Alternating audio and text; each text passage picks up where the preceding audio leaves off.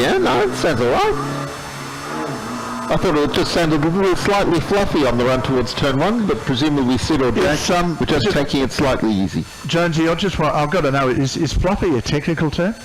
Well, I've heard it used, so I'm going to keep going with it. Oh, here's another thing that sounded like a good idea Saturday night, sitting around the barbie after your run, after your 13th beer. Let's drop an LS1 into a K10 Corolla. Now that is a proper sleeper. Yeah. It's definitely built to go in straight lines, that's for sure. Front suspension. Oh, Hillman up tight. We all stand to attention. It's Mr. Alan Greenberry and a Hillman imp that I'm hoping Alan leaves to me at some stage. Oh, Alan, that was a tad close to the hay bales, Mr. I know you're a panel beater, but don't get that close. No, you know, one of the most valuable things a racing driver needs, more than, you know, gigabuck sponsor, sure, fantastic, but more than anything else, an understanding panel beater. That's what a race driver needs.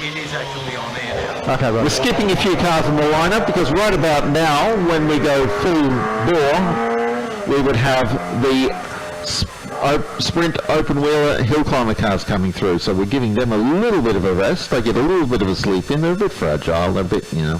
So we've got Rodney Hanson's Morris Cooper S coming through, and then the Vowels coming up, the second Valiant of the day, but this is an American Valiant, a Plymouth Valiant. 3.7 litre. Still based on our S1 series, John. Oh, yeah. But running a Plymouth tag on it. But it is a right-hand drive car, which is really interesting in itself. He had it converted. Yeah, I know, but I'm saying that back in the day that was what was done. Left drive. But effectively they're an S1. So Dale Hurd's owned that car for 15 years. And Greg Ball's sitting on the line in the Mark 1 Ford Escort. This was built as a tarmac rally car, Targa Tasmania and the like.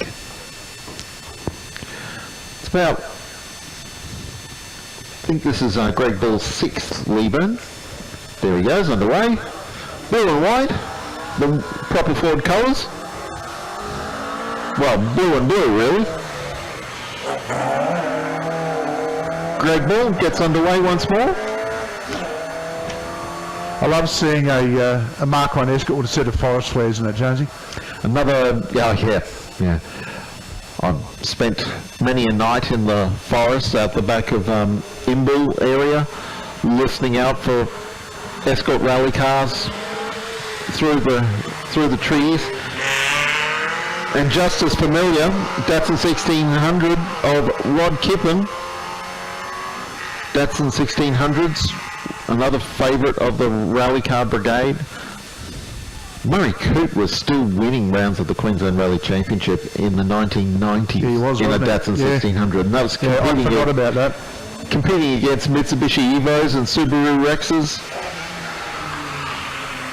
Craig Lawrence, one of the quickest of the Ford Escorts. You'll see this weekend. Watch out for Craig. He'll be just about the fastest of the Mark 1s. Tyson Cowie will be the fastest of the Mark 2s. Here comes Rhett Silkstone. He'll be the next one up. My dinner companion on Thursday night. Morris Cooper S. Built that car himself, Jonesy, from the way up. And got some involvement out of a few people to give him a hand, of course, and some of the technical stuff, but an achievement that he loves, and does a whole lot of gear days in it, which is, gentlemen, what I can never work out. Remember, what's that acronym for? Golden era of auto racing. Days throughout Queensland Raceway and Lakeside. They enjoy themselves, and they're all cars that are pre-1970. Is that right? What is it? What has it got to be? I think. I'll pass. Something like that. I don't think they're that strict. But yeah, Rhett Silkstone in the Morris Cooper S. Mini fans have claim to fame they've had the most dominant result ever at a Bathurst 500, Bathurst 1000, with the Mini Cooper S's in 1966 finishing 1st through 9th. This is Donna. Mark II Escort again. No. It's a car that we've... No, Cortina Mark. Sorry, Cortina. I knew that. Donna Trustham driving the second of the family team cars, Peter McConnell and Donna Trustham. They're cross-entered in their pair of Fords. And the car, she wasn't here last year, unfortunately, with the COVID restrictions. Like a few of our New South Wales competitors wasn't able to get up over the border. Datsun 1200, Matt Wyburn. And despite the name, it's a 1500, this car. But the popular engine conversion for the Datsun 1200s was the A15 engine in the front. A car that was raced quite a bit here at Leyburn by Matt Campbell, and we've been following with so much interest Matt's journey in Europe, racing Porsches over there, and just recently won the Northeast Grand Prix at Lime Rock in New York. I think the name of is where the Lime Rock circuit is, and he's on his way seemingly to an IMSA championship in that Porsche 911 Los Angeles races, but he's about to move into big proper prototype sports cars, as he will be part of Porsche's LMP1 program next year, and we are all very, very excited for that. A potential for to become the fourth Australian to win the Le Mans 24-hour. And from one Birdsford to another Birdsford now, mate. Birdsford, yeah. On the track. Sorry, I was waxing lyrical about Matt. Yeah, Paul Brosford, Mark I Cortina. It's essentially RS 2000 spec. Oh, handbrake turn into the first left-hander. Trying hard. He was actually, he must be having that Elvis Presley song, a little less conversation, a little more action please, playing in the car. Steve Bridie on his way in Datsun 1200, and this one's a 2-litre. Misfiring a little, SR20 powered. Car that's come up from Port Stephens, New South Wales, current driver. The Fix It Again Tony coming your way, Johnny. BMW time. So this is an interesting car, Johnny, because not very many of those ever made their way to Australia. Ross and Christopher Kiv driving this BMW 2000 TILUX. Yes, the luxury version, very rare in this country. The so-called new class of BMW for the 1960s. This one's almost exactly standard, very little modifications at all. D. Downey in the Datsun 1600. I love its license plate, Johnny. Defect. A 2-litre in this car, but this is an L20, so this is all but period engine rather than a SR20 of some of these more modern Datsun 1600 conversions. John Hall coming through, another 2-litre one. This will be another L20 powered car. John, part of our organiser committee, has been running here in his car and a host of other events. He's got a problem. He hasn't blown the clutch, has he? No, I think free revving going on there. No, he's trying to find a gear. He hasn't found one he likes. Triumph Dolomite Sprint of Don Milner on its way. 19th Leyburn, the retired motor mechanic, and he's pushing that car hard right out of the box. They made a great little small bore touring car in the mid to late 1970s. Bob Morris spent some time racing one of those as they went chasing after small bore touring car points because they figured they could get more points in the small capacity class rather than in the V8 class. Herbie's here. That's a new Volkswagen for us, Jonesy. Yep. Neil Penbols's 1970 VW Beetle, 1800 cc's that car. Disc brakes. It's Neil Penboss in the car. Yeah, it'll be an interesting car to drive. We're talking about interesting cars, Jonesy. He's gone right across to the right-hand side to get a turn in here. This will be interesting. See how that works. No, it doesn't. Sean Rooney and Kieran Rooney sharing this car, Fiat 124. Now, most people associate the Fiat 124 with the coupe. That's a sedan body car. Open wheeler time. Here we go. Is this Dean Amos? He was at the top of the list of the open wheels. Folks, these are the outright competitors that are going to go for the lap record today and tomorrow. So this is a guy that was unable to come up last year due to COVID. We held him at the border. Tried to sneak him in. Anna wouldn't let him. Anna wanted a Queenslander to win it last year. Then that was, of course, another guy coming a little bit further down the order. This car is rapid. Have a listen to the engine note out of this. And this is one very talented hill climber as well. Very, very clever steerer, Mr. Amos. Yeah. Dean Amos, 3.5 litre V6 if memory serves. Gould GR55, a specialist hill climb racing car built in the United Kingdom. And a Australian Hill Climb Championship winning car. Point to point, that car's faster than my wife going to a handbag sale. Good morning, Kel. Yeah, she's here, folks. I don't talk bad about her unless she's here. She's actually here. She'll know that I said something about her. Here's another one of the outright cars. Now this is Black Bull. Then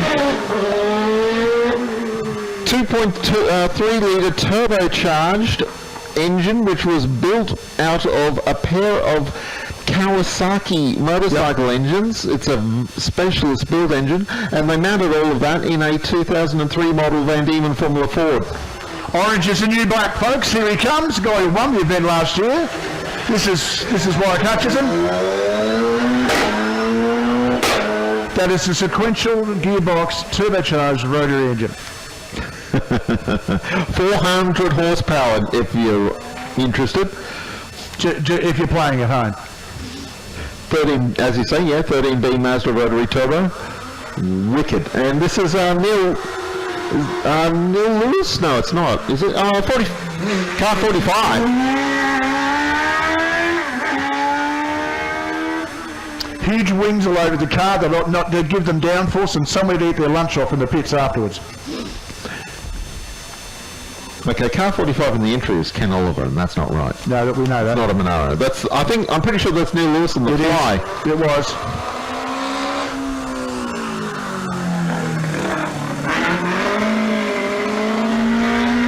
James Hamer in a Farrell Clubman.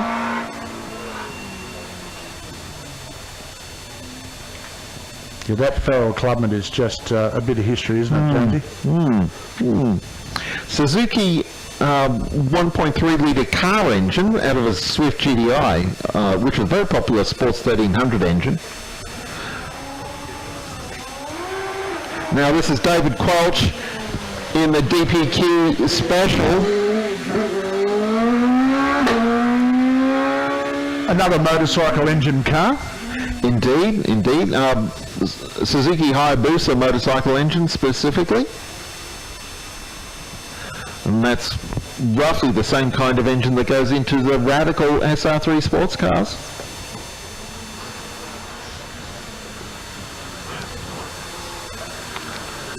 It should be Luke Weeks, in the Empire. New car to us, Jonesy. Sorry? Fairly new car to us.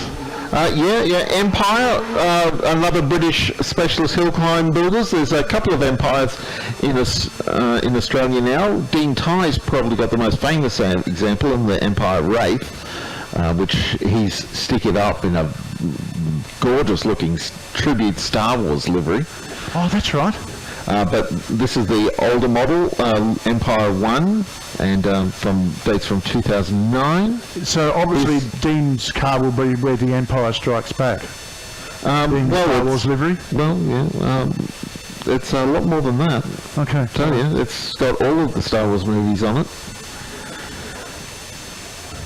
Luke Weeks' Empire has he's only had the car for around a year. Hey, guess what? A bald Greek just arrived. A what? A bald Greek who used to race Trans-Am. He's just decided to come and say hello. Is that Nick Paradisus? No, he's other ugly Greek mate. Oh, here we go. Formula 3 off the line. This will be Steve Woodbridge. Delara F304. That'll be with the Spieth Opel 2-litre. Go ahead. And this is a proper Formula 3. It's not several of the Formula 3 hill climbers in this field are modified, but this one's pretty standard. The car of Woodbridge, as we're launching Mark 1 Escort status again. So we're through with the open wheelers for the moment.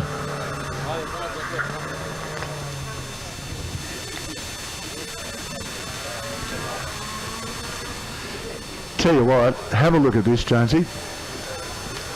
Brian Ferraby said to me one day, he said, if you don't stop giving me a hard time about the Triumph, I'm going to make you drive mine. Never happened. And you've reminded him about it constantly. Yeah, he sold the car on me. I actually would have driven it. It was a Triumph Sports Sedan, folks, if you don't know. I used to give him such a hard time about it. He told me he was going to make me drive it. Talking about lovely Toranas, as we did before, Jonesy. I was just going to mention Tony Barker's Triumph 2500 PI, but now we've got Toranas back as John Bolton gets underway in his Torana GDR. Yeah, now the older LC model. Correct. Yeah, first series of the GDRs. Great to see this. Great to see the history of Holden on show this weekend, Jonesy. Stephen, speaking of Holdens, here comes another Ford Capri. Nice segue, Jonesy. Yeah, I built that one myself. This car 96 is listed as Stephen Kirby in a Mazda RX-8, but that doesn't look like a Mazda RX-8. No. Oh, here's a lovely car coming your way. If you're a Ford fan, these cars are replicas, especially in the hands of people like Jim Richards, and this bloke's no different, Jonesy. Falcon Sprint. Tremendous mechanic, this guy, great engineer. Have a listen to this, folks. You ready? This is actually Glenn Gerstle, I think, Wes, rather than John White.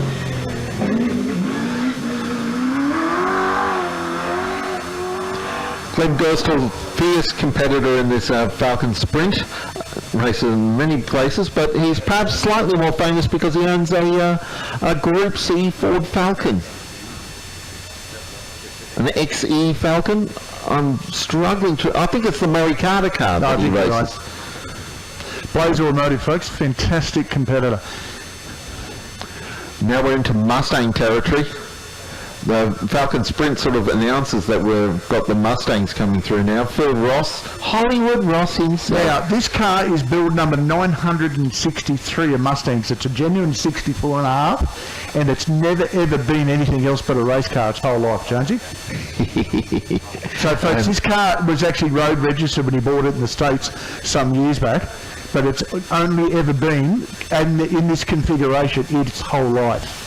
So it's build number 963, I'm pretty sure that's right.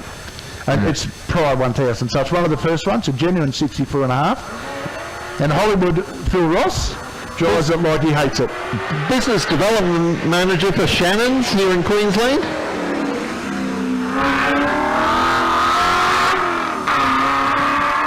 The glorious sound of the 289 Ford V8. The engine that went into the original Ford GT40s before they decided that they didn't have enough horsepower and decided that a 7-litre would be better than a 4.7.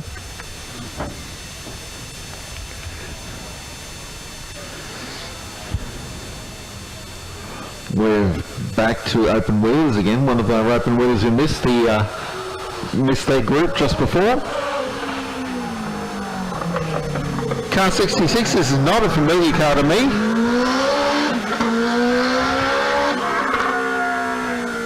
Peter Gilbert in the BNG Hill Climb Special.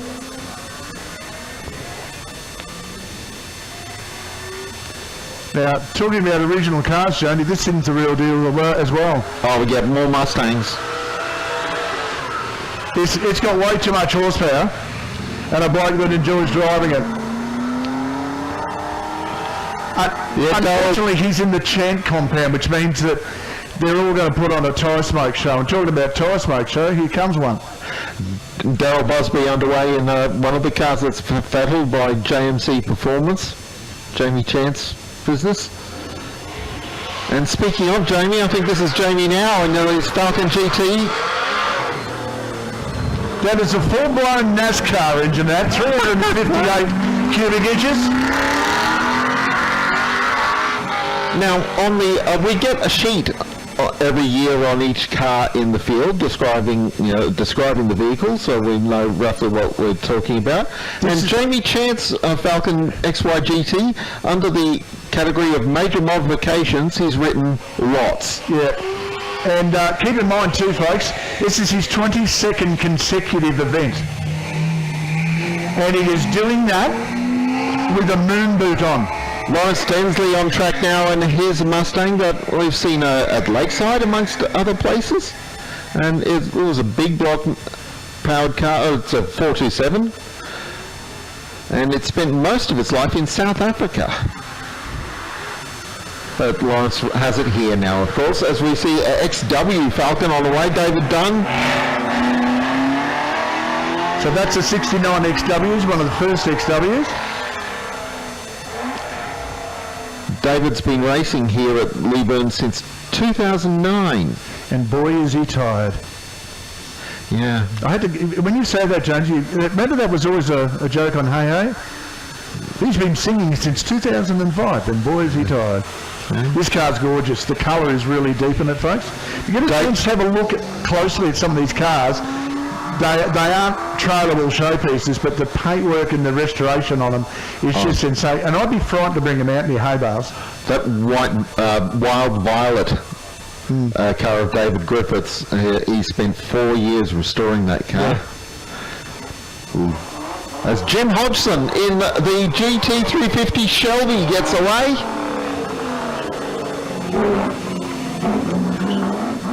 For those of you who have seen Ford versus Ferrari at the movies, and I'm imagining that is everyone here, and if not, get your friend to hit you.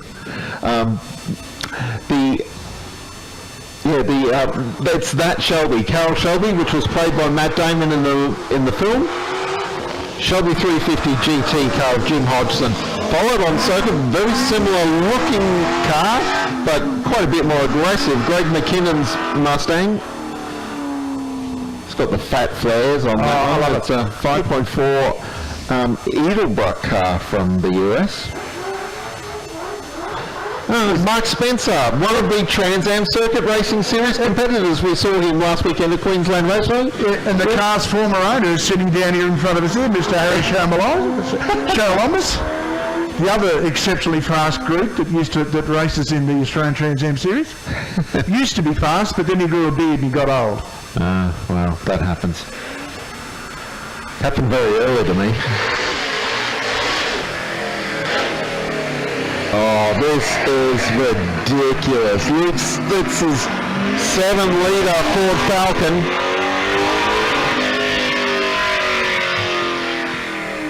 Big block 427 V8.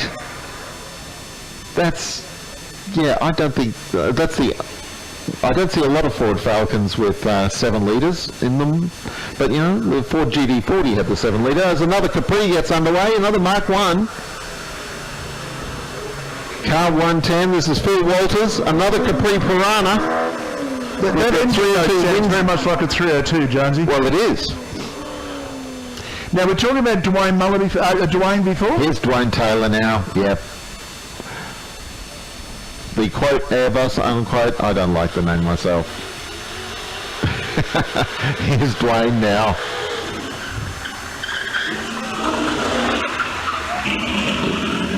And no, the car is definitely not cooperating. That car is cold and angry. Yeah. It doesn't want to be awake yet, does it? You know what that is? That car's a 14-year-old being dragged out of bed on a cold morning. That's about right. Get out and mow the lawn.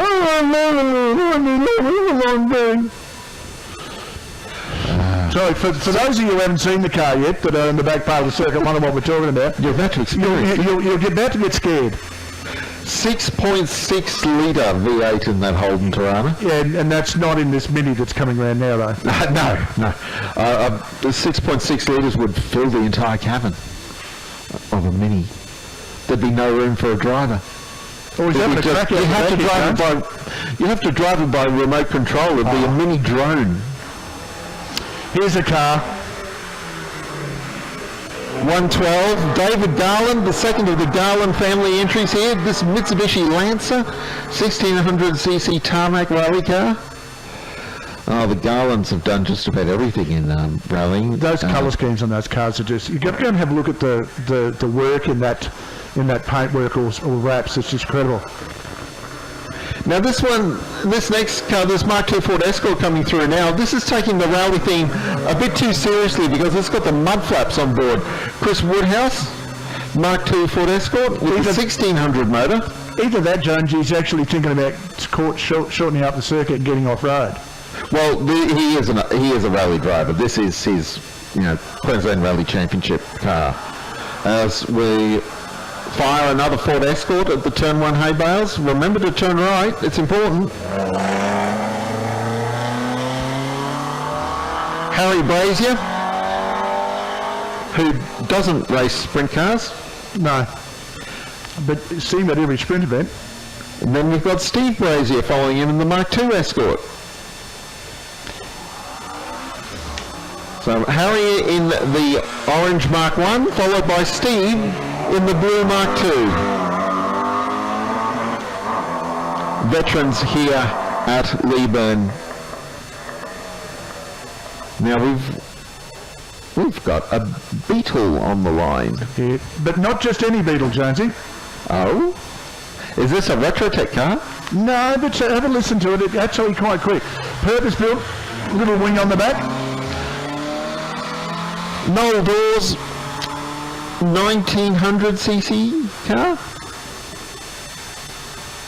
1976 model Beetle. Talking about rapid cars out of the Garland stable, Jonesy.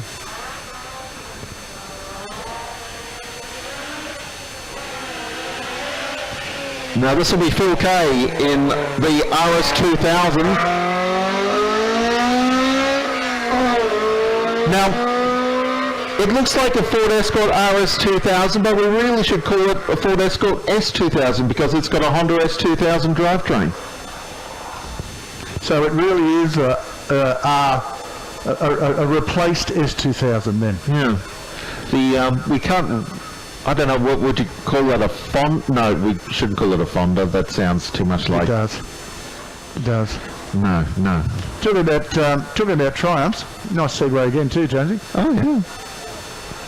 A dollar might go further in a Dolomite account.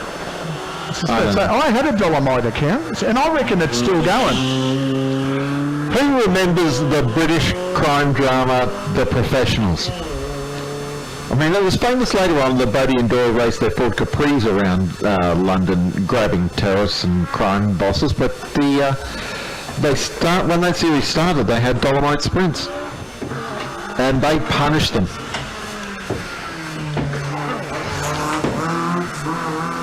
Toyota Corolla on the way again, Peter McDonald, and this one is a Toyota Corolla. It's not, repowered with a Chevy V8 or a Mazda rotary like I used to race. Yeah. That car is actually at Morgan Park Performance, don't you?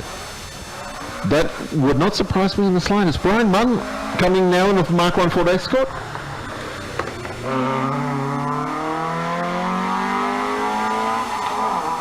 Twin Webers, 5-speed gearbox, Alfa Romeo limited slip diff. Hang on, that's not Escort.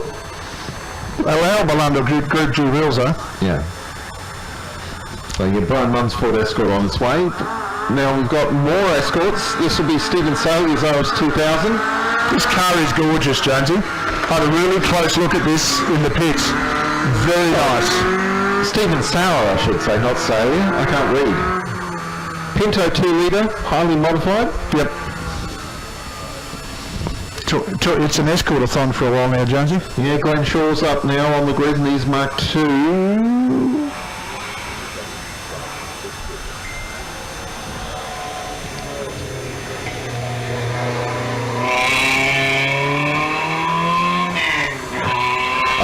Glenn Shaw hasn't raced here for a while, and he's hoping that he doesn't have to stop and ask for directions on the different circuit layout that we have here. I think that left-hander where the chicane used to be might confuse him a little bit. Stephen Clements? No, it's not Clements. This is the Volkswagen Golf. The car that started the hot hatch era, Jonesy. Yeah, and the original hot hatch, as you say, although the Peugeot 205's probably got more about kicking it on into something in actual. But it was the one make series over in Germany for those cars that started it. Now, if you're not a Torana fan after seeing this car, now that's got steam coming out of the front, folks. Can you see that? That's not a good sign. It's breathing heavily. Did you really see that coming out of the bonnet? I'm not the only person who saw that, am I? Wasn't it? Well, it didn't look like smoke. Here we come. The only car that can carry a 44-gallon drum in the boot. Yeah, we've heard that joke once or twice before. Reg Jones in the Leyburn P76 bought out to 4.9 litres rather than the standard 4.4. Has anybody here owned one? Because I have. Anybody owned a Leyland P76? My commiserations. Hey. Ford, single rail Ford manual of those cars. Oh, right, here we go. This truck. You see?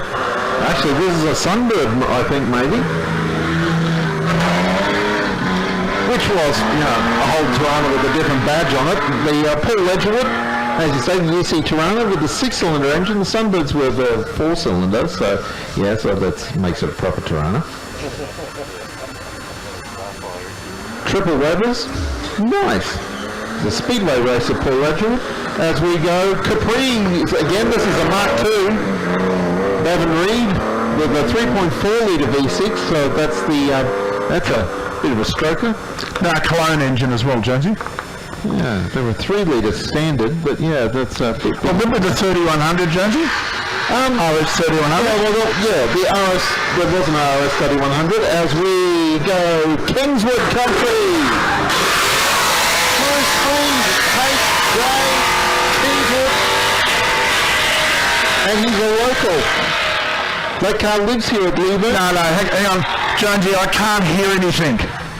What? I've gone deaf. Sorry? I bet his neighbours love him. Paul Spiteri in the Mazda RX-3 coming through now.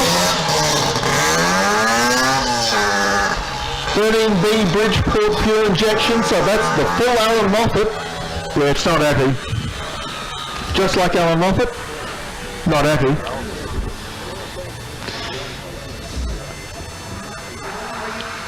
Owner of the Coachman's Inn in Warwick. So semi-local. Oh, that's the Alphen coming through now. The Brett Batterby. Oh no, Brett Batterby in the Westfield Clubman. I tried to wait for you to work that out, Jonesy. Sorry, because there is an Alphen 3 that races here, but Brett Batterby, former improved production car racer, 2-litre Z-Tech with 220 horse. So as Westfields go, that's pretty quick. Former Gemini racer, then had a Toyota Corolla in improved production, and then a BMW. A car that survived and become another race car again. Oh, here we go. MGF Trophy, I think.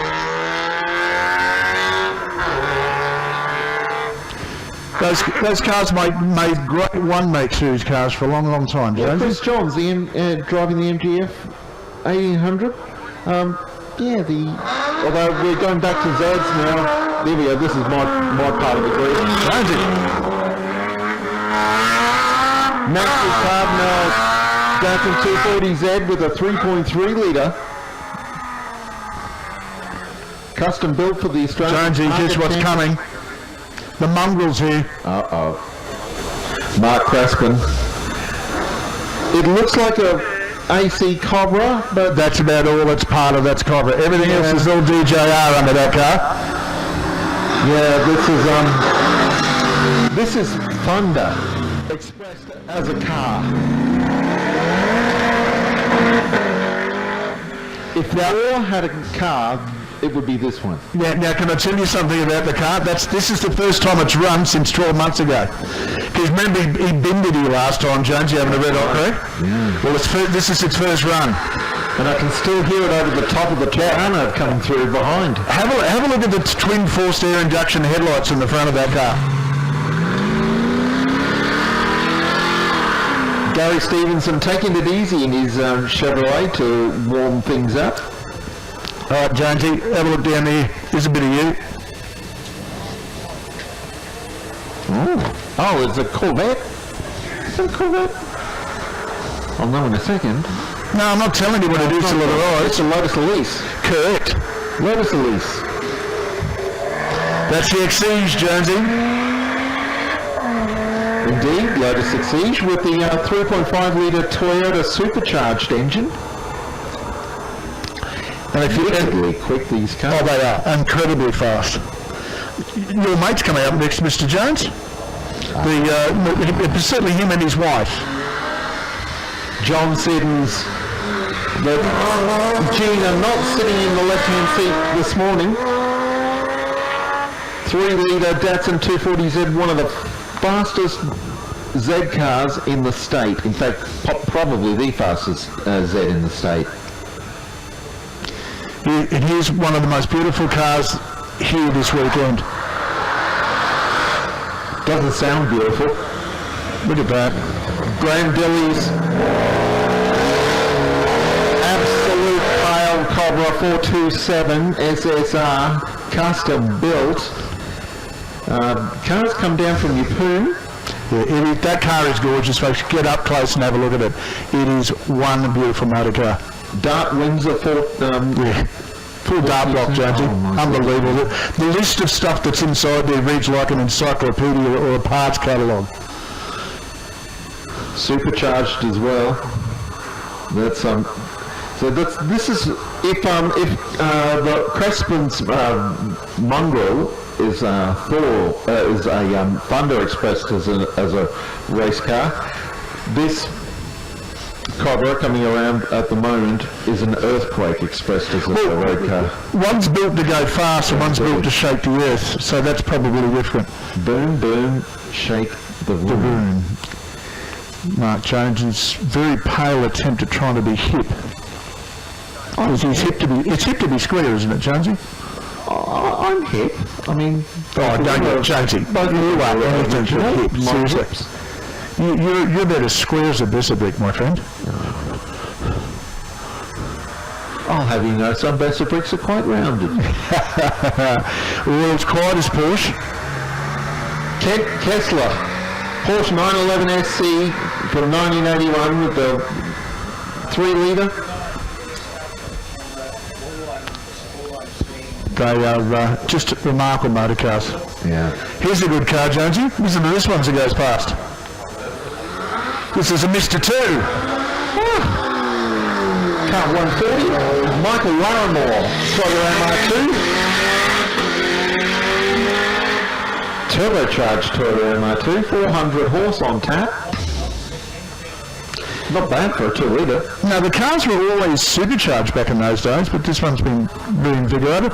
Another Lotus coming your way, Mr. Jones. This will be Sam Murphy aboard a older Lotus Exige, 2007 model, 1800cc supercharged Toyota engine, compared to the 33.5 litre supercharged car that went through before. Had a good look over this car on the pitch, Jonesy. Have a look at what's coming your way. Chris Nyland's 911, 3.6 litre.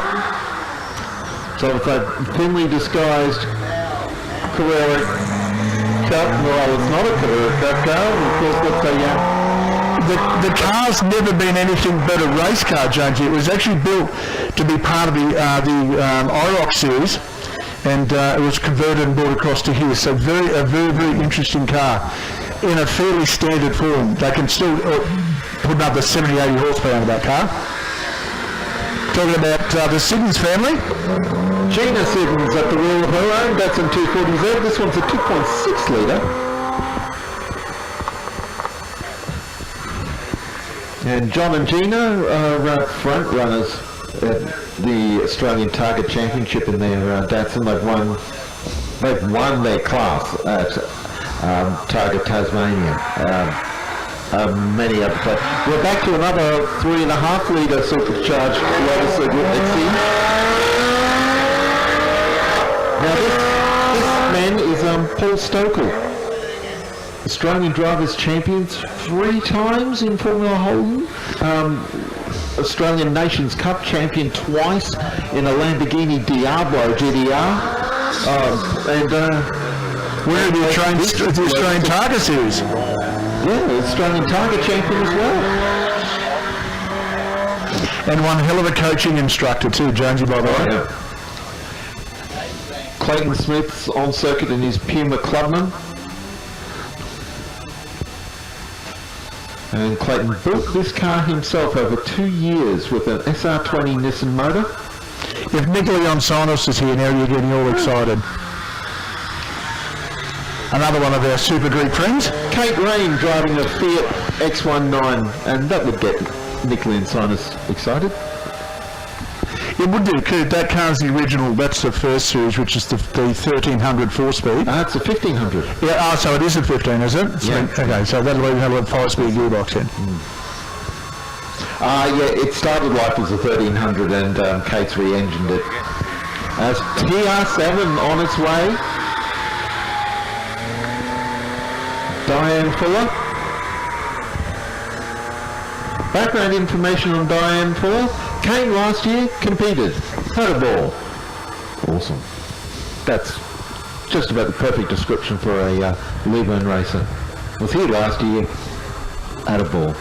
Eric Murray's Fiat 124 Spider is about to, well, not about to, is on its way. I took too long to say the sentence and the car was already in the first turn. A chiropractor from Toowoomba, Earl Murray. That'll be handy.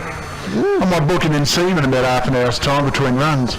Scarlet Rain about to come by in the second of their family's Fiats.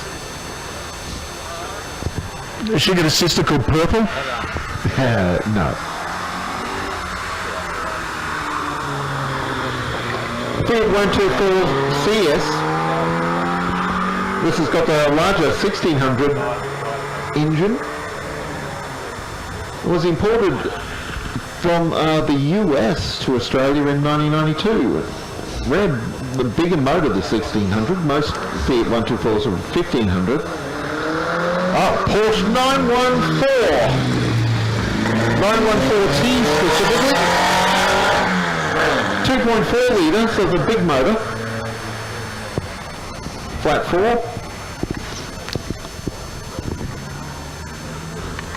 Dennis Cotton driving this Porsche 914, the kind of the forgotten Porsche in a lot of ways. Oh, very much so. Hello. Flavio Paggiello in the MGB GT.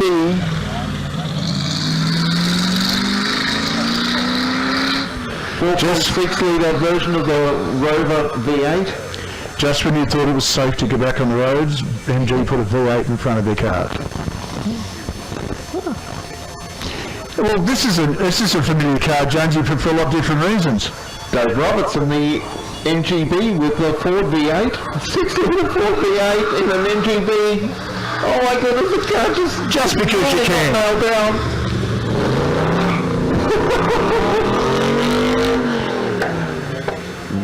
Wags the tail at every corner. Just, you know, that's Lightning MG. Neat and tidy lines through corners. Here's your car, Jonesy. Roberts is capable of. Oh, the Porsche 904 of Anthony Salpetro. 3.5 litre in this Porsche 904, which is, they came with a 2 litre, so this is a car I would want to have a closer look at. That'll be the first only time I think I've ever seen one in up close, Jonesy. I've seen a Porsche 904 one year when I went to the Grand Prix in Melbourne, and they had a historic sports car racing category on that with all manner. There were a couple of Ford GT40s in that race, and V8 Elfins and the like. As well, another Lotus. This one's the Lotus Elise. Guy Beddington, who used to race Datsun 240Zs, 260Zs. Tiger Tasmania, he was Also Mazda RX, wasn't he too? And he got betting as part of Ultimate Race Cars at one stage as well. That actually sounds vaguely familiar. No, because I remember him sitting in... Oh, is he not going to make that? That's overcooked it! Oh, that's a hell of an effort. Give him a round of applause. Oh, that was the O'May's car. And Darren Brent's raced this MX-5 at Queensland Raceway in Lakeside. It was nearly an MX-4.5, but anyway, that's fine. That was a hell of an effort to get that stopped. Thank God that car's got ABS, if you didn't notice. Oh, goodness me. Oh, here comes Normie. And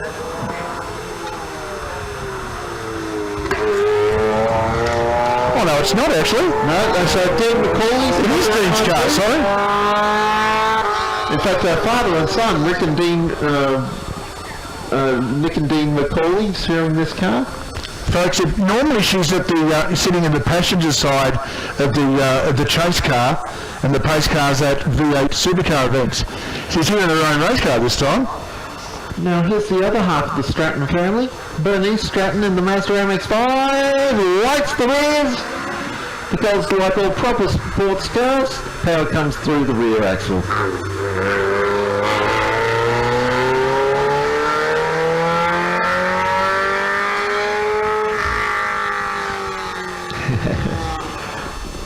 As long as she goes faster than Brad this weekend, I don't care.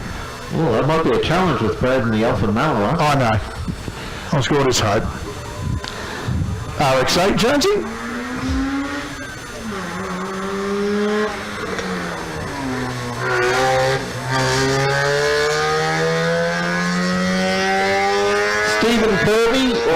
Tracy Kirby. Stephen's going to drive the car later on, but yeah, Tracy Kirby at the wheel of this Mazda RX-8. RX-7 coming your way now, Jonesy. Oh, well, here we go. We're getting all the 13Bs coming through now. Michael Roach. 13B extended Ford. Darren Levels. Oh, it's got all through this one. Don't you just love what your neighbour's got a rotary? Wow. He starts it at Sunday morning to go for a drive. Now here's the Toyota MR2 you were looking for. Yes, it was. And it's the older model. Dougie Swan, who raced a Pontiac Firebird here for many years, and climbed into the gardens at one point. And now has a 2.7 litre supercharged Toyota MR2. So it's not that much less horsepower in a car that weighs half as much. Swanee's Pontiac was so good, Jones. You could span two postcodes. It was that big. Here comes Ray Vandersea, Jones. Oh, it was so big they had to lengthen the Pontiac to fit Dougie in. Ray Vandersea underran the Stelzer G-Force. These cars were hand-built by Ray in Toowoomba. 2009 model. This one's supercharged. 2-litre Honda S2000 motor, and Ray took this car to Pikes Peak in 2012 and was third in the open class, and has won the Gold Rush Hill Climb in New Zealand in 2018-2019. Second outright in Tiger Tasmania in 2010. Being chased now by Graham Copeland's Porsche 9... No, that's not the 944 Turbo, that's 911. So that will be Bob Hamilton's and the GT3? 911 GT3 with the stroke of 4-litre motor. And we're into Clubman's. Tracy Cohn, Westfield SE.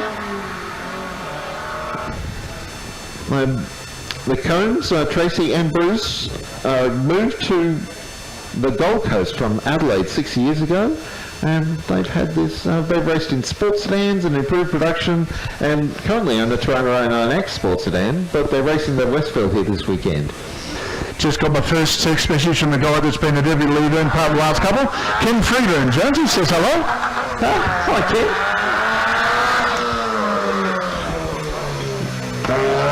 Oh, the Mazonda.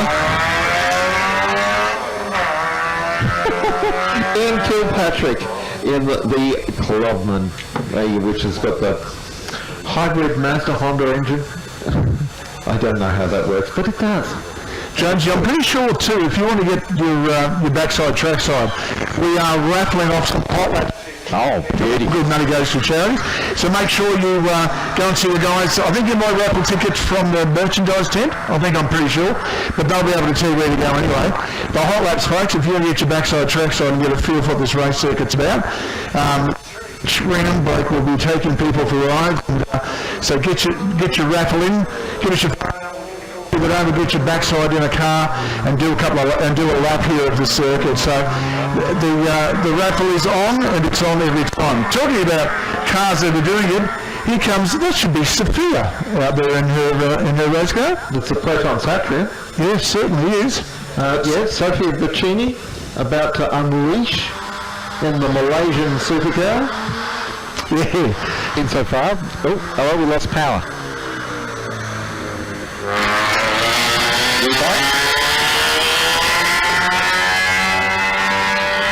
Daughter of Paul and Claire Buccini, who of course Buccini Transport will be here in the in one of the many BMWs. Helen Shirley.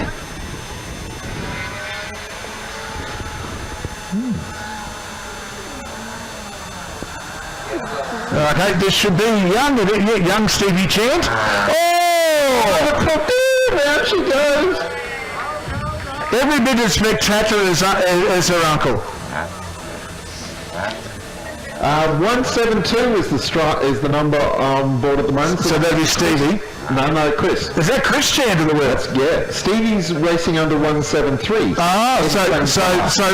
So Chris, brother of Jamie. Dad.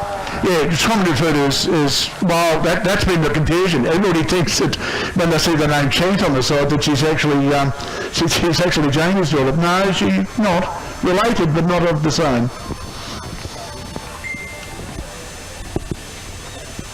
So don't worry too much, Stevie. Dad didn't muck the car up too much. I'll tell you what's interesting, Jonesy. I just had that corrected for me. As quick as I said, Stevie, Claire Buccini says, no, it's Chris. Straight on the text to me. Yeah, that's the reason why the car has two race numbers on the side. Yeah, and they put a line through the number of the driver that is not racing it right at that moment. She's racing in the J category. Now, this next car should be Max Contajon in the Nissan Pulsar. Yeah, the red Pulsar, here it is, rolling up. Yeah. Well, that boot's got cold in the shade here. So Max is the son of Nick Contajon, Nick and Beck Contajon. Nick you will remember as an incredibly rapid Subaru Forest Rocket.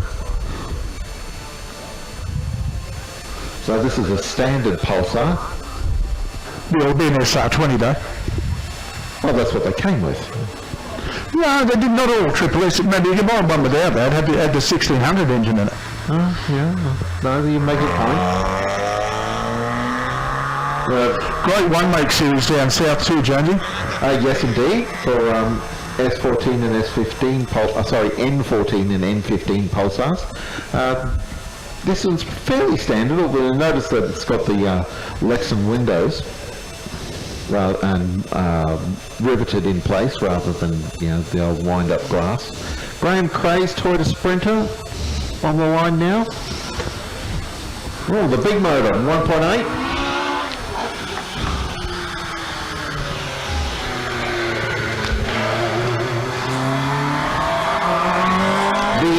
The car that started the drifting sensation throughout the world. In Japan, the A86. Yeah, the star of the Initial D anime series. Rad Guerin on the line. Used to race a Starry. Actually, no, this isn't Rad. This is another car in the field, the new Beetle of Craig Hughes. 2001 model. 1.8 litre turbo. For those of you that are into the JDM scene, EK Civic coming your way. Oh, this is Lachlan Kelly.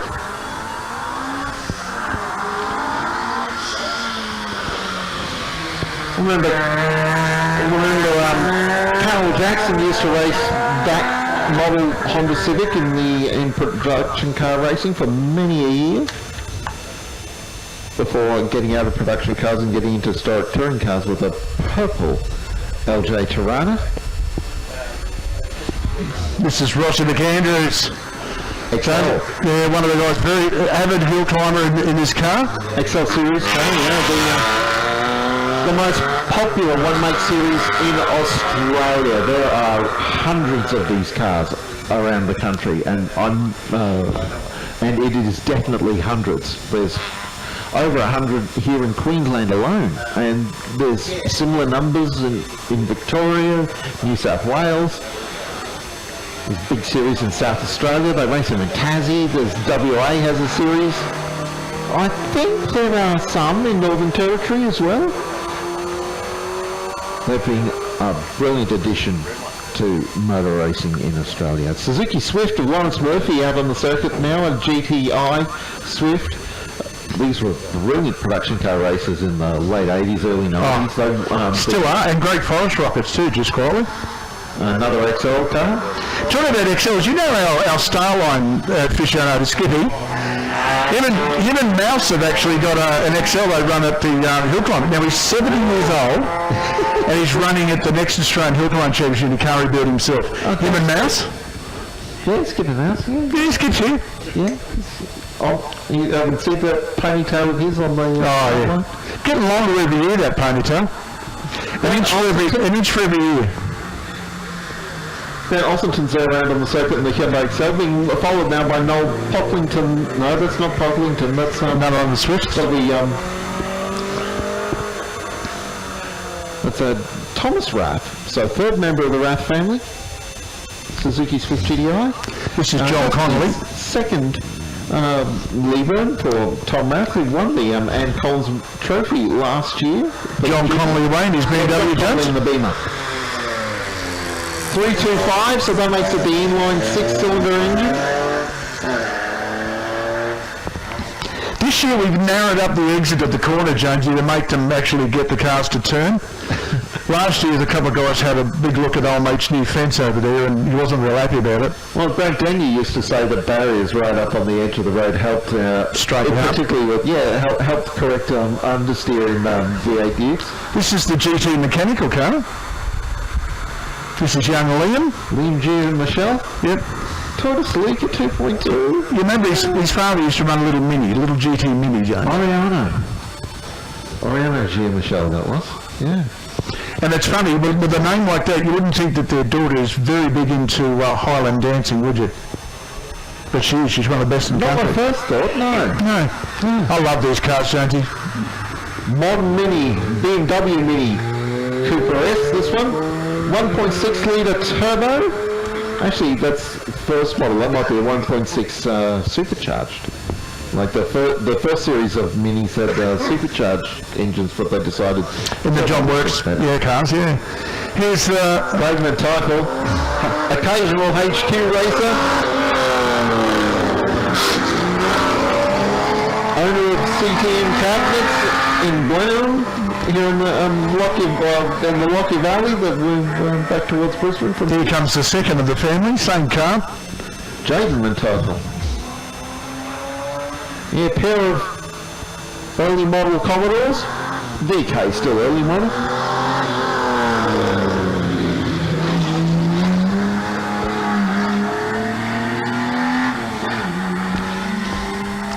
These pair will race at the drop of the hat, even to McDonald's on a Sunday morning. Oh dear. And more Peugeot. Richard Markin. This is a Peugeot 405. The sort of Peugeots that raced in the early days of Bathurst 12 Hour.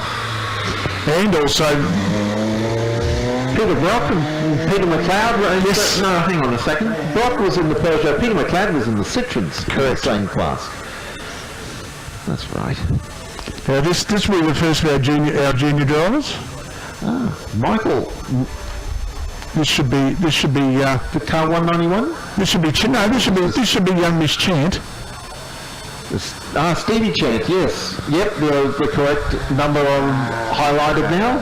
And well, Stevie made almost as much of a massive turn one as Chris did. Is there a genetic mutation in both the champs that they both want to have a go at the hay bales on turn one? That was more of a... That was more understeer than oversteer, I suppose. Yes, yeah. So they're experimenting with mishandling characteristics. Here comes the second car out of the Rodney Hanson stable.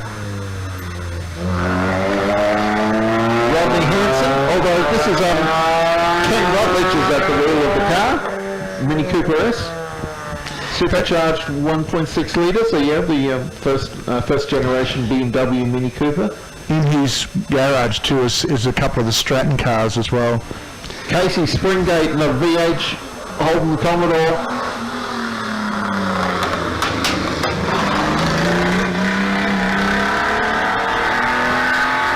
3.4 litre. So yeah, they're getting towards the end of the Holden inline 6. This will be John Trimble about to unleash the BMW 328i.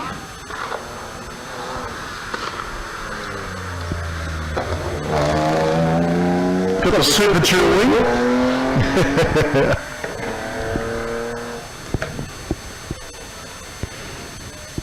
This should be a familiar car, Jonesy. Well, a familiar name to you anyway. Chris Waters in the 325i. Yeah, it normally works on everybody's race cars, and Chris, and now he's got his own car. But this is one of the Stillwell cars. No, there is a Victorian-based one-make series from E30 BMW 325i's. And currently being fettled by the guys at RX Automotive, the home of BMW race cars in Brisbane. Simon Harris, of course, proprietor, former sports sedan and touring car racer.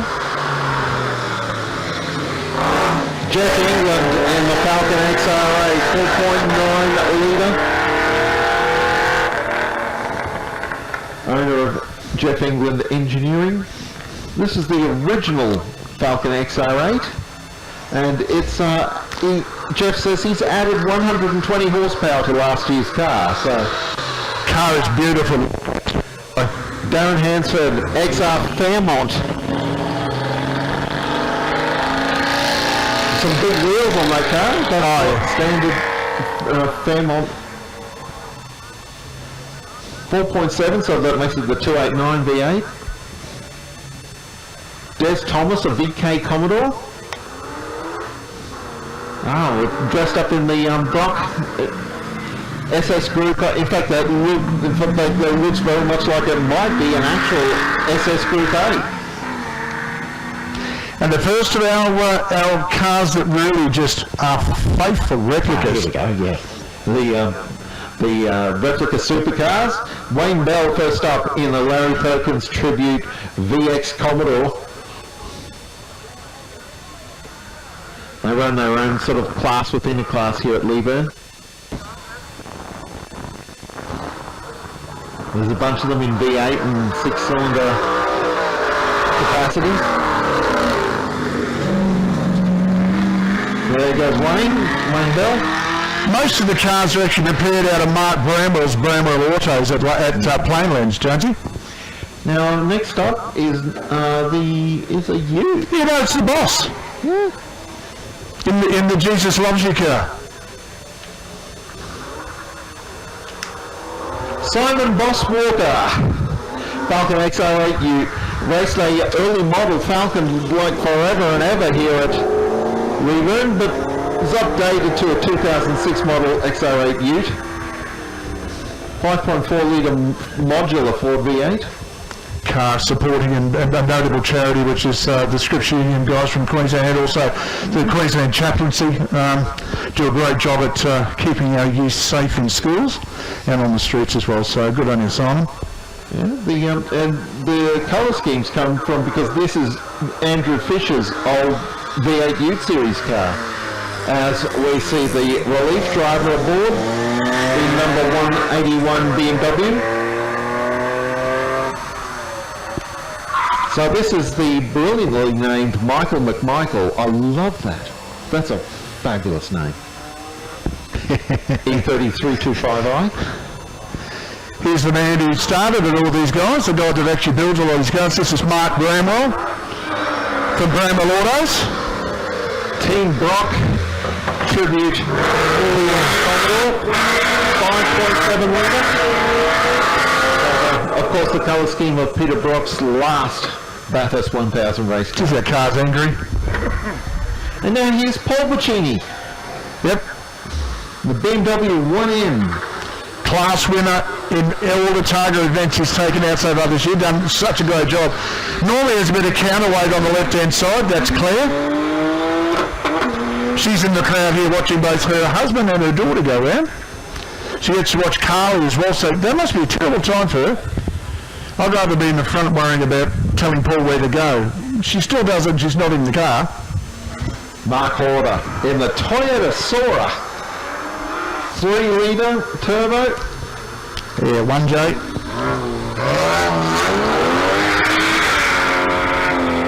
Yep. And that 3 litre turbo, that's basically Toyota Supra drivetrain. Correct, yeah, Jonesy. Sedan. The early one, 1J, yeah. It's a coupe, but It's got a single. Now here's a very talented young fella driving a replica car, which is absolutely gorgeous. Yeah. This is Pete's car. Zach Angus Meats. in the dressed up VK Brock Commodore replica. Driving the ex-Brett Curran Australian Trans-Am Mustang last weekend. And Taking out the weekend too, Jonesy. driver of his own Mazda RX-7 as well. A reigning Queensland improved production car champion and runner-up in the Australian Championship last year. The guys are running around selling tickets in our hot laps too, folks. You'll see them down here on turn 1 at the moment. That's winning a hot lap out there. Paul Buccini is one of the cars you can get a chance to go for a run in. So, as well as a couple others. So, it's a great raffle. They're $5 a ticket, aren't they, guys? I think that's about right. And you'll be needing your name and your phone number. And if we put your name in, you get to go for a run in the car. How good is that going to be? Brian Wood's out on the circuit at the moment in his Barra. Falcon XR6 Turbo. Jonesy, here they come. Oh, here we go. Yeah, the Brendan Lloyd in the Mactech. There's a couple of Mactechs here this year. They're powered by the Suzuki Hayabusa 1300cc engine.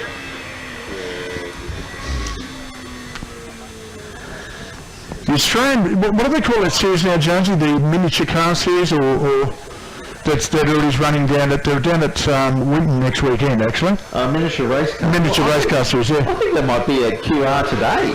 No, yeah, but they're down in Winton next time round. The Mactechs Neil McLeod in that series, they're not really that sort of car. They're a bit too aggressive for that. But yeah, there's Brendan Lloyd out on the circuit at the moment in his father's former car. This is the Reed Speed car coming your way, Jonesy. Oh dear. Hang on, folks, this thing's mental.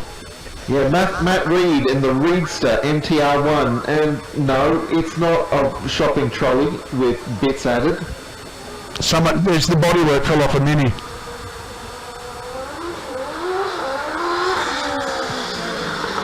$1,000cc space frame motorbike powered race car. And I use the word car advisedly. Yeah, only because it's got 4 wheels. And the back wheels are only there to stop the bodywork dragging on the ground. Now here comes the first of Michelix. Oh, here we go. Yeah, and the Healy Sprite Sebring replicas. Yeah, what they are, folks, is an MX-5 with a body on them.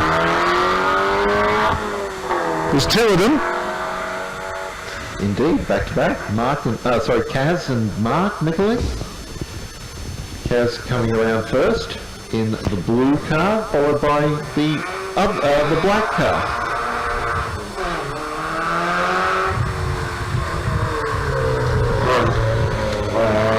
So yes, an Austin Healy body shape on a low-line MX-5 race car. How about that? And looking a little jealous of the weight lost on the cars in front of them is an actual Mazda MX-5. Yeah. Steve Peaty giving it rally.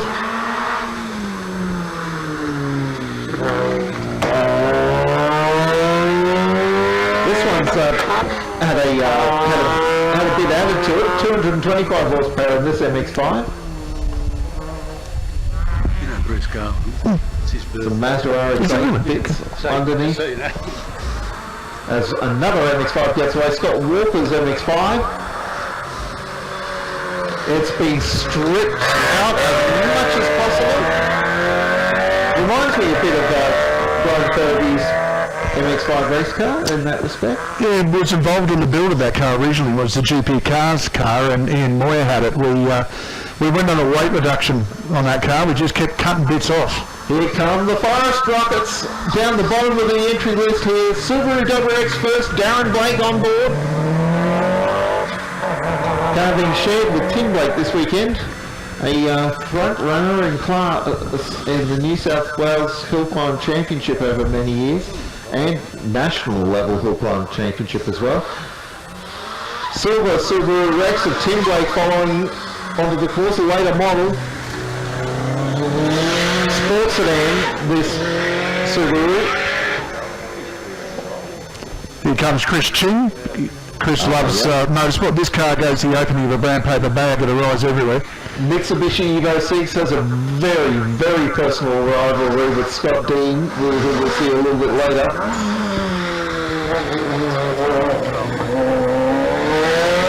Chris Chingsbury in his Evo here since 2009, and boy is he tired. There you go, Wes. Yeah, there you go. Got it before I did. Here comes, you're talking about the fantastic team of cars. Here they come. This thing's rapid, folks. 2.6 litre version of the Subaru Impreza WRX. Nick unleashes. He's one of the fastest drivers in this class down the bottom of the invited rapid machines. One of their sons, this is son number 1, in William Cotterjohn, lining up now in the mostly standard 98 model Subaru WRX. Younger son's already been out in a different class. Former junior competitor and winner in this category, or fast junior. But we're holding William on the line at the moment. Has someone gone awry out there? You won't know until we see further back. I can tell, well, Chase hasn't gone out to get him, so recovery's not gone. So the two cars still on circuit at the moment will be Tim Blake and, not Tim Blake, Chris Ching in the Evo and William's father, Nick Cotterjohn. There's Nick's coming back, although not at full speed. So maybe Chris Ching's disgraced himself slightly and Nick's been aborted his run. William Cotterjohn's on his way now. Car 219.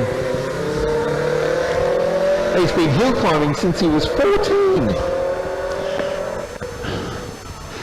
I think if we remember, Jonesy, isn't that the car that he had a problem in over the start-finish line a couple of years back? When you say problem, you mean the car went upside down? That's what I said, yes, Jones, but I said it more politely than you. Talking about Chris Ching, here comes his ultimate sparring partner. His nemesis, his arch rival, arch enemy, Scott Dean in the Mercedes-Benz A45. I just want to let you know, Jonesy, his actual tailgate's open. Oh, he's just ventilating the car. What that is, it's a cheat. It's actually extra aero. So that's not his breakfast backfiring on him. Paul Heafy's Evo 6, Mitsubishi Evo 6. Sounds aggressive. 400 kilowatts at the wheel. That's Phil's being very posh, expressing things as kilowatts instead of horsepower. This car's a really rapid hill climber, Jonesy. Back to Subaru again. Chris Latimer. No, it's not the Lancer. No, it is Latimer. Sorry, yeah, it's a Lancer Evo 4. What do I know? It's come down from Townsville to be here today.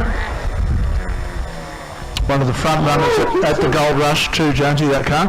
He's a dog trainer in the army, Chris Latimer. Correct. Awesome. And we're at the bottom of the list just about. Wayne Rosenberg's Mitsubishi Evo 9, the youngest of the Mitsubishis here. Now, Brendan Sykes is due to come out. There he is. There's Sykes in the last of the Subarus, as Rosenberg in the Mitsubishi Evo crackles his way round. I love anti-lag. I just think that's fantastic, isn't it? Listen to it.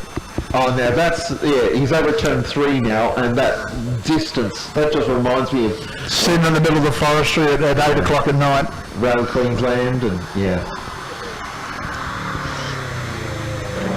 Brendan Sykes' WRX looks positively pedestrian compared to some of the Rexes and Evos that have come out ahead of them. I think this is a rerun, Jonesy. This will be for Nick John. Now Nick's got temperature. This is the siding lap, so it's actually not being timed.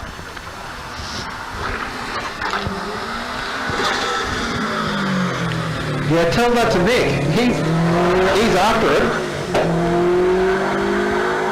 Nice run through turn 1. Gets out really wide too to get into 2. Yeah, very sweet. We'll go through and clear the track now, folks, and that is the end of our siding lap, so we're probably going to go live. Game time. It's game time now. Everybody's going to get serious. So, folks, good morning and welcome to everybody that's joined in to us throughout the last couple of days. I know logging in now is Ken Freeburn. He'll be watching for the last little while. We're here at PTV Channel, Power FM, bringing you our fantastic broadcast this weekend. Live across the internet. If you're if you're in the pitch, you can actually log on to it and watch it live as well.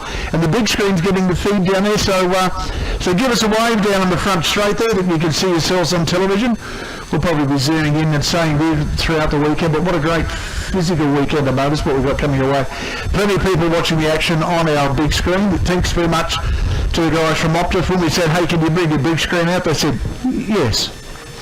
Because Optus say yes to everything. So folks, thanks very much to those guys for being here this weekend. We really do appreciate you guys being here. And to all of I'll say this right throughout the weekend, our volunteer officials that are here working, that is such a great job. We make them stand out the rain, hail and sleet and sun, and make them do all sorts of horrible things over the weekend. And we occasionally chuck them a bottle of water and a sanger.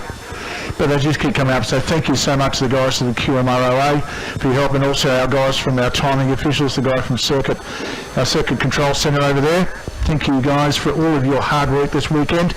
And to the volunteers here that are just local townspeople that have been working since Wednesday and Tuesday, making sure this event got underway. Thank you so much for your hard work this weekend. Without it, motorsport does not ever get off the ground, and it's so good to have you here. So once again, as we're all getting up and sorted, this is going to be a huge weekend for all of us. If you haven't been here before, where have you been? That's the first question I'm going to ask you. But if you have been here before, you obviously know how much fun we have here on for the next couple of days. We're going for an outright record this time around, and Dean Amos and of course Warwick Hutchinson and a host of our open wheel guys are going to be capable of doing that. And it's going to be a very hard-fought event for those guys. There's a lot of being first in your class, but also being here every year too. I mean, 22 years, for in fact, that Jamie Chant's been competing here. Unfortunately, the last couple we don't have. Probably the crowd favourite. I know he's now watching live on our broadcast, and that's Ken Freeburn. He was here for a long time from day dot, competing in his. He's called Cortina GT, and he's not here this weekend, so hi to you, sir. I know he's watching at home. He's been texting me madly this morning, so good to have you aboard. As for it is good to have everybody. We are selling our raffle rides too, folks. Don't forget about that. The guys are coming around. If you need a ticket, you can get them obviously too from our merchandising tent. But also upstairs there's going to be a whole host of. Who's the comedian in the event? So it's going to be a big chance for everybody this weekend to catch up. If you want to see our circuit from the best vantage point right throughout this event, you can actually go up in a helicopter. There's joy flights that are available from the guys over in the main paddock area, which is over the back in the start-finish line. So go across and have a look there, and maybe catch up with the guys. And and get a bird's eye view of what's going on. And of course you're baking an egg roll from over there as well. That's right next door. I mean that's the compulsory bit, isn't it? The bacon and egg roll. There's not one bit of bad food here this weekend. Well, I loved it because I put on about 8 kilos before I go home. Some of that is alcohol, I must admit, from the pub. There was plenty. Friday night was a night that most of the people can let their hair down. Sorry, Thursday night, Jonesy. They arrived here early because they're not driving until Saturday. There was a couple of very non-responsive drivers on Friday morning. Non-responsive. Yeah, unable to talk. None of them of which I will identify for fear of reprisal from Motorsport Australia. Oh, that car's gone off at turn 1 and it's slammed straight into the commentary box. Coming after you, Westfield. That'll be it. They'll be coming after me directly. Oh, unbelievable. But yeah, one guy was as dusty as an outback road that I saw. Unable to talk, sitting in the shade of the Coolabah tree. He was. Well, it does remind me of my student days where you'd wake up first thing in the afternoon. Exactly right. Exactly. Official opening sometime later on today too, folks. We have our MC will be here, Chris Nixon. And our VIP, as we have there's the Formula 5000, the Bowen P6, just in the middle of the shot there with the Leyburn 4.4 litre V8 sitting in the back, and we see the 2 Austin 7s at the front of the running order, coming up to the line right now. Car number 1. Well, this is our first official time run now, folks. Alan Blair sharing the car over the course of the weekend with Glenn Blair. Austin 7, this car is 94 years old. You think on that for a moment. It's 94 years old. We're celebrating the centenary of the Austin 7 this year. So this is a 1928 model, so this is actually a quite modern Austin 7. Oh, this is the last of them, Jonesy. Unbelievable. Look, and they're just such great cars. The first Australian Grand Prix held in 1928 was won by an Austin 7, and it was actually more or less a factory entry. The Austin dealer, the importer of Austin cars into Australia, sent basically the son-in-law out to Australia to manage the business, and he brought one of his Austin 7 race cars, a car that had raced in Brooklands. This was Arthur Waite, his name was. He was a World War I veteran.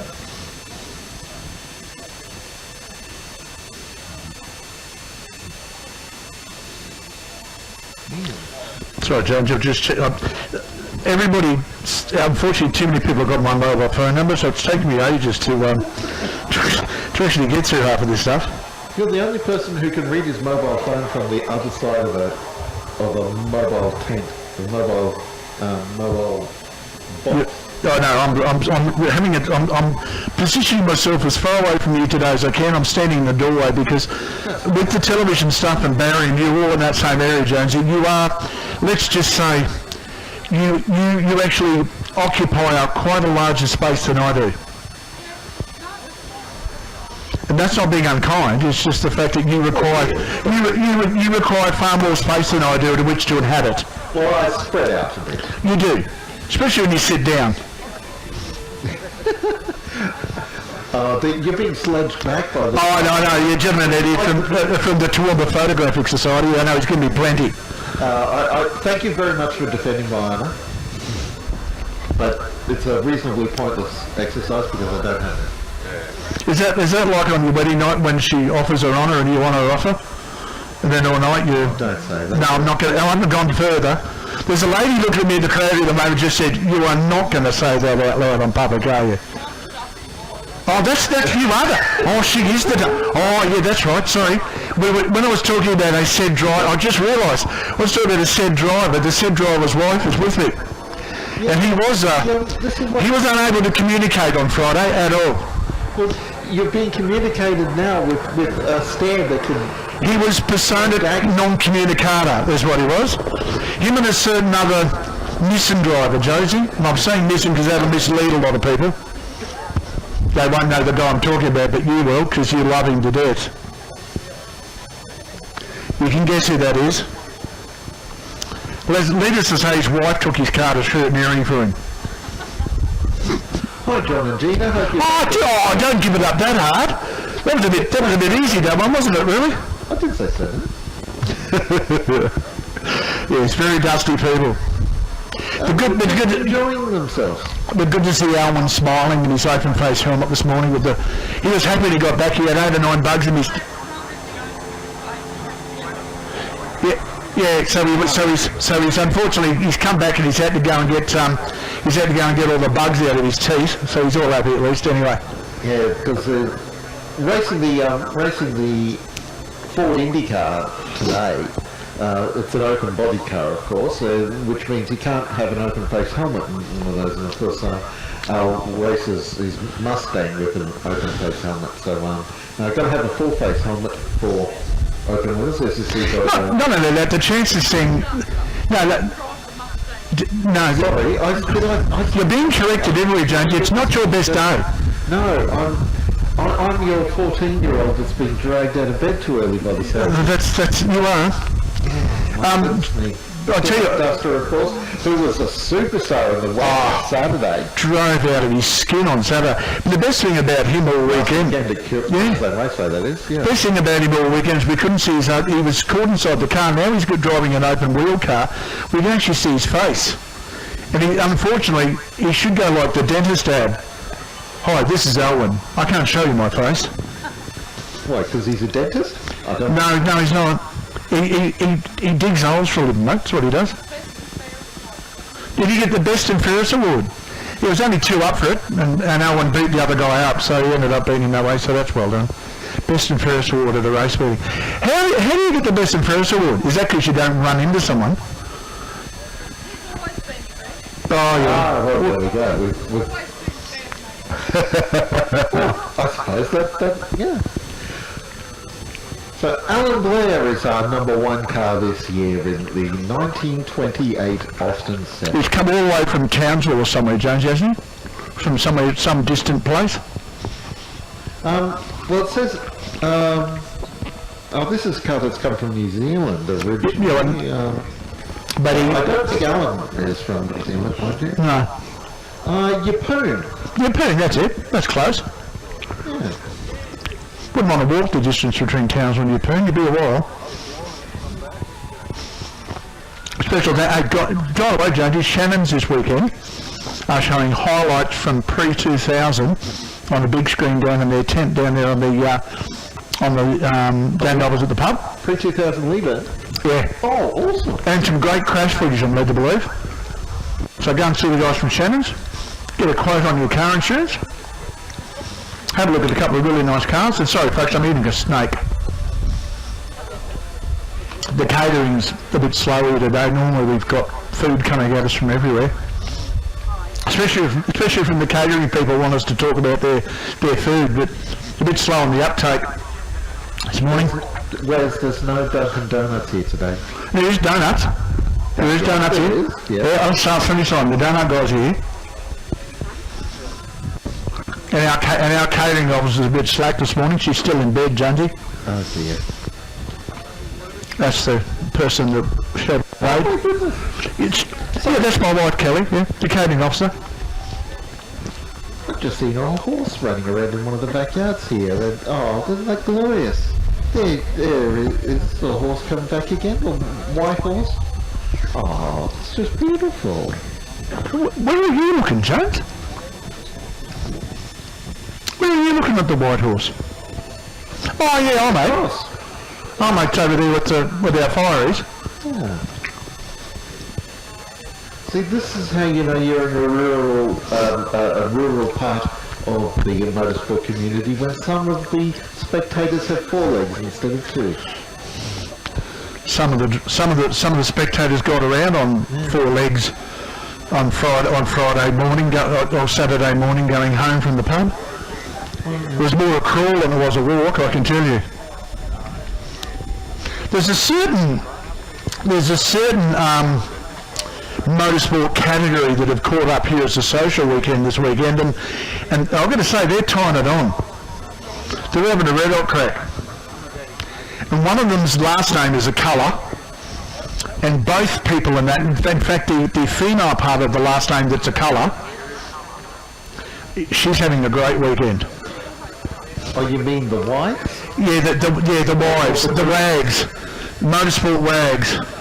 Well, are you referring by any chance to members of the Real Housewives of Willowdale? They're the Real Housewives of Willowdale, that's it, that's the girls. And they are being led astray this weekend by their choir master, let me tell you. They are singing a really big song this weekend. Oh, there's the Joyride helicopter is on its way, so up smart and early. Which you'd want to really, because that's when some of the best light is. If you're a photographer and want to take a photo, that's definitely the thing to get in. Horse spectator? Oh. There he is again. He or she? I can't tell the difference, John. So the camera pans back to zoom in and try and establish. Oh, good morning, horse. You're looking spectacular. And Jonesy, look, we've got some great sponsors here this weekend. We really can't do this without them. Every year we go and we come here, and it's great to have them on board. I mean, once again, just the guys that work so hard supporting us. Guys like Bowden's Own. If your car needs to look pretty, they're the only guys to talk to. Of course, James C. Performance, the Southern Downs Local Council. Look, the Australian government's got right behind us, as well as the Queensland government. The guys from Loaders Are Us, Collins Hayes, and of course Boyle, Shannon's and Motorsport Australia for making sure this event stays on. Talking about all things great, Barry's come to annoy me. He was just checking on what I'm doing this morning. You'll get your food shortly. Oh, Barry's just letting me know the food's coming. Thank God for that, Barry. I mean, look, I'm wasting away to a shadow here, just letting you know. It looks like it. Oh, look, Barry's having a crack at me now, folks. Look, leave the comedy to me, Barry. We'll go okay. Oh, dearie me. Don't mind him, Wes. He's just mean. No, he's only well. See, Barry and I, because when I used to have my three-wheel motorbike, Barry and I were just blood brothers. Now I've got a Harley, he won't talk to me. So he reckons I've turned, don't you? Reckons I've turned now. I've gone back to two wheels. Anyway, it was all an image thing for me. It was a late life crisis, not a midlife crisis. A late life crisis buying a Harley. Oh dear me. We'll get a personality crises at different stages. Well, we do. Jonesy, look, the worst thing about buying the Harley was that I didn't get to ride it up here this weekend, just because of circumstances and Harley-Davidson America not sending me over the parts I need to put on the back so I can carry the amount of luggage my wife likes to bring to a race meeting. Be a comedian in this good, I liked his bit before about the car. So once again, as our helicopter makes its way around the back, Jonesy, I reckon that would be a great thing to do. I put Ewan Jones up on it. No, it wasn't Ewan. It was actually who did put on it last time? A couple of years ago. Got him up instead of putting the drone up. Was it Matthew Paul? No. Anyway, they did some great photos from up there, and actually took some video footage from up there as well, which we used in a promo video a couple of years later. So.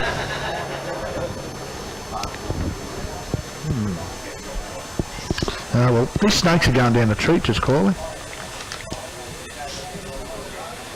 You know, you can get beef and fish. You don't have to eat snake. I know. I don't mind them though.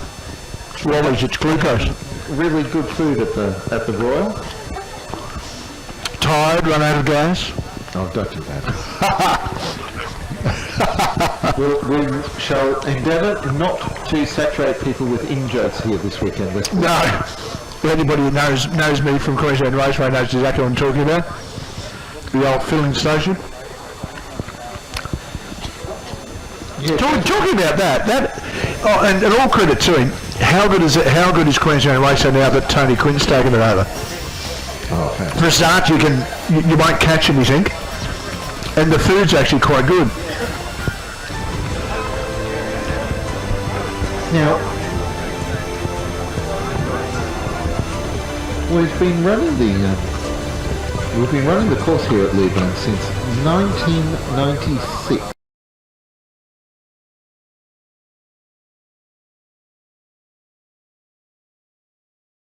There's going to be an interesting battle. I say battle because it's probably not really fair this weekend, because we have two 6-time winners of the Leyburn Sprints here this weekend.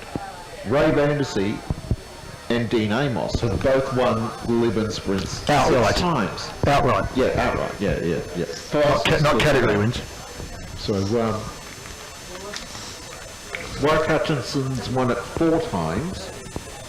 And I think they're the only multiple winners. Those 3, yeah. So one of them could, by the end of the weekend, of either Ray Vandersea or Dean Amos, and when I say that, it's going to be Dean Amos. Ray's not in one of the flash open wheelers, but potentially one of them could be the first to 7 Leyburn victories. Or we could have Warwick Hutchison get closer to joining the 6 club. Yeah, because Warwick's won 4 times, so he needs 2 more wins to get into that club. But yes, because last time Dean Amos won it, of course, was back in 2019. We didn't run in 2020 because of COVID, and in 2021 it was basically all local competitors. Yeah, we stopped him at the border. He tried to sneak up, and Anna wasn't having it. Well, we should have used something other than a Pink Panther mask to disguise Dino. Wasn't going to work. No. Well, sort of drew attention. We're going for a mystical number this weekend too, Jonesy. The outright lap record time. Well, Dean Amos set a 39.79 last time we were here. The last time he was here in 2019. Which was a lap record. Yeah, on this version of the circuit, yes. We have gone faster before, but that was on the original circuit, which had less corners. Yes. And I'm expecting a 38 out of him this weekend. Both him and Warwick. There you go. No pressure on both of them. Wes has spoken. Yep, I want one. We talked it up last year. Well, Warwick had a crack last year. He very much had a crack. And that final run on Sunday afternoon, he was close.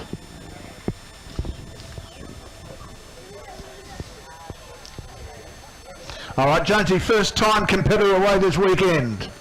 Of course, the very moment I stuff I'll put his face full of cake. That'd be right. Yeah. This is car number 1, folks, one of the Austin 7s celebrating the 100 years. Alan Blair, Austin 7, 750 cc's. This Austin 7 is genuine super sports Ulster racer. And I can tell you something now, Jonesy. When he completes his lap, he will be the outright leader of the event when he completes his lap, because he'll be the first time. Well, yes. So for 30 seconds or so, Jonesy, he's going to be the fastest man at Leyburn this year. Well, these Austin 7s aren't all that quick, you know. It might be longer than 30 seconds. Here comes the man who reminds us about everything Austin 7 all year. Justin McCarthy, the ultra-tuned Austin 7, and that's something that you don't often see. Two words, an ultra-tune put together. This is the oldest car in the field here this weekend, Justin McCarthy's car. It's 97 years old. And boy, is it tired. It's, my goodness. Now, car 3, unfortunately, absent. Yeah, the other boat tail version of the Austin 7. So Max Stevenson is the next car on the line. Actually, no, that is not. Nope. Stevenson. This is a certain flathead V8 car, Jonesy. Oh. So we car 5. This is Barry Smith, Jones. Yes, Barry Smith in Sidevale Ford V8 Special. I reckon Barry Smith's mustache is as old as that car. Have you seen it? It's a cracker. Is this, here he comes, the dusty Alwyn Bishop. Here we go, here's Al.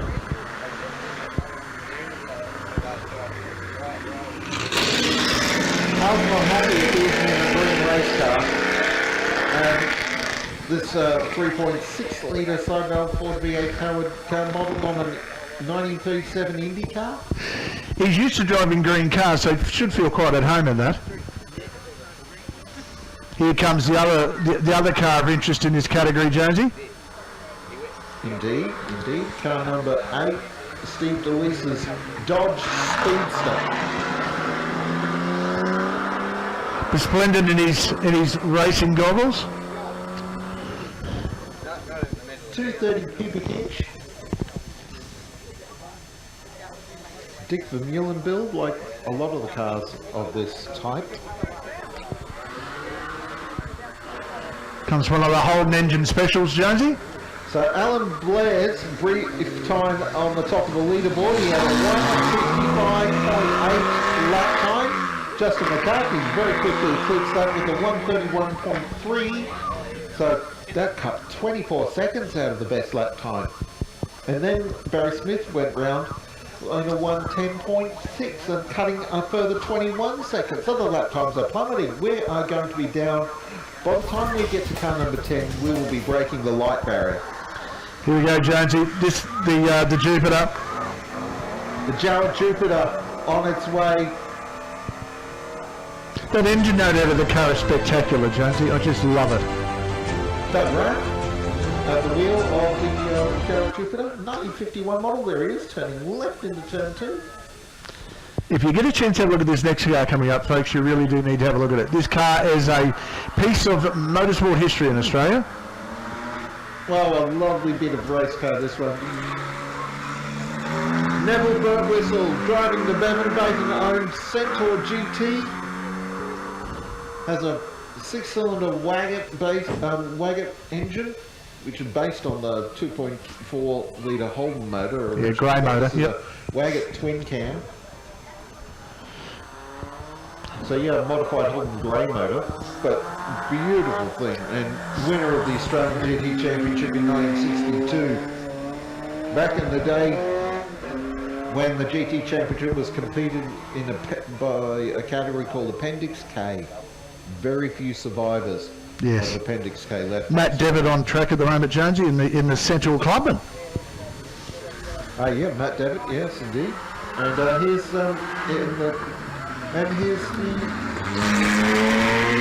Brad Stratton in the Alfa Malola with a 1500cc Ford engine on board. That Alfa Malola is just gorgeous. Oh, that's a beautiful car.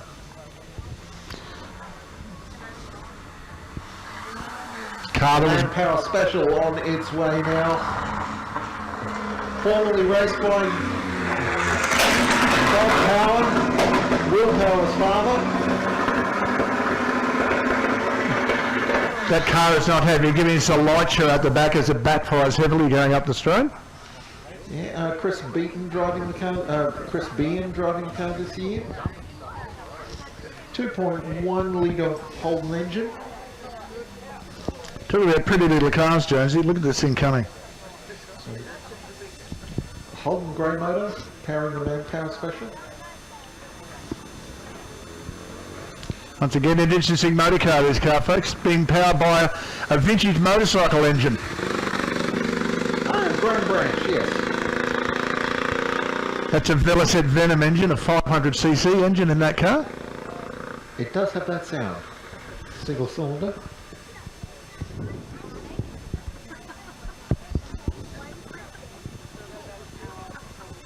Gorgeous bit of gear, actually. Graham Branches. Yeah, it's an interesting car because you wouldn't, the car is period correct and you wouldn't see very many of them either. Very, very hard to find. I think that's the only example I've ever seen. I've seen other photos of similar powered cars, but not actually physically seen one. So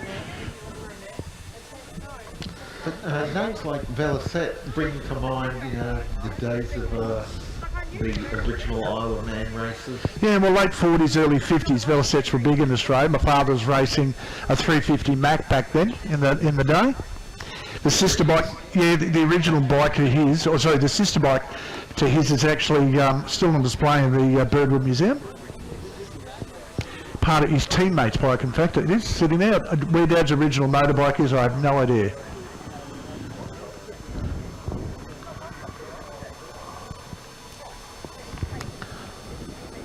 Now we've got a little bit of a pause at the moment. Fastest time now at the moment is the number 12 car. Sorry, the timing sheet has got the car owners listed on them rather than the driver. Yeah, special thanks to the guys, to our broadcast partners, the guys from Optus, of course, Power FM, HM Mechanical, and of course the guys from Frontier helping us bring you this broadcast live this weekend. Yeah, Matt Davix is the fastest car on the circuit at the moment with a 59.9 in the Centaur Clubman. Now the car that hasn't come through at the time at the moment is actually Brad Stratton on the Centaur GT. Just waiting to find time for either Brad Stratton or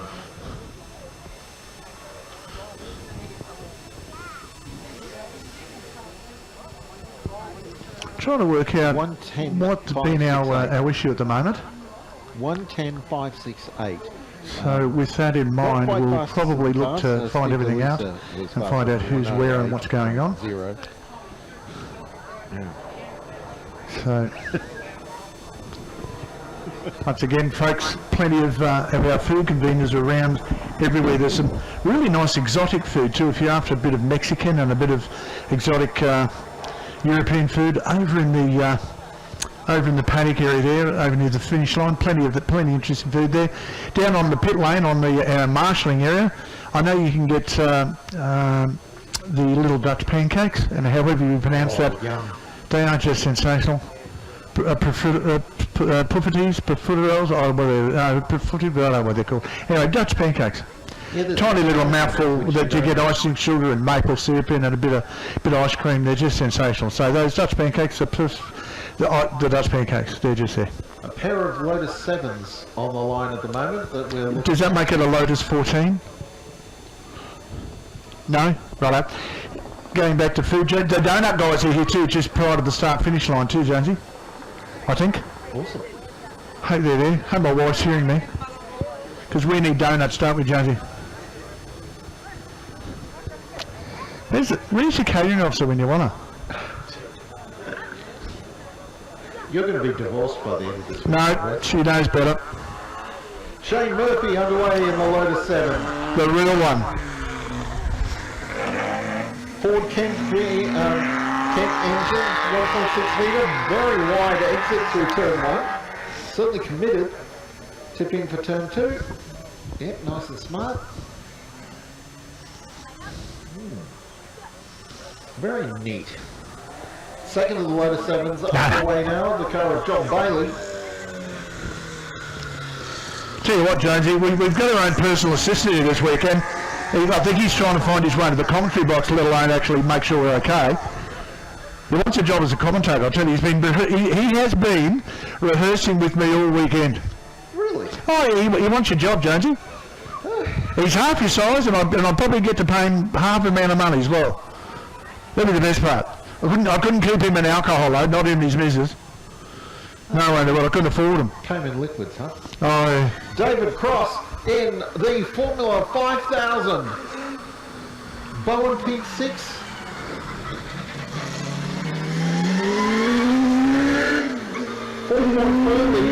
So the Leyland V8.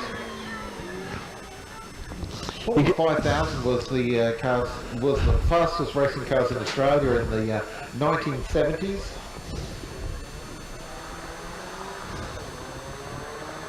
here comes the Formula V Venom.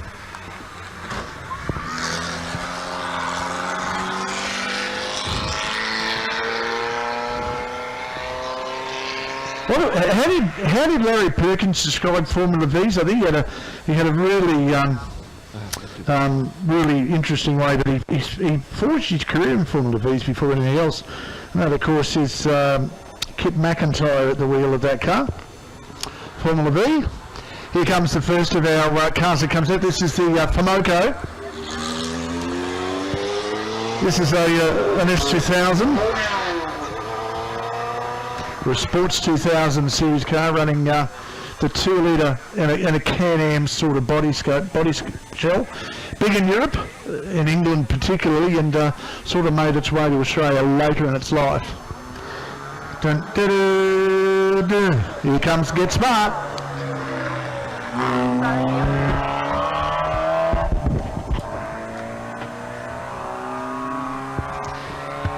Sunbeam Alpine being driven this weekend by Paul Ritchie.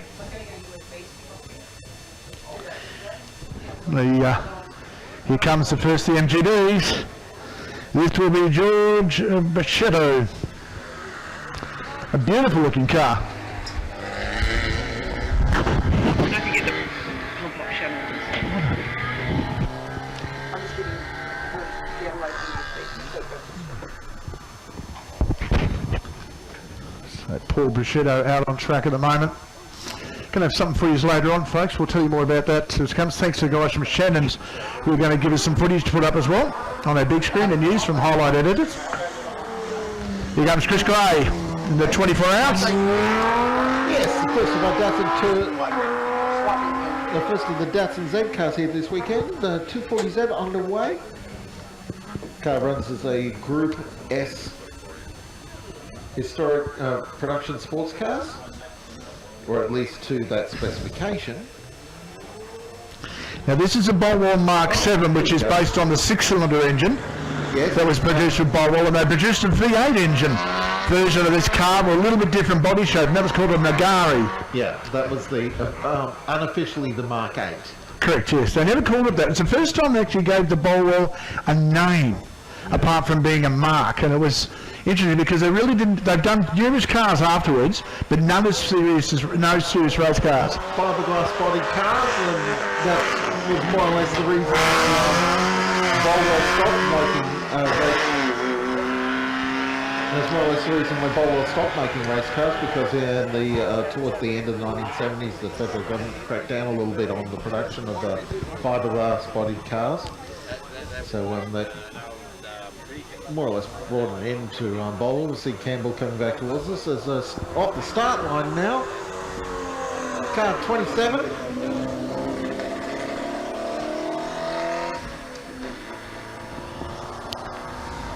And Steve Ether, although Gary Johnson's at the wheel with the stripe through the number. So Austin Lancer, 1958, 1500 cc's in the wanted British racing green. Here from GSR down at Wallumbah. Here comes Porky. Keith Edwards, the Morris Minor. The Marola. With the, yes, well, the Toyota Corolla powered Morris Minor. The car's actually owned by a certain Hillman Imp driver in the name of Alan Greenberry. Keith just looks hard. Keith just gets a chance to drive it, so. Here comes the true ambience of a fast saloon car, Jonesy. The Jaguar. Max Parnell, regular in the Jaguar Mark 1 here at Leyburn Sprints. 3.8 litre, the big motor Jaguar Mark 1. Jaguars won the Australian Touring Car Championship from 1960 to 1963. In the hands of people like David McKay and Bob Jane and car number 30 out on track. Geez, you cut that corner short, Jonesy. That was probably a little bit too close. That's the car of Neil Lewis. Yeah. 1.5 litre Mark 1 Ford Cortina. Every time we start the Mark 1s, I keep thinking about Ken Freeburn. Yeah, that car is now the only car that has competed in every Leyburn Sprints. Max, Noel Wicks underway in another Ford Cortina. This one actually a genuine Lotus Cortina. Dressed up in the Lotus colour scheme with that slightly off green, that bottle green colour stripe, almost khaki. Typical Lotus brand. And Phil Haskett on circuit, a former Australian Supercar Grand Prix winner. 1984, that would have been Adelaide, the Adelaide Street Circuit, Yes. on the support program of the Formula One Grand Prix. Way back in the day, Jonesy. Yeah. Well, Don't fill her up with cement, that'll keep her a bit around. Supercar Cup. I wonder if a Supercar would be eligible to run here. No, it's not. 33, Chris Rath. The Rath family are here in 3 generations. We've got grandfather, father and son. Chris Rath and the Cortina, there's the middle generation of the 3 of them. This is got to be a first, I reckon. 3 generations of one family racing at Leyburn. I think, you know what? I reckon you're right. Gilbert through. Yeah, Paul Gilbert in the Datsun 1600. Car had a little bit of understeer coming through then, Jonesy. He was trying to push on a bit early. Locks a wheel trying to get into the turn 2 as well. The unweighted left-hand front. Noel Wicks has gone sub-minute at 59.9. Not the first driver to do that today, but certainly of the sedan-type cars, touring cars, and production sports cars, it's certainly quickest through so far. Righto. The quickest as of everyone. Cortina's come through now, the first of the Escorts, Jonesy. This is the young fellow that can really drive. Young Tom Beresford. Indeed, Mark 1 Escort, former winner of the Ant Collins Memorial Trophy here at Leyburn in 2019. So we'll be very keen to see Tom's time as it comes through. Be one of the fastest of the Mark 1 Escorts this weekend. Probably not the fastest because Craig Lawrence is here. The Volvo 123. The more commonly known as the Amazon. I always had it in my head that was more the Volvo 122. But I suppose that's the same car. It is, Jonesy. Yeah. Sorry. Just that body shape, the early shape. Yeah. Just the, Here's a car with a bit of history, Jonesy, because you know you used to race this car, don't you, Jones? Who's the most famous Capri driver from Queensland at the moment? Well, it's in New South Wales back in those days. Well, yeah, that would be... That's Bo Seaton. Bo Seaton, yes. So this is a Bo Seaton car, is it? It is, and also that car that everybody wanted to own, including a certain dusty driver who didn't get to it quick enough. Dear, we've got to stop doing that. Waiting for, Paul Gilbert's done a 58. Righto, folks. To be the new fastest Back car. from the fence. Yeah, Matt Cliff's a 58.0 for Tom Brelsford, so that's a new fastest time in the Mark 1 Escort, but we'll see what Matt Cliff... Yeah, Matt Cliff he will exceed that. Glenn Potter, a 101. All of those people up in the final corner, up on the grandstand there, just wait and see, because you get to see underneath Matt's cars very shortly. Bob Haggerty coming through, now a former Queensland Historic Touring Car champion in that Mazda RX2. I'm just looking long down the circuit at the moment, waiting for Matt Cliff. Here he is. Here he is, he arrives. Watching to the left-hander here. Guy is fully mental. Here comes Nadine. Oh, yep. Driving Missy is the name of that Valiant Charger. Races occasionally in historic touring cars. She's not pushing overly. 51.9 for Matt Cliff. That's 6 seconds faster than Tom Brelsford in the Escort. He'll go fast on that throughout the weekend, folks. That's just a tease from him. He'll get into the 40s. Now we've got the first of the Toranas. Beautiful. This is a beautiful LJ, this car. Glenn Wessner, LJ XU1. Of the kind of cars that the Holden dealer team were racing at Bathurst in '71, and that Brock took victory with in 1972 in that wet Bathurst. Storm and Norman, Jonesy. Oh, yeah. Norm Foister in the Holden HQ Monaro. So two very different Holdens on the way as we see the Missy, the Charger, coming back across the line, and wait for Western to come into sight in the Torana. He'll go close. We've got the line for the hose. And we've got a hoe dancing its way towards turn one, and that is the Ford Falcon GTHO. Peter McConnell. Jonesy, I could take that comment. To be fair, it's not I could take that comment totally the other way if you say a hoe dancing towards the line. Well, We're in a G rating period here, Jonesy. sorry. Yeah. HK Monaro on its way now too. Ken Oliver.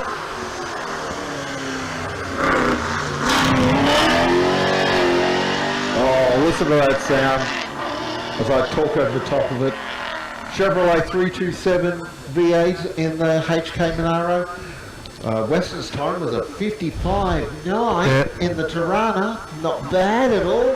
Hegarty at 56.1 in the RX2. Here we go, Jonesy. Car 46, another Mark 1 Ford Escort. Car of Dennis Brown. Yep. One of the committee that built Queensland Raceway back in 1998-99.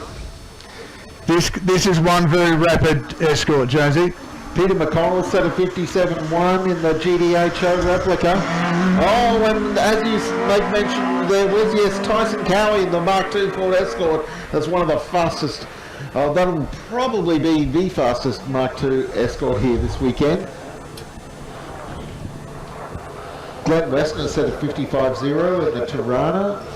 McConnell in the GDHO 57.1. Now, we've got a yellow flag being waved at the moment, Jonesy. Okay. Who was due? McConnell's come back. But There's Cowie. yeah, that's Cowie. So it's the car that's in. Dennis Brown is probably would seem. Does. No, it was actually Dennis Brown came through, now Cowie's come through, so there's been a problem. Yellow flag being waved. Maybe Ken Oliver in the Monaro. I've a funny feeling it might have been for the traffic coming down the pit return road here, Jonesy. Yeah. So we've gone caution to let photographers move, I think, possibly. The Subaru Liberty is on the line ready to go and is going to be waved off. So yeah, Kenny Ayres, Subaru Liberty. So whatever the problem was momentary.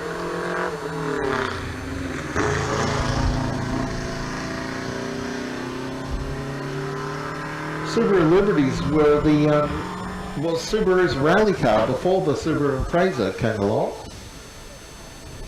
I remember Colin McRae, I think, had a victory. The one-off victory for the Subaru Liberties. In the RS versions. They were called a Legacy back then. Legacies overseas, Legacy RS.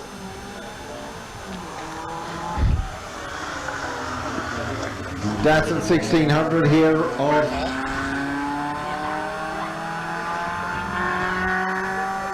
Here's a driver that's had an evolution in cars, Jonesy, coming up next too, in the little Peugeot. Andrew Fletcher. Norman the wheel of a totally different motor car, Jonesy. Yeah, not the Hillman Imp this year. So we've gone from the tiny British rear engine to slightly larger French and front engine. Well, he's only gone a little way forward. He's just jumped over the cliffs of Dover, hasn't he, really? To buy the car. Talking about minis, this is its first run here today. Got pushed away from the start line. Tyson Cowie in the Mark II Escort, 51.1. Is that faster than Matt Clift? It is. So new fastest car of the day, Tyson Cowie, 51.1. Mini's misfiring a bit. It's not happy. It's a 3.5 cylinder mini. Yeah, that's Robert Manning, I believe, the dark blue number 51 mini. Alfa Romeo coming up your way now, Jonesy. Indeed. Sid Smith and Jack West sharing this Alfetta GTV. Well, that's still, yeah. So the 2-litre 4-cylinder version of the Alfetta GTV, not the 6-cylinder, which came a bit later. So there were Paul Bernasconi used to race these really competitively at Bathurst, along with Sue Ransom, later to be known Sue Gibson. And then, of course, in Group A spec, the Ignis Alphas. Yeah, but they were the V6s. Correct, yeah. Not the Not full-cylinder not version. 4 cylinders like the like this GTV of Jack West and Sid Smith sharing this driver over the course of the weekend. When it's car 52, it's Sid Smith driving. When it's the race number is 53, it's Jack West. That's how to tell them apart. Very non-standard big rear wing on that Alfetta. Front air dams, of course, a bit non-standard as well. But we're not interested in, well, there's a certain level of appreciation for standard cars, but by the same token, we're racers. Let's go faster. Let's put bits on that make them faster and take off bits that don't. So a little bit of a pause. A big shout out to the Gardner family. It's here this weekend. One of my young proteges in karting, and his mum and dad are here this weekend. So, g'day Stella, how are you? Good to see you out here as well. So yes, it is me commentating.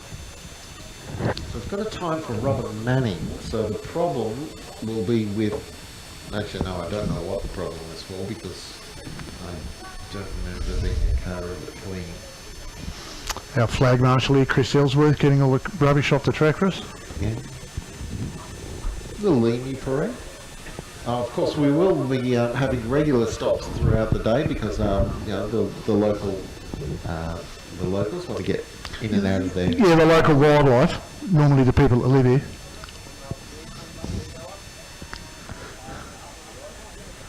We're just feeding our cameraman at the moment. Camera operator, Wes. Oh yeah, we're fluid gender on the cameras. Sorry, we are really. Our camera person. I'm going to get in trouble. Seriously, I'm no good at this. I'm no good at events like this or the Mardi Gras. I don't know what to say or do. Now we look down towards on the screen at the moment. We're looking down towards the control area behind the pit line. Well, of course, we don't have a pit lane here. The pit lane is basically the queue to get into the Royal Hotel. Well, it's not a queue to get in. But No, there was a queue to get in, Jonesy. The bar opened at 10 o'clock, and there were guys banging on the door. we see the Datsun 1600 and the Ford Capri Piranha behind it, in the middle of just to the right of shot there. Here comes our vision switcher coming in. Spectators. There'll be no vision switching going on. Oh, we've got the new vision switcher in place. Our apprentice is at the helm at the moment, so well done. As our actual director decides to feed himself as well. Is this the bloke who's after my job, Wes? No, not that bloke. No. Oh, okay. No. Okay. No, James is down the road a bit. He's got a bit of the London punk look about him. Doesn't he? He's got a touch of the Boy George look in the hairdo. Boy George, goodness me. So Sid Smith on his way in the Alfetta GTV. It says 1962 here on the form, but that's the engine capacity, not the year of the build. Of course, the car's much more modern than that. It says 1993, but no, that's not right either. And the Nissan Pulsar. This is the third. I think this is the third member of the either Rath or Contrejock families. Great little one-make series down south we talked about before. And really, they were a great little car in production car racing for a while too, Jonesy, at the hands of a certain family last name. D starts with D. Here we go. Now this is which one of the chants? This is. They both got through the corner without a problem. Yeah, that's Stevie having a run. So Stevie's gone first this time. So Gabriel's Very neat. done up in JMC Automotive Blue. That's actually Jet Johnson's old car, by the way, Jonesy. Ah, okay, that makes a amount of sense. VL Turbo Commodore. Indeed, David Malone's VL Commodore. The choice of all the highway patrol cars back in the early times when Yeah, the 3-liter Nissan Turbo. Which was a stopgap because Holden at the time were forced to end production of the old Holden 6-cylinder engine because of advancing pollution control regs amongst other things. So they had the new V6 engine coming from Buick, but it wasn't ready in time for the VL, so they put the 3-liter Nissan into the Commodore just for the VL. As a Paul Bond's Datsun 1600 is out on the circuit. We're waiting on here's Taylor in the Holden Commodore Sports Sedan. Proper thundering sports sedan. Car was raced by Brian Walden in the O'Brien's the reason why Sports Sedan series. Just to clarify that for you, Jonesy, the reason why the VL ended up with a Nissan engine is because Holden were also buying a product called the Holden Nova, which was in fact a Pulsar at the time, hence the thing. And here's this very rapid Datsun 1600. Paul Bond, yes. So I've got that slightly out of order. Point to point, that car is rapid. Yeah, Gavin Taylor, of course, in the big sports sedan. And looking at Chris Chance listed as a 62.2. David Malone didn't complete the lap, so there's a problem there for the Commodore Turbo. Now, Big Johnny John a 66.1. Noel Pocklington a 59.0. That's quick, but it's not a 51. And the black Gemini going through now, we're talking about the V6 Buick engine, that's exactly what it's got under the bonnet. Yeah. Righto. The Garland Escort.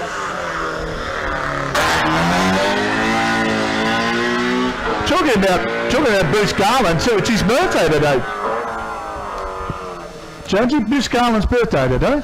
Oh, well, many happy ones. He's 105 years old. Oh, wow. He's led 3 lifetimes in that time. Well, that got a bit snarky. The pre-Piranha. Still saved it. Porsche has got the car. The Capri really not cooperating with Kevin's inputs right at the moment. Kevin Cross tips into turn 2, and that went well. That car's got an identity crisis. It thinks it's a grandfather clock going tick-tock down this road. Talking about V8 swap cars, Jonesy. Yeah, the Chevrolet V8 powered Nissan Silvia. You'll never hear a Nissan Silvia sound like that ever again.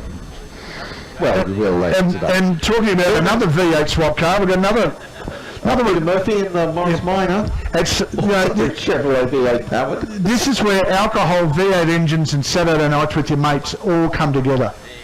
I wonder whether we can fit a V8 engine in the front of a Morris. The answer is yes. Chips it in.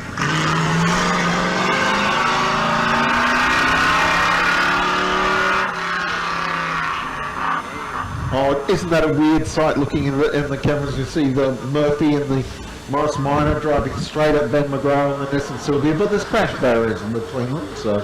Dwayne Taylor underway with the monstrous super sedan powered Torana. Doesn't like low revs at all, does it? No, Getting through the corners. No, he's been quite gentle with the car at the moment, Jonesy. Yeah. James and I, unfortunately, unless you've been to, you want to see this car at its best, unless you've been to Lakeside and seen it go under the old bridge, you haven't lived. Here comes Tyson in his, once again. Again, Chevrolet V8 in a car that is definitely not a Chevrolet. No, once again, we're alcohol meat engineering. Oh, yeah. That's, and they found out actually in the construction of that Toyota Corolla that the Chevy V8 did fit. They had to push the front guards a bit forward to get it all to work. And you see Sid now driving the Righto, Jones. Alpha. Guess what's coming? The first of the fast Fab 4. We've got the Alpha Wheelers coming, do we? Certainly have, and the first car's going to be the car that we're going to watch all day because he will be the benchmark. It might have super cheap in the Kasai, but it's definitely not super cheap in its ability or speed.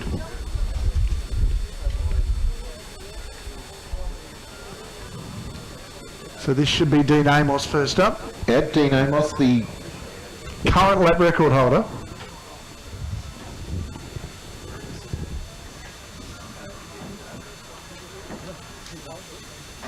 Just watch the field coming through. We're being held for the moment, Yeah, here he comes now. because he's so fast, he's got to let the cars clear. The Gould GR55. Gould are a specialist hill climb constructor in the United Kingdom. 3.5 litre engine aboard this open wheeler. Goodness, he gets to the first corner so fast. So we're looking for a first benchmark. Yeah. Thanks, of course, to Frontier for the... Keep an eye on that lap time, Jonesy, as our second rapid car comes up to join us at the line. This will be the car of Brett Bull, another one of the purpose-built cars. This is a Van Diemen, which is a converted race car of sorts. Have a listen to the engine out of this. It's a Van Diemen Formula Ford, but has since had... Jonesy, look at the lap time. I will when it shows up, Wes, don't worry.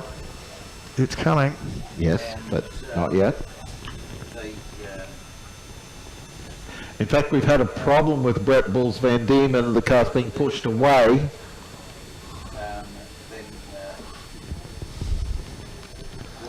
Next car up's going to be orange. It's a new black. It's the Sucho.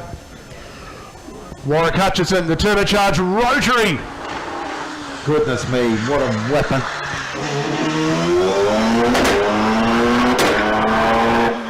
RPV3 and is the name of the car, and that stands for rotary powered vehicle.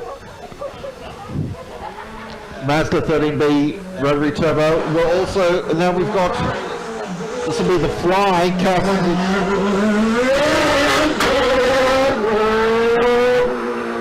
Glenn Amos did a 41.6, Jonesy. Well, that's a good opening statement, but it's not going to win. He's got to get into the nines, and that'll happen next time round.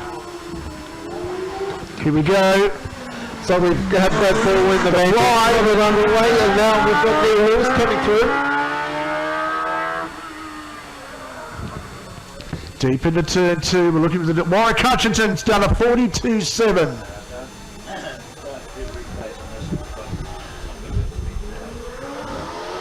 Comes another one of our purpose-built cars, car number 66. That's Peter Gilbert, not Paul Gilbert. Peter Gilbert in the BNG Hill Climb Special. Car was a 1959 Cooper Climax and was rebuilt in Victoria to... it's first hasn't been driven for 3 years. After Farrell comes through next.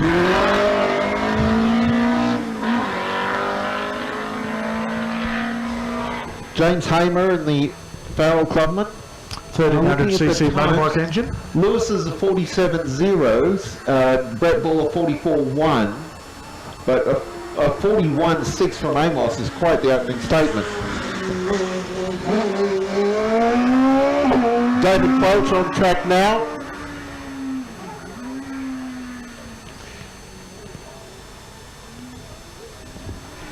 Quelch in the DPQ. Hayabusa Suzuki powered hill climber.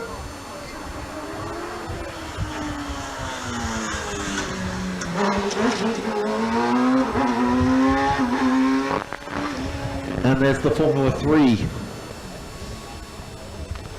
Here it comes, Jones. Sorry, no, that was Luke Weeks in the Empire 01. It's Here's your Formula 3 coming Stephen out. Woodbridge in the Formula 3 is about to launch.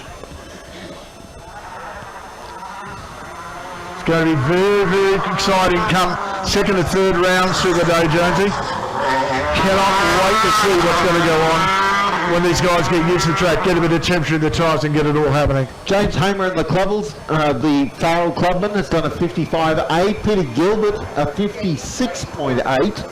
So there, we want better from smoking plenty off the tyres in the Nissan, Jonesy.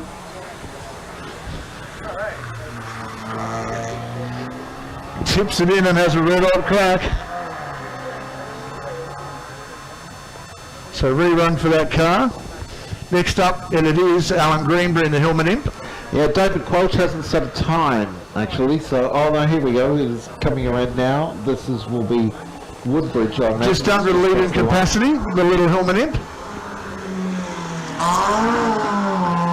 Luke Weeks has had a troubled 62.2 in the Empire 1. And it looks like David Quelch has maybe had an issue and not finished the lap. Comes Rodney Hanson now, another one of our Toowoomba entrants. Races these and also one of the fastest outlaw cars in drag racing in Australia. Oh, clutch kick, there you're going. No, he gets it stopped. The Plymouth Valiant's up next.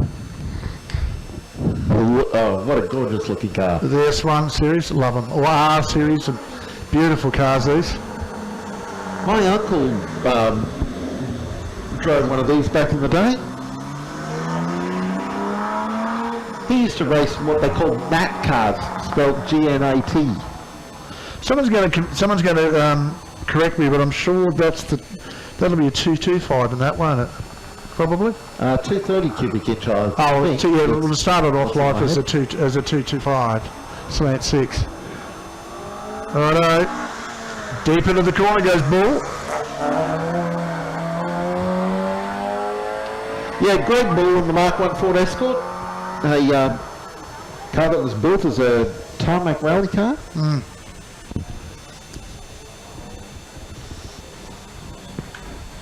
Rod Tippin about to launch in the Datsun 1600. Here we go. And tips into turn 1. Just about to come into sight. As here's the Plymouth Valiant coming back towards us at the end of the lap. Woodbridge in the Formula 3 set of 46.8. So still Dean Amos fastest in a 41. Yes. Yeah. Hutchinson was the only one who was anywhere near it with a 42.7. Yep. And here's Steve Lawrence. He'll be very close to being one of the fastest, well, it should be the fastest Mark 1 Ford Escort. Oh, I don't know, Kelly might have something to say about that. Yeah, I imagine Tom will. All right, this is Rhett Silkstone. And he's Cooper's. Normally works in the hospital system, but also a very big member of certain Speedway Super Sedan teams for a long, long time.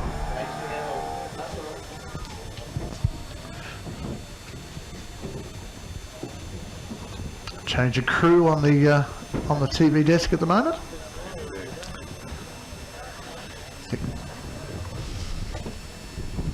Next one out will be a lovely lady that couldn't make it here last year because we closed the border on her. This will be Donna Truston in her Mark II GT. Same colour scheme as my car was actually. So I always loved this car. Mine was a 2-door version. 1600E, hers is the 4. Holding the event up at the moment. Obviously looking to clear tracks and make sure everything's okay. Occasionally see us go through these pauses, folks. We do that while a car might be recovering itself, or we're doing a little bit of track maintenance, or letting people cross the track at different times. I know for a fact in fact it's Rhett Silkstone we've been waiting on. Rhett must have had a problem somewhere around the back part of the circuit. He's now finished to come through. We'll be getting ready to restart here shortly. So Donna will be ready to rock and roll. Plenty to do while you're here, as well as what's going on track, folks. There's plenty to do right around the circuit, whether you make your way over to the back. Plenty of and multiple areas to to watch from. Donna comes through.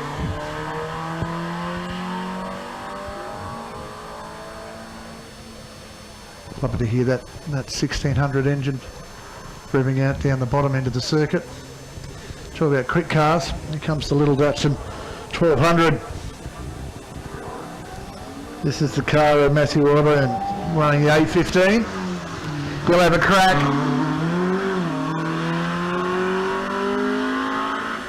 Nicely set up car. It's got a really, really good parentage as far, or lineage as far as where it's come from, and he will drive it very hard. When the Neptune Racing colours coming up next is the car of Mark Wood.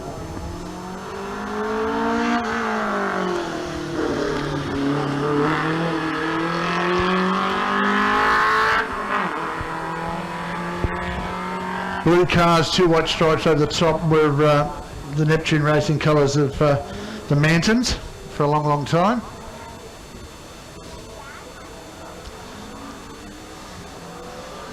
Full rally spec Datsun 1600. It's on the throttle nice and early.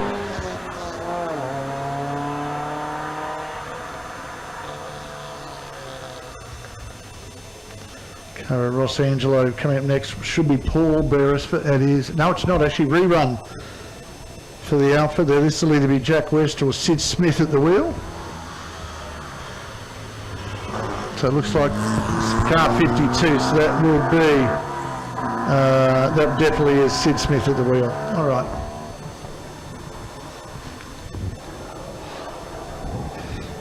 So here comes Paul. Another one of the quick times possibly coming our way.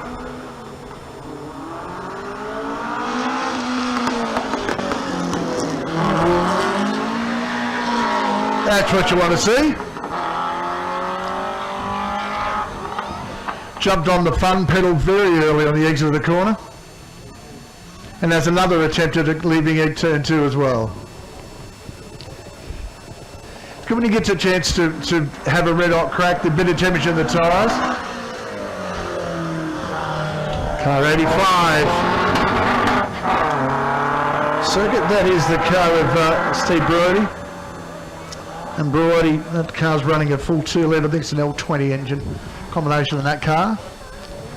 The BMW Lux coming your way. This is a 2002 TIL.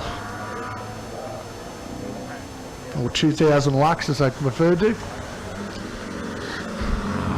The luxury version of the 2-litre series.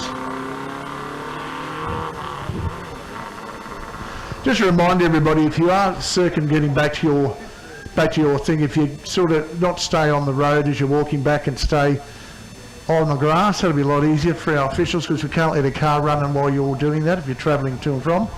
Just get out of the way as soon as you possibly can.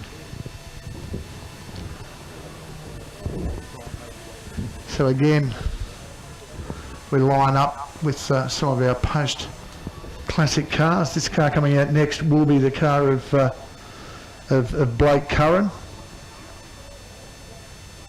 And he's running a car that was awfully run by of course, Brett Curran as well. Do you remember a lot of people this weekend?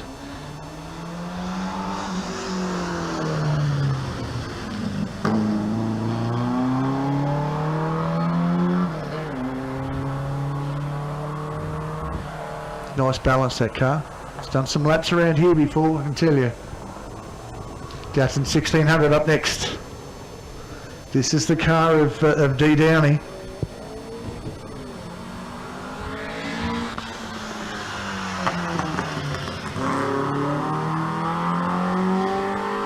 Hence the defect license plate on the back.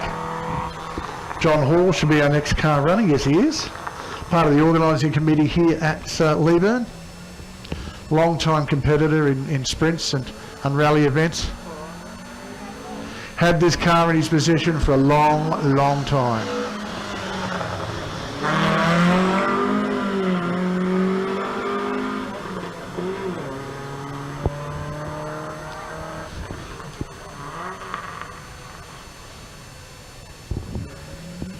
Triumph Dolomite. Next car lining up. This is a car of Don Milner. Keep in mind, folks, the Dolomites were, the Sprints were a car that we used heavily in touring cars early on. It's such a great engine package. You might remember the Leyland Spares cars that were running in the early 70s. A very competent and very quick little car in its day.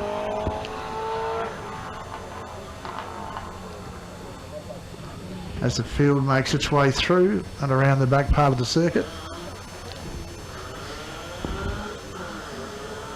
And a Turby Lower Bug.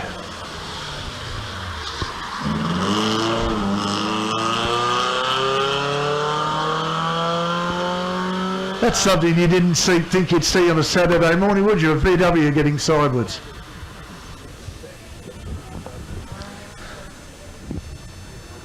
But it did. All right. Again, the European cars come out. This is the little Fiat 124 BC of Sean Rooney.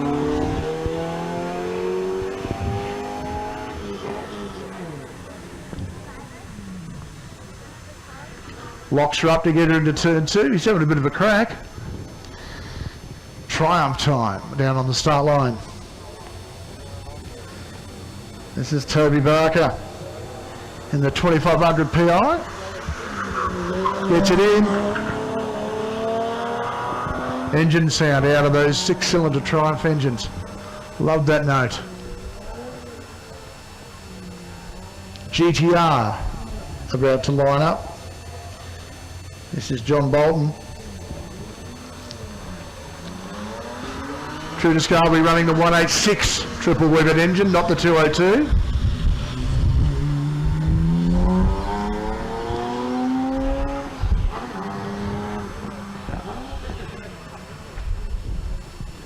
Capri on its way. So we're going through the full gambit of cars from the 70s at the moment that were historically raced in touring car racing. Turns it in, nice and tight.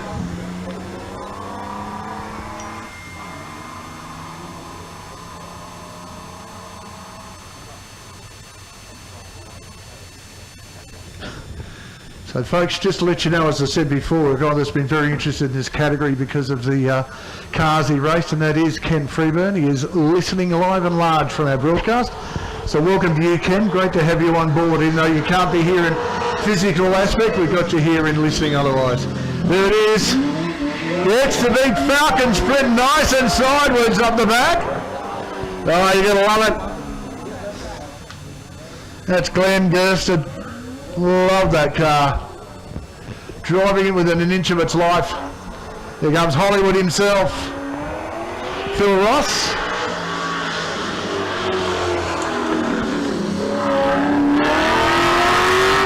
One of the first cars built, that's a genuine 64.5 Mustang. That is build number 963, that car.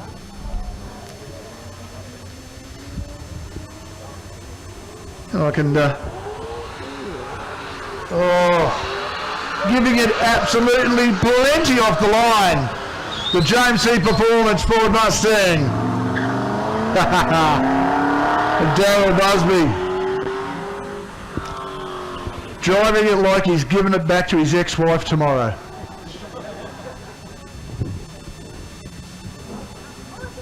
Talking about mad people from JMC, here he comes.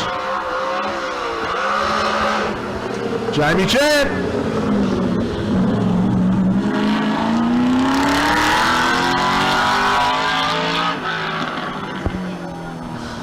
You just got to love NASCARs, don't you, really? Especially when you drop an engine into a car.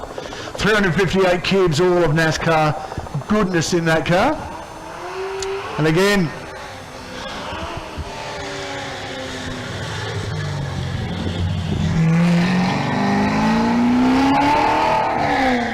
that's Lawrence Densley in his.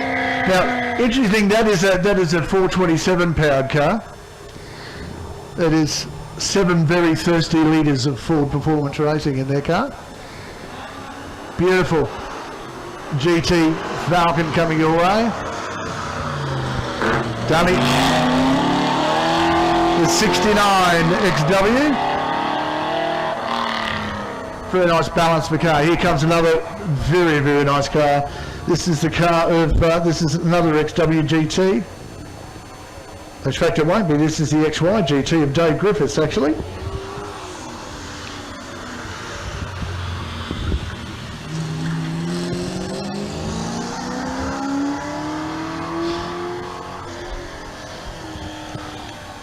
This is what you call Fomoco heaven for a while.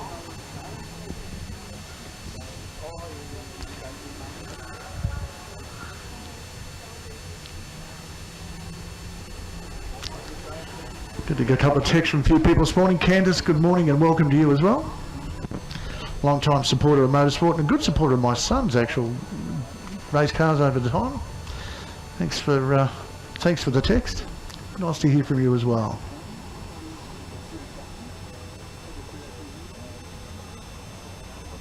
Here comes the car that I just love. This is Jim Hodgson.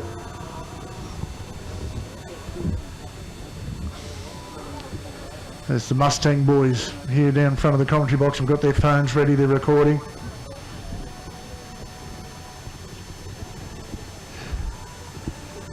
Casually dressed, there's not a bow tie amongst them down here, they hate them. You can tell they're Fords fans.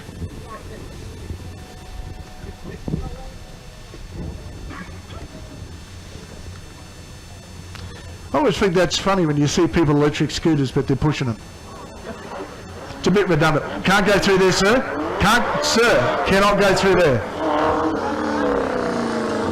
You'll actually have to go out behind here, guys. Out that way.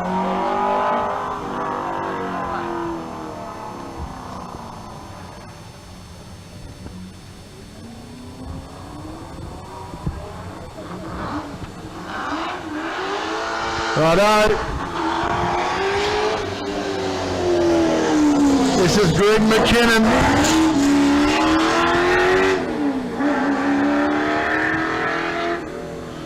Here we go. Addo's here. Folks, if the celebrities have arrived already early on. Folks, if you haven't watched a Blokes World program, that's obviously because your wife won't let you. The Blokes World is here covering the racing this weekend as well. It's good to have Addo here. He's been running around getting random shots of people. Some of them don't even know they're on film. Here it comes.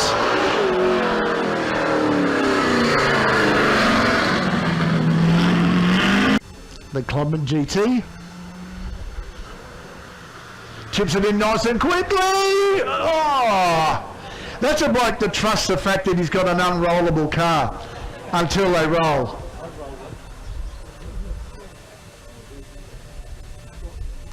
You know, he was a total passenger from the time he turned in then.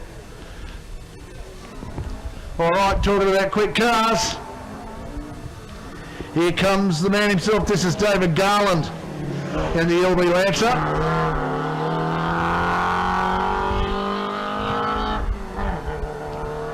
And if I'm right, coming out for a drive is the boss. This should be Trish.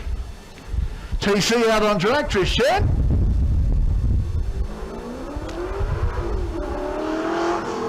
Along with her committee, her job is to make sure this racetrack is ready to run. And the First Lady of Leyburn makes her way around. Just to let you know, folks, when we close the doors here on Sunday afternoon, Tuesday mornings when we start planning for the next year. Comes the little VW Golf. Car 113. That is the car of Stephen Hughes.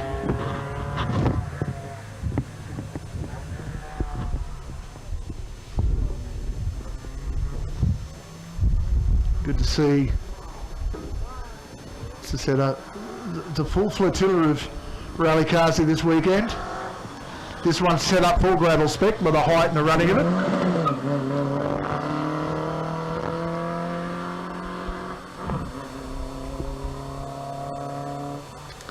And that is the car of Chris Woodhouse, and that is a gravel spec car. That car's, all I've done is put a set of road tyres on it and brought it out this weekend.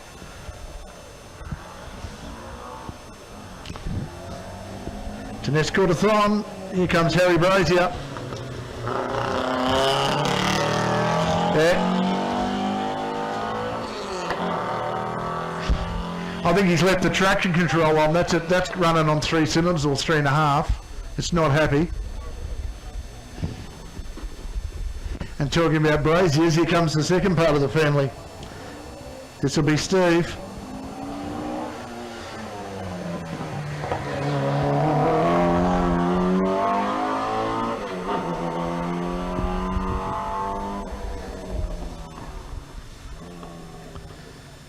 Long-time supporters of sprint events and also some circuit racing as well, the Brazier family. Now, Chris Collins coming up. Yes.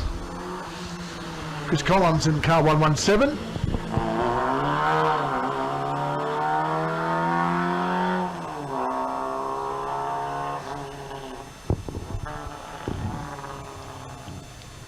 These 3 cars on circuit at the same time at the moment. We are getting very economically through this whole affair.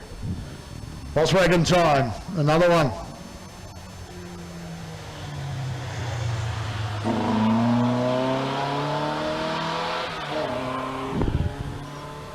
Good to see the Beetles out here, and all of them running big block engines. That one probably started off life as a combi block. You didn't see very much bigger than the 1600s in Beetles, 1500 in that series.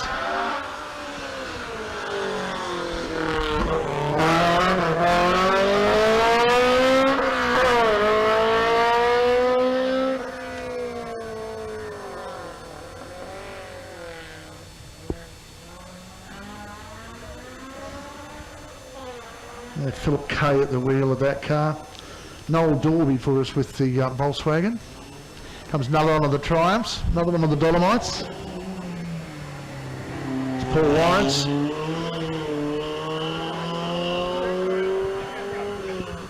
Slightly less spec'd.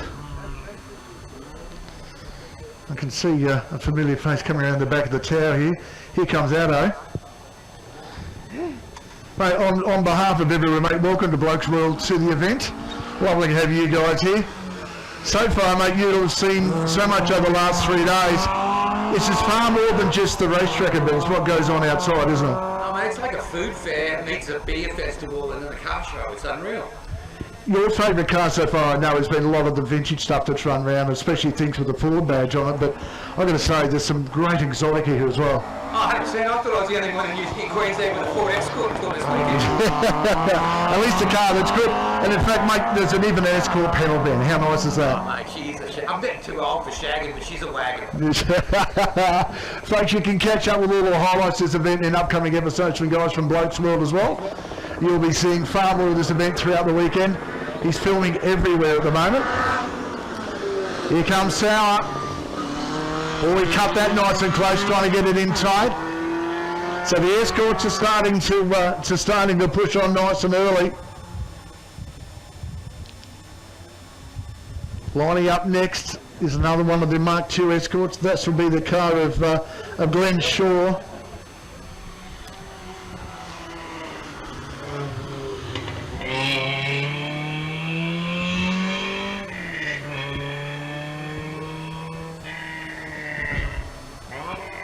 Beautiful car coming up next to the Torana of Stephen Clements.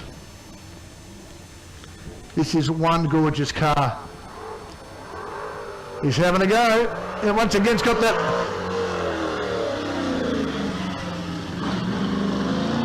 I have no idea what that is coming out of the bonnet. It's just like an angry hiss, isn't it, really, coming out of the bonnet gap? It's not happy. The best of all alloy construction coming our way. You can put a 44-gallon drum or 9 dead bodies in the back of a P76. Whatever suits you, whatever you think is probably the go. I mean, if you're wanting to take out the rubbish, ideal way to do it. Leyland P76. Leyland's answer to the Chevy Bel Air. Interesting enough, you know, that's the manual gearbox of those is a single rail forward speed in those Leylands. Here comes a Torana that he doesn't like. The UC Torana, that's car 127.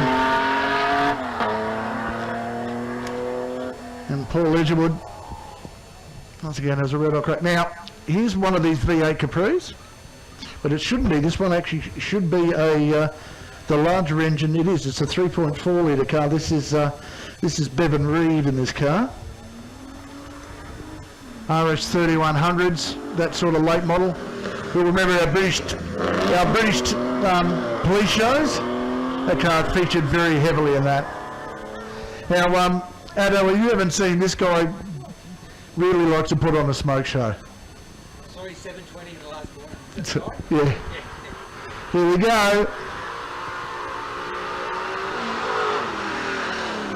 Yep.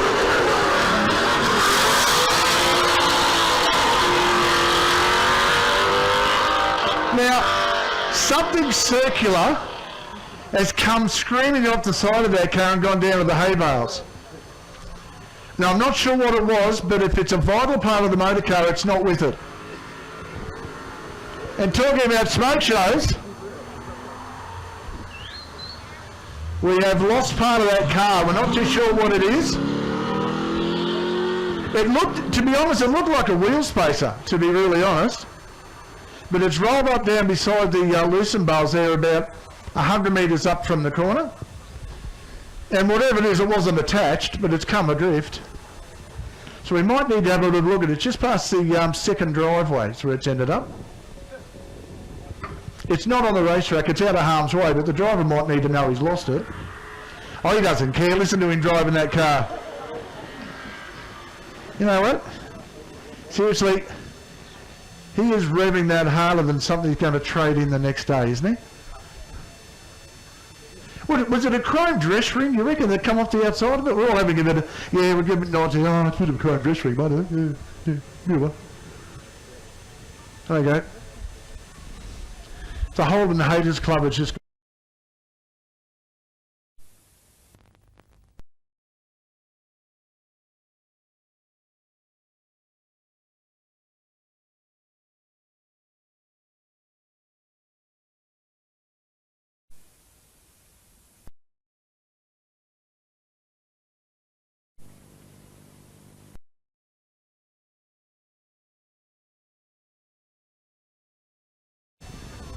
Yep, he's just rating it through. There was a bit of something come off the car to the driver's right.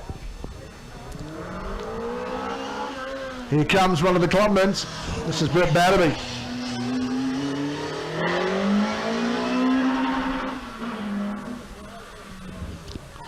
Found the red limited on that Toyota.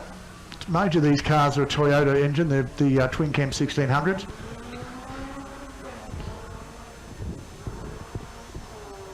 MGTF coming through. Builders a one make series. Tips it in and gets it through.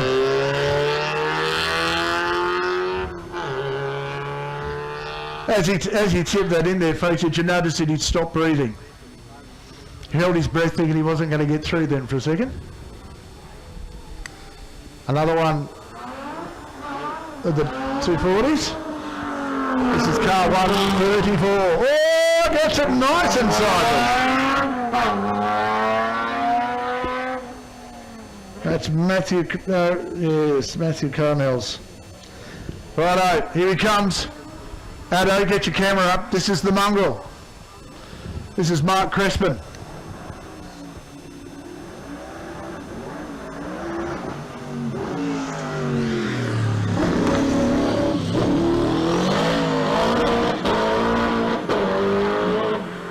This is the first time that car has been run since it crashed here last year. He actually binned it and didn't get a chance to run so he's had to redo it, had to repair it all and reskinned it and made it look pretty.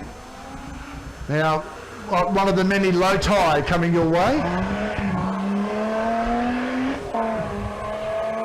because we can't call them Lotuses, so they're just low ties.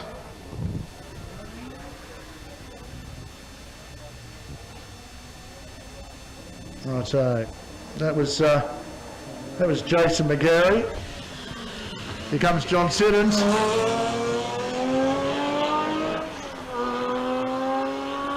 That is one rapid 240.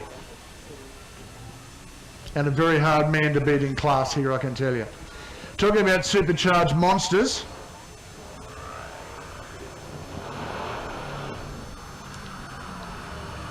This thing is gorgeous. Ready?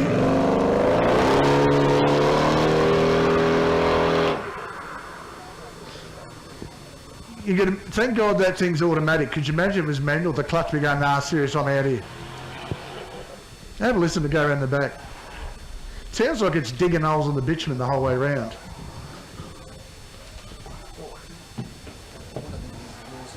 Oh, okay. Oh, whichever one you don't want. Here comes the quietest race car this weekend, which is really weird. Have you noticed that, folks? Even the Volkswagens are louder than that Porsche. I'm going to get in trouble from the Porsche people. It is Kent's car, Kent Classica. Yep.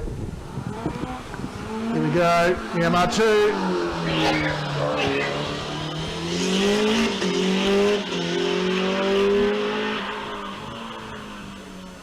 Imagine the guys at Toyota saying that's the car we wanted to build.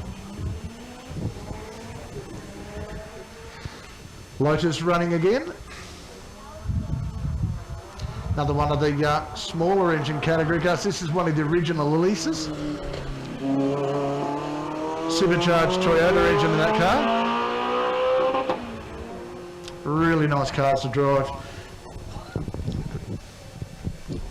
Good thing about them is the fact that gravity's your friend getting in, but it's not your friend getting out.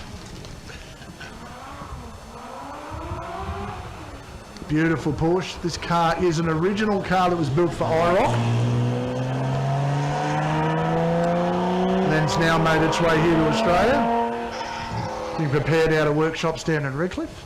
Good to see it here this weekend. Some interesting times for Speedman. Oh, yeah, I know. Few cars. 51.3 for John Siddons, a 51.9 for Mark Crespin, 53.2 for Matthew Cardinals in the 240Z. So there's some quick time. Oh my goodness, Michael Larimore a 47.4. Chris Johns a 58.7. Yeah, some fantastic times there. Larimore there, car 140. Which was the Toyota MR2, the turbocharged Toyota MR2, is one of the V6 supercharged Lotus Exige comes towards us.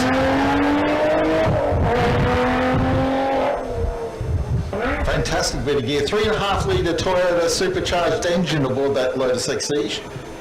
So not sparing the horses in the slightest. And this looks like Clayton Smith's Prima Clubman. Back end of that car is really untied. Doesn't want to go in the same direction as the front wheels. Alright, I got my, you got the workshops.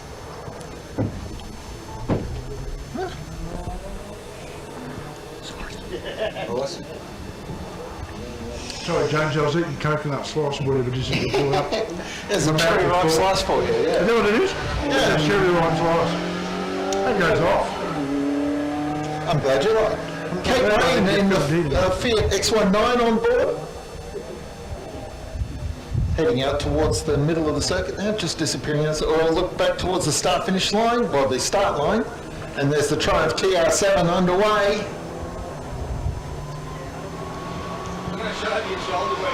This is Diane Fuller aboard this TR7. It's a 4-cylinder, 2-litre Triumph TR7 as opposed to the V8 model, which the people at Triumph very cleverly named the TR8. Funny that. But yes, Diane Fuller aboard the TR7 4-cylinder. I remember reading a review of the then new TR7 in Wheels magazine, and the journalist had spoken to one of the guys on the production line And he was asking him about how the car was and said, yeah, these are bad cars. These are really bad cars. And it turned out that ended up being the last car that Triumph ever produced. So nonetheless, a good TR7 is a really nice bit of gear. It's a rarity, James. It's like a diamond.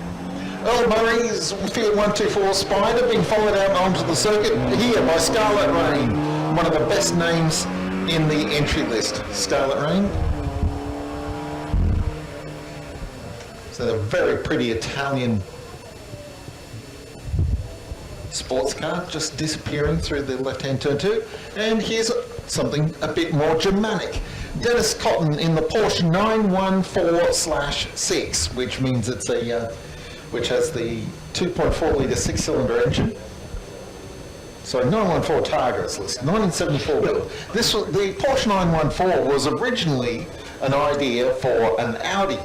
And Porsche said, okay, we'll design and build a car for you, and the four-cylinder version will be called an Audi, and the six-cylinder version will be called a Porsche.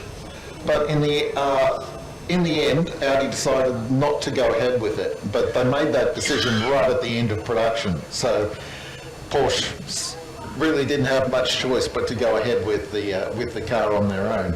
And it turned out to be quite the neat little seller for them. It became the new entry-level Porsche. For a long time, Porsche just had, the one model. It was the 356, and then they occasionally would do some stuff like 550 Speedsters and the like.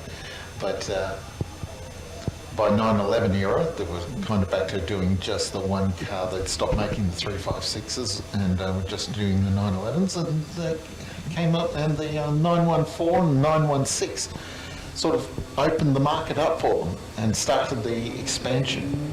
Skippy flags him away there, Jonesy. It's very non-standard rear spoiler. What's happened is on Dennis Cotton's 914 is they've just extended the boot so they can put the rear spoiler back a little bit further. First of the mechanical, mechanical fuel injection cars that they built back in those days as well. Yeah. So creating real problems for repair guys because of motoring seals and stuff. I know here comes the V8 MG. Flavio Paggioro. Isn't it funny you get a Fabio Paggioro driving an MG, which is a British car, but where's he not in some Italian supercar? Well, yeah, that does remind though of the great Scottish race car driver Dario Franchitti. Oh no, that's correct, yes. As another MG V8 descends upon us with the Lightning McQueen symbol on the door sign. Don't tell Disney. Be careful publishing photos of that one on the interwebs, because Disney comes after people with the Lightning. No, it's only a 95 on the side. He's not Lightning McQueen. He's not going ka-chow. Dave Roberts, of course, that MGB 6-litre Chevrolet, and here's the Porsche 904. Wow, that looks and sounds fantastic. Anthony Salpietro, I should say.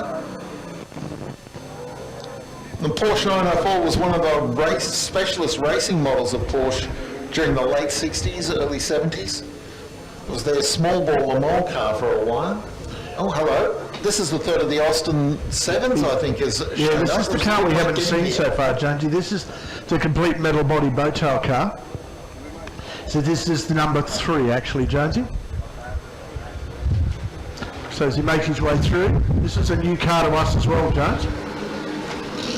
The bow tail is quite evident by the shape of the back of the car.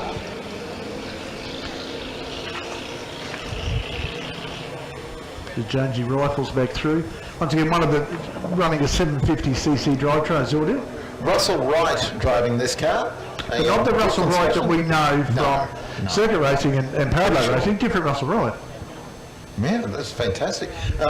Raced at Speed on Tweed back last couple of decades ago, and has been here at Leyburn for last. Didn't do 2020, but was here from 2019 back to 2015, and gorgeous. And that car is 96 years old. 96 years old. Wow. Now, something that is not 96 years old is the car that's on the start line there that looks like, is that Brent's MX-5? Actually looks, no, that doesn't look MX-5, that looks Toyota 86 from the, but I didn't see a Toyota 86 in the entry. No, it's coming out of order, Jonesy. No, it is Darren Brent in the Mazda MX-5. It's a 4th generation Mazda MX-5, That's right. called the ND. That's the gentleman who had the rather spectacular save at some point, if you remember. Yes, Very- indeed, very yeah. On his good practice cheer, run almost didn't go well, but he's very aggressive, Darren Brent. He pushes very hard. Not that time, no. It was neat rather than aggressive. Very competitive. Was runner-up in the Target Tasmania in 2007 in his first run in an RX-2. So he's a bit of a Mazda feel.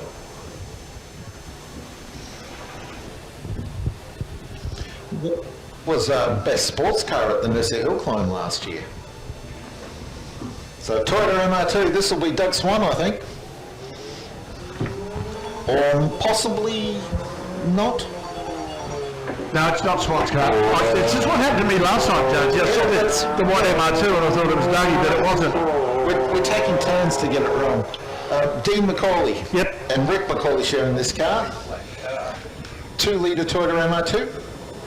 That's the obvious problem. I can't Now here's Bernie Stratton, in the Mazda MX-5. The regular husband, Brad Stratton, and Bernice on occasion they man the safety car for Supercars and for the Bathurst 12-hour. So former touring car driver Brad Stratton himself, although this is Bernice on track at the moment in the MX-5. Here's the RX-8 of car 160.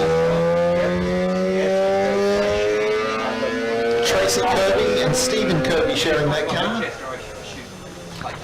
Just thinking about the Strattons, Jonesy, they just recently celebrated their wedding anniversary. 50 years married. No, it's not that long, but plenty. Married a long time.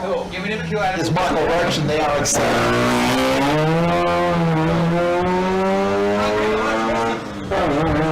That's the proper Mazda RX-7 we know and love from 1980s touring car racing. Okay.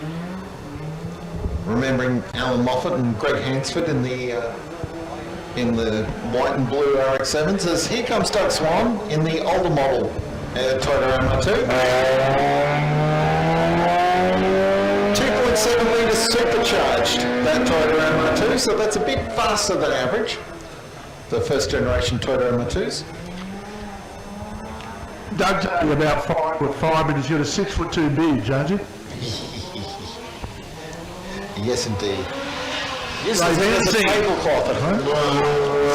Ray Vandersee in the Skeleton G-Force, 6-time winner of the Leyburn Historic Sprints in this car, or variations of it, for a lot. Although when he started here, a particularly aggressively modified Westfield, which was called the Van Diemen.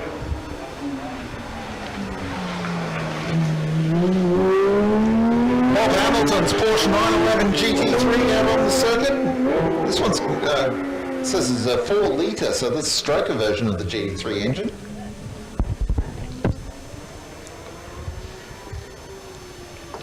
It's not something that shoulder normally pulls them up, Jonesy.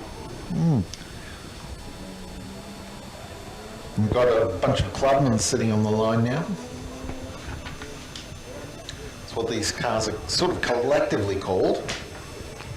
Lotus 7 being the most famous of all the Clubmans, and continued today by Caterham as the Caterham 7. This one, Tracy and Bruce Coombs sharing this car. It's a 4AGE Toyota engine in this Westfield. Popular over in England is actually the motorcycle engine Honda Blackbird power cars. They run a one make series of those over there, and a friend of mine's actually got a road going version, Jonesy. Now there's a 5-tier Caterham. That's a big hit. Almost straight on. And That is a big hit, Jonesy. Yeah, it was. And it was something solid in there as well. Look, it's just the nose of the car compacting, I think, against the hay bales. The driver's out of the car and he's moving, folks, so he's A-OK. Well, so that's Tracy Coombe out of the car. the noise, that braking noise was the uprights being torn away from the chassis, that noise that we heard here. Oh yeah. See the This is going to need a flat toe. Yeah, the front left corner is no longer properly connected to the rest of the car. Just understeered through the corner slightly. Just There's nothing at all on the front. No, there was no chance that car was actually turning. It was like the throttle jammed open, to be really honest. Actually, yeah, it did seem to sound too loud, maybe. Although we're just guessing at the moment.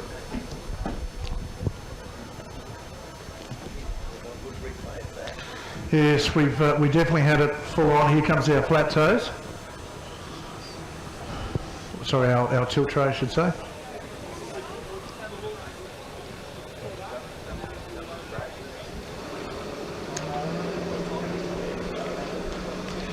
So not only will we need to remove the race car here, but we're going to need to move some hobos around. But folks, she is okay. Give her a round of applause. She's fine. She's okay, but the wallet's gone into shock. We need to call medical for the wallet. And for Bruce Coombe as well. No, he'd be fine. He'd be more worried about the driver than anybody else, mate. I can tell you now.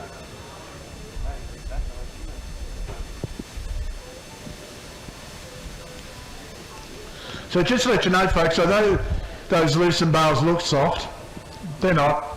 No. They're actually quite compact. I remember I took a photo of it in the aftermath of a Mazda RX-3, having gone through one of the hay bales here. Oh, this is probably 20 years ago now. And when you hit when you take one of these hay bales and spread it out, that covers a huge area. They're really tightly compacted. So yeah, there's a lot of hay in a hay bale. Well, And thanks to, of course, Collins Hay. No, that was the little Clubman. Their support of the event and for providing a lot of these hay bales. So the Collins hay baler moving around the circuit on various occasions.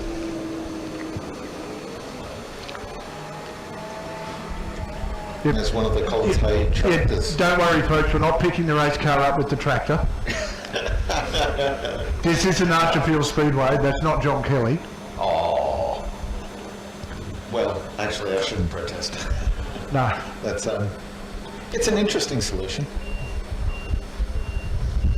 It's not F1, we're not going to pick it up by straps and carry it off the edge of the racetrack either. Oh.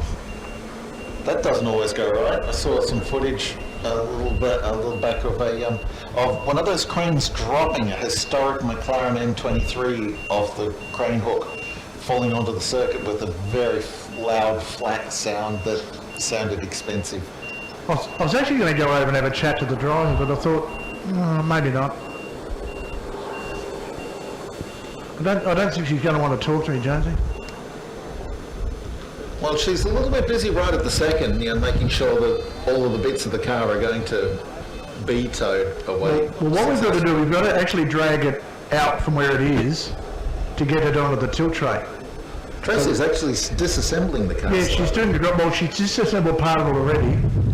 She's just took the bonnet off. Yeah. Now, Westfields are a kit car, but kit car doesn't mean they come apart like Lego. No, it's better to say. This is not the Lego version. Yeah. She's not Lego lady. No, Westfields come from the UK. They don't come from Denmark.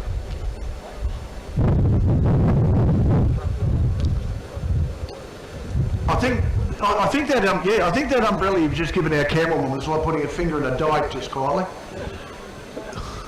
At least you can hide under it. More for the sun, but yeah. Oh no. I can see a Mary Poppins style disaster occurring here. Oh yeah. Imagine she drifts off across into the helicopter path. Oh, don't do do that. You can, if it starts to drag you up, let it go. All right? Don't hold on to it. You're not Mary Poppins. Okay? You're mixing your Disney movies there. A little bit of Frozen stuffed into Mary Poppins. Let it go, Mark. Let it go. Okay. I'm good. How are you? So I'm catching up with people I haven't seen for years at the moment. It's been great. But my phone's been going berserk. People have come up saying hello. One bloke texted me, "Girl," I said, "I thought you were dead." Ray Vandersea set a 49.6 on his lap, just by the by, and Bob Hamilton in the Porsche GT3 of 56.9, so there's some decent times. You'd imagine, a few years ago, James, your 49.6 was outlandishly fast.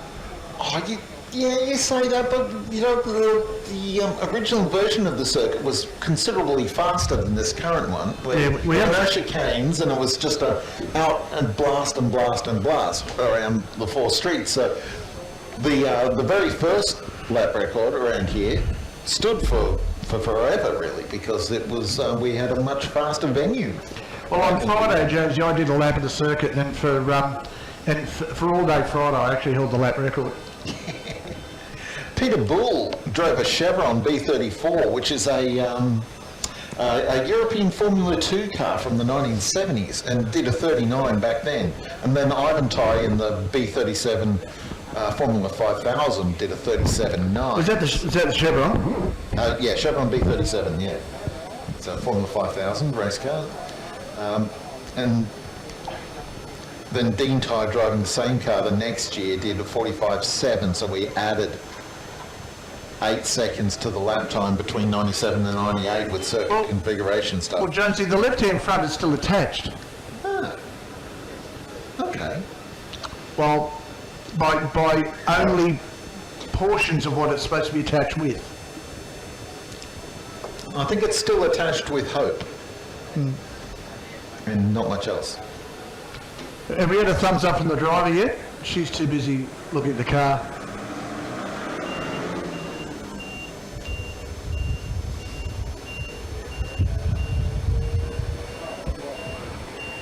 Don't necessarily. I mean, Tracy's only a few less than 20 metres from us here in commentary, but I don't want to distract her while. No, I was getting out of a chat to her, but she's, it's. I don't think it's nice to have when you've damaged your car, to have a microphone put in front of you. Unless you're a seasoned professional. Or you're an unseasoned professional, but you're just working for a TV network. Yeah, that's correct. That's the other way to look at it, I suppose.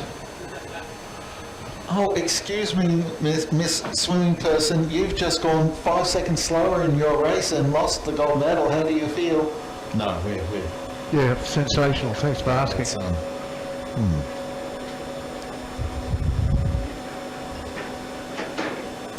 Am I being mean now? So we get the Westfield up onto the tray here, and maybe it's repairable. Well, that's one of the advantages of a kit car is, they're basically just a collection. If you've got the parts to hand, you just swap them out. And as long as there's no damage to the chassis rail... I think you're being extremely optimistic, Jonesy. Yeah, well, I'm trying to be.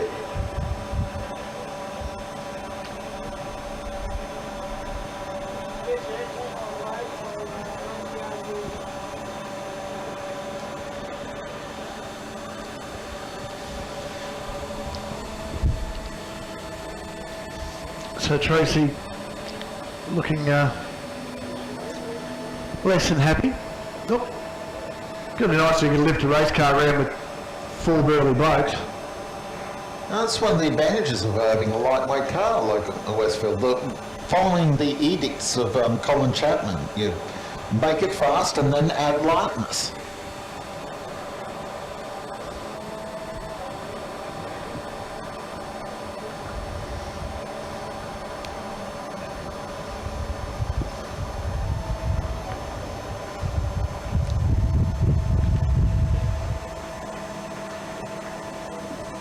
And up she goes. Fantastic kind of race car, really, the Lotus 7. They just basically just put a square box that could run on the road, bevel the front edges of the car a little bit so that you could have the front wheels being an outboard, rather if than it's- inboard design. It's like a ladder chassis, Jonesy, really, in all honesty. If you get a chance to see underneath an early original Lotus 7 compared to something that Westfield or that Oh yeah, that thing are making now, they are remarkably different cars, and yet they weigh the same, and there's far more bar work in the new cars now. So pretty amazing. well, Tracy's car here, this Westfield, is powered by a Toyota 4AGE 1600cc engine, so certainly not period for, say, a Lotus 7, of course, but, you know, it's a 2014 build. So they were, I mean, the 4AGE was the same, basically the same engine that ran in the Toyota Corolla touring cars throughout the 1980s and into the 1990s. So a well-proven and very effective product.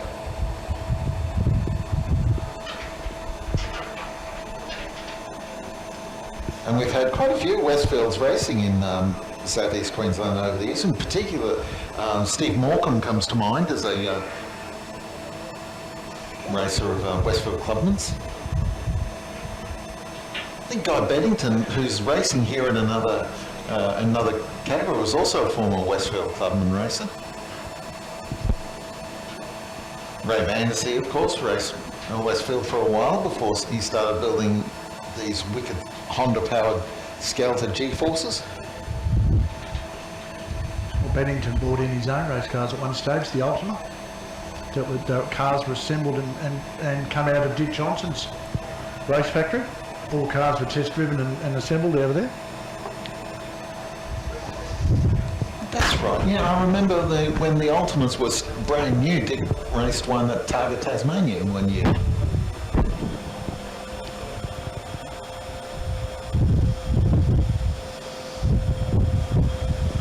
The cars were all painted out of the panel shop in Redcliffe, believe it or not. There's some interesting cars that have come out of, like Crespin's Mongrel Cobra comes from that, from there as well, doesn't it? From It's DJR? got a full DJR drivetrain. Yeah. Mustang engine. There was a time where, briefly, where the Dick Johnson Racing was building hot Ford Falcon road cars. Yeah, the Grand Prix turbos.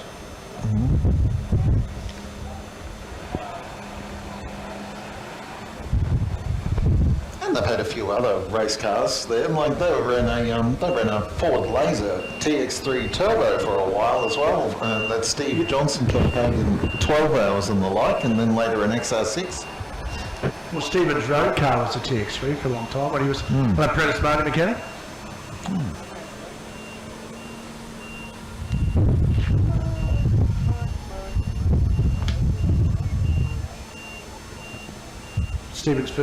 One of Stephen's first race cars, in fact, was a Datsun 1600. If you Yes, indeed. Mazda rotary powered Datsun 1600. One of the beautiful things about sports sedan racing is you get a weird and wonderful, as you said this morning, eclectic set of car and engine combinations. All it has to do is look like a road car in silhouette, and to a certain extent you can go to town after that. Maximum engine capacity of 6 litres. And you'll see some examples of that here this weekend. We've got a few sports sedans in the entry list, perhaps the most obvious one being Chris Taylor's Holden Commodore sports sedan. The old Brian Walden sports sedan from the 1990s. Brian Walden's son Garth was briefly a supercar racer and runs the Garth Walden Racing team out of Sydney these days.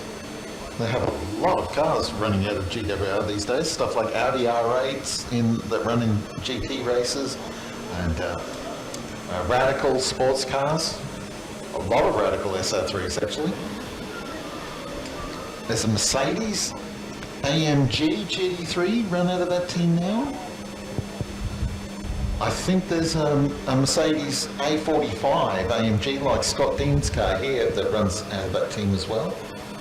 So one of a number of professional motor racing operations here in Australia that doesn't run in supercars. We have the Australian motor racing scene's one of the strongest in the world, and there are a number of professional motor racing teams dotted around the country that don't run in supercars.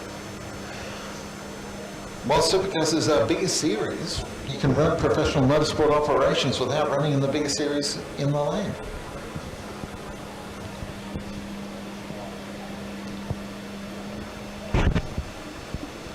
We're just adjusting the alignment on our hay bales.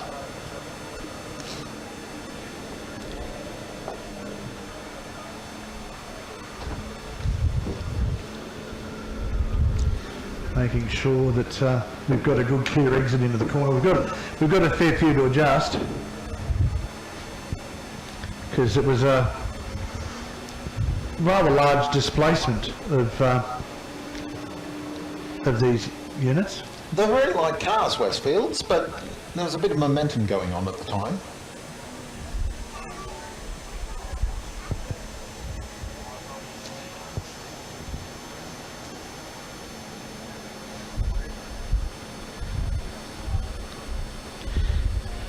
I was going to say that Westfield really didn't get to turn right and go west, it sort of went south at that particular point. I think we're grabbing the other... Well, the car was certainly directionally challenged. Yeah, it was, yes. The change of direction actually didn't happen. It was delayed momentarily. One of the fantastic things about coming to Leyburn is more than just the, for me, is more than just the competition vehicles. There's so many road cars that have been brought here by spectators, by officials, by all manner of people attending, and there's some glorious looking cars. And I'm just looking back past the Westfield on the trailer here to one of the houses here. You talk about the four mainline ute over there? No, I was like, oh, is that what it is? There's a tree obscuring the rear end of the car, and I was wondering. I mean, iron it off all weekend, Jonesy. I gather it's for sale too, just call it. Well, it's a gorgeous looking car and a credit to the current custodians. That's beautiful looking. Here comes 1950s utility. Here's the tilt tray with the car facing in all different directions.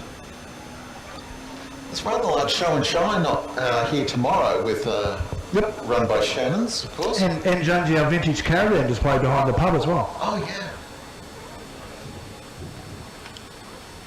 So there are a lot. So even if you're not really a fan of motor racing as such, there's a lot to see here at Leyburn.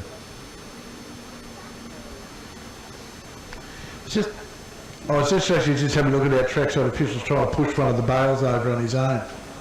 Thinking that's the ultimate optimistic sort of thing, isn't it, really? Yeah, hay is surprisingly heavy when you put it into a really large... They wrote a song about it, Jonesy.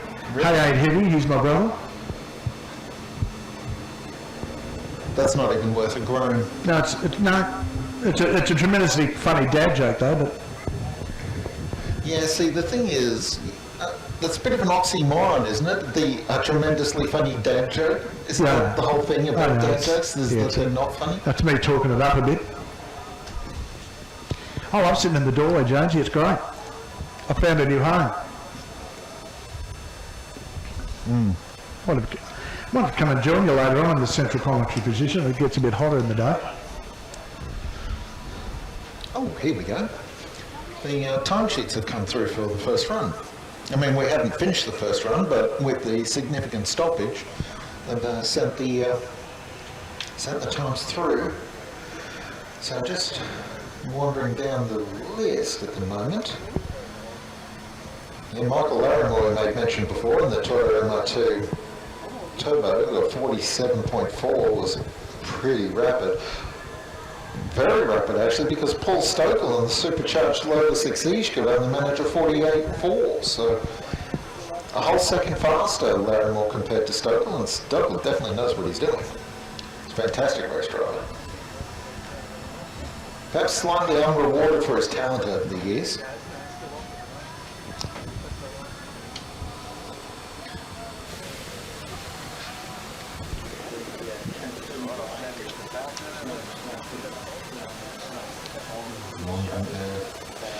Batham's cars.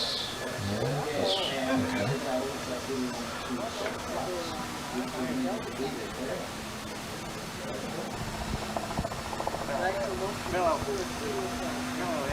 Well, look at this, Jonesy. We're just about to manipulate and work on our stuff. Ray Vandersea set a 49.6 in the Skelter G-Force. Just looking for sub 50 times at the moment. Well, Glenn Amos, as we know, 41.6, fastest time from the first run in the Gould GR55. 42 for Warwick Hutchison, right? Yeah, 42.7 for Warwick Hutchison, then 44.1 for Brett Bull and the Van Diemen. Stephen Woodbridge in the Dallara Formula 3 is 46.8. Neil Lewis in the Fly 1 on the 47.0. David Quelch in the DPQ Special on the 49.2. It seems James the Hayno timing in the tower Empire 1 holds a 55.8. magical draw for racing drivers and their machines. Just as it did in 1949 when it hosted the Australian Grand Prix at the Liberator Airfield just outside the town. And in 1996, drivers from all over the state converged on the small town to take part in the Around the Houses style sprints, which attracted large crowds. It's where cars on trailers, trucks and crews, 200 drivers, 10,000 spectators, rescue teams, officials and organisers meet to produce 2 days of extreme fun and excitement. And now, in 1997, with a 200-strong field, and some from as far away as Victoria, Leyburn looks set to once again become part of racing history, with the running of the second historic Leyburn Sprints. And now, let's go racing.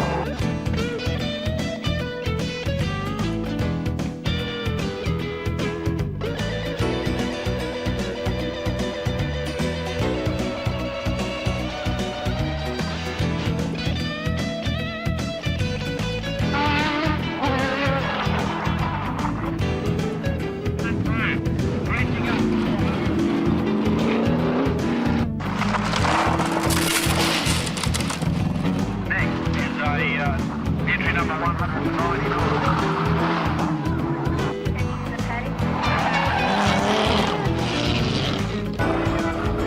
Coming at you.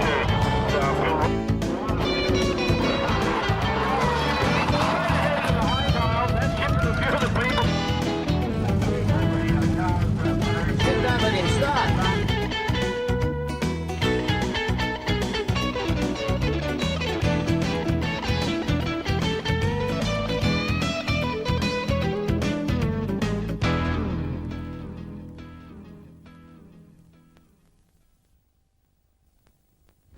Okay, the first car away, car number 11, Chippendale, driving the little, we'll get on here.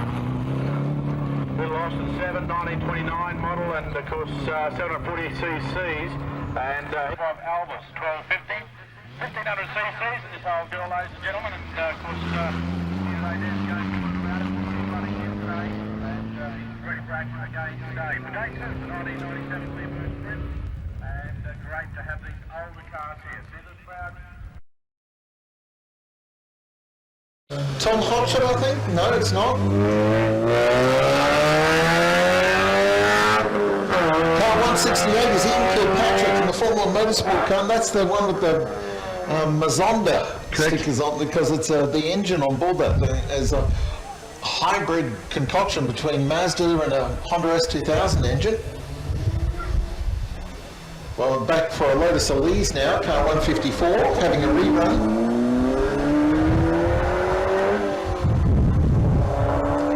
Quite interesting to see the different line they're all taking. They've been made aware there's debris on the exit of turn 1. I can see Skippy's been leaning in to let him know.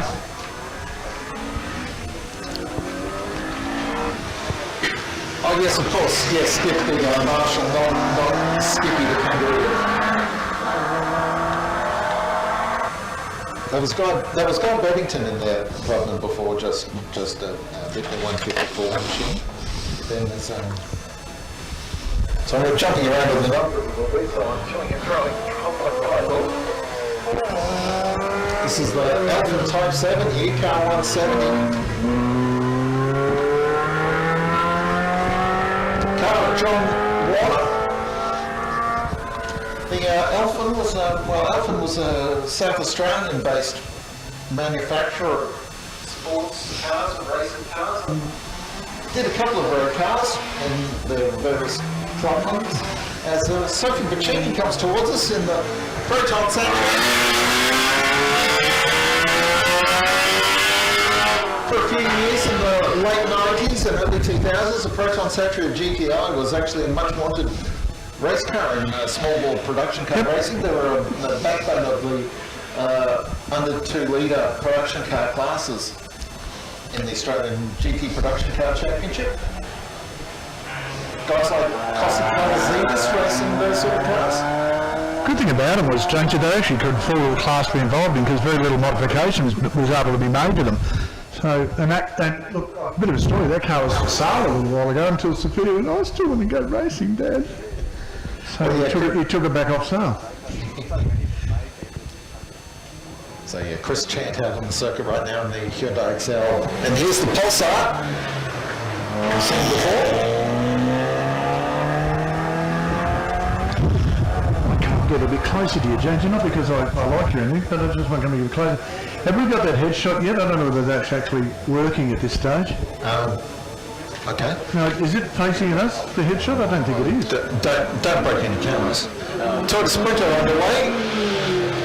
Graham Crane, 175. Devon Taylor just spotted by in the Holden Sports sedan, did a 63.2, so time to come there. Warner has done a 62.7, Paul Bacchini a 62.1, so we've lost a bit of time out of the circuit. Reynolds did a 52.9, so maybe it hasn't lost it. Hackett a 57.7. Chris Champ a 63.1 as the new Beetle goes by. Yeah, once a turbocharged Beetle. Good to see. I've been waiting for the evolution of those cars. We remember the Hippies car, if you remember, years gone by, and in production car racing in Australia. The car run by the Palmer company. I remember the Supercar Commodore with the heat response. No, I'm sure it was anyway. It was run by Ross Palmer, that car.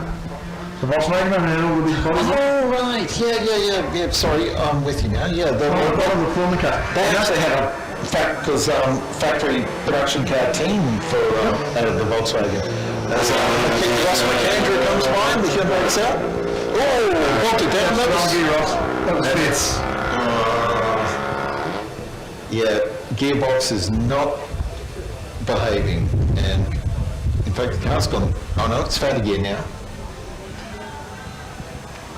Suzuki Swift.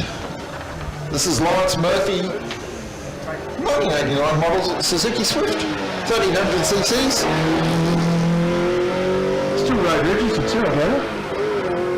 There was a brilliant one-make series for Suzuki Swifts in 1995, but unfortunately it was cancelled after a year because it was so competitive that there were a lot of crashes.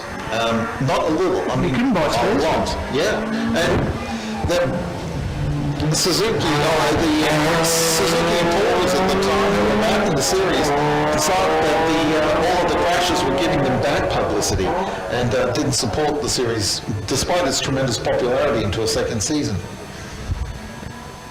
It was a shame. Brent Ossington out on the circuit in the Hyundai Excel, another Suzuki Swift coming through. This is Car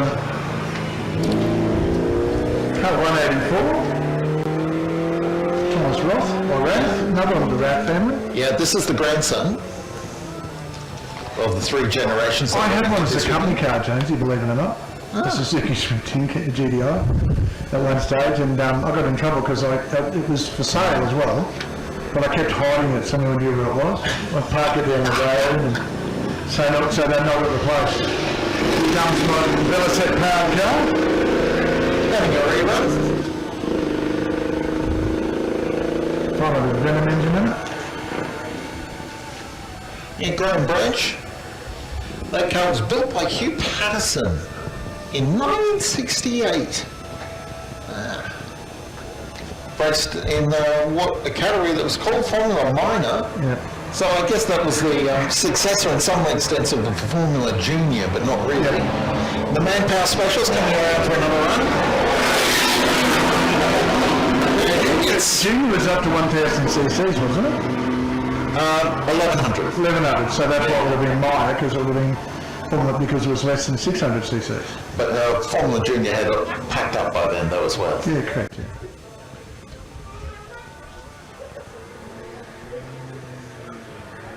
And Brad Stratton underway in the Alfa Maloa. Oh, this is one of the prettiest race cars that's ever been built in Australia.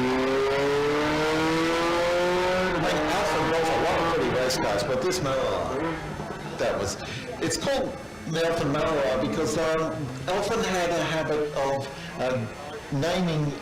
they'd name their race cars after the first circuit which that race car won a race at.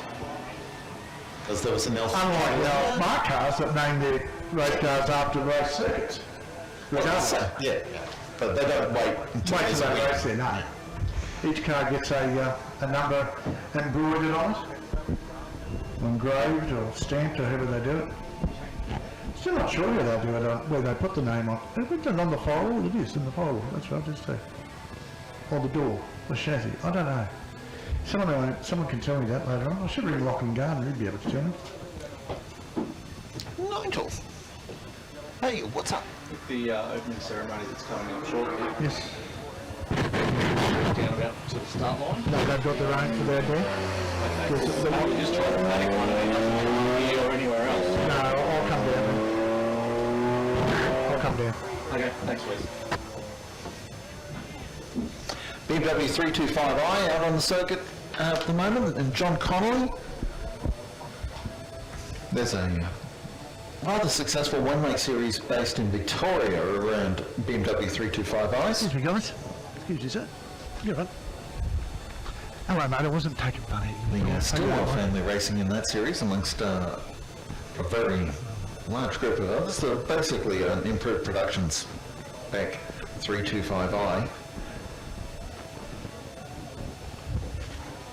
Liam G and Michelle on the start line now in the Toyota Celica. Second to last Toyota Celicas that were built. This one's a 97 model.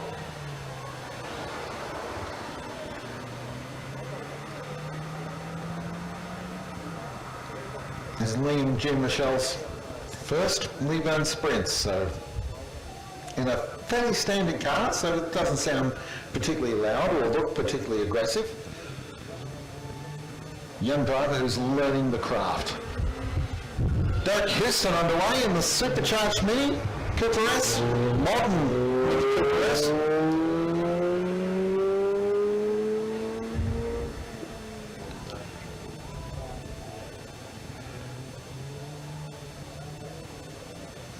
Another one-make series, of course the Mini Challenge, ran here in Australia for a number of years.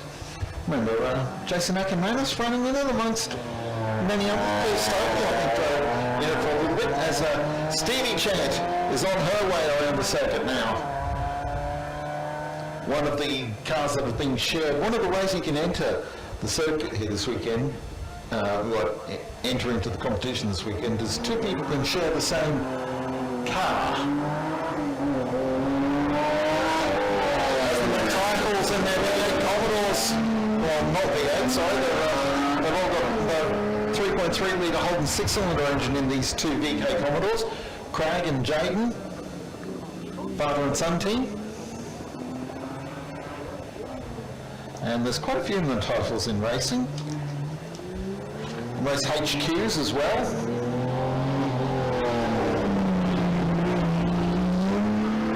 Oh, Jake Van Dyke wags the back end of his Commodore through turn one. Stepped out.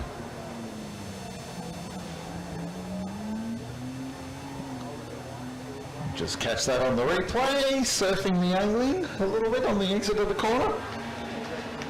As Richard Markham gets underway in the Peugeot 405, 2.2 litre.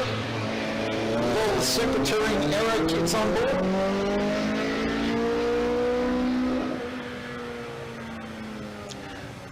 And a few Peugeot 405s running at Bathurst for a few years, both in touring car spec in the Bathurst 1000 and also in production car spec in the Bathurst 12R.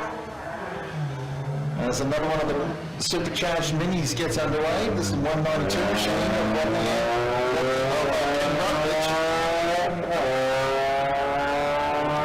just looking at the recent lap times, Lachlan Keeley's done a 56.7, that's a great lap. 54.1 for Graham Clay. In the, I think there was a Torana 2. 52.9 for Dick Reynolds, although that was a while back now. 57.0 for Grant Ossington.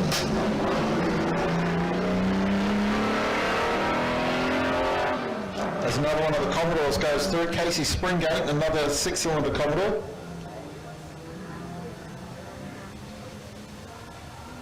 We go back to the start line to see the Falcon XR8 smokily, no, not sorry, that's a BMW. John Truman's BMW E36.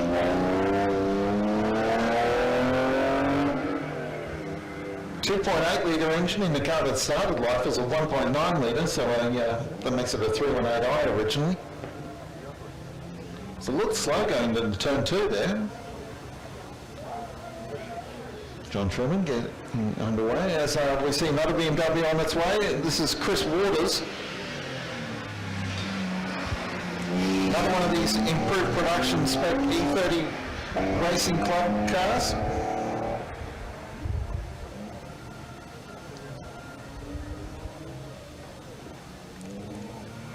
Looking back towards the crossover, well, it's not strictly speaking a crossover, but it's oh, now we go back to the start line. This is the Falcon XR8 of Jeff England, the original Falcon XR8, this particular EB series, number 9, 1991 EB Falcon.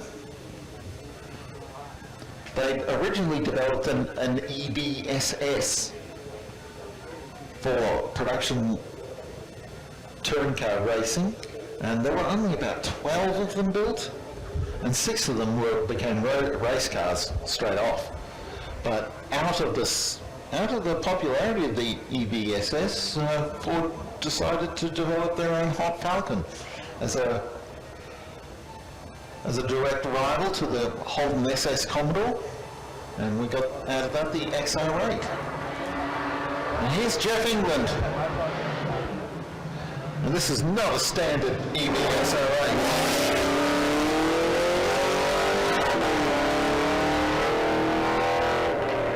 Glorious does that car sound. Very nice Jeff England XR8 Ford Falcon. And here's the XR Fairmont of Darren Hansford.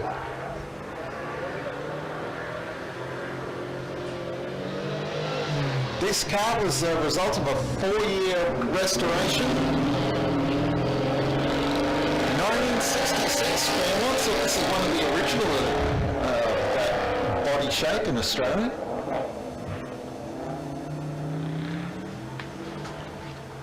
One of those cars was in the entry, as in the Falcon Sprint version, but unfortunately had dramas last weekend in Queensland Raceway, racing that car in the Australian Trans-Am series, so I was unable to race today. Des Thomas in the SS Group A Holden Commodore, that was the original SS Group A. There were 4 different SS Group A's over the history of creating homologated Group A cars. The first 2 were built by Peter Brock and the Holden dealer team operation. The latter 2 built by Holden Special Vehicles.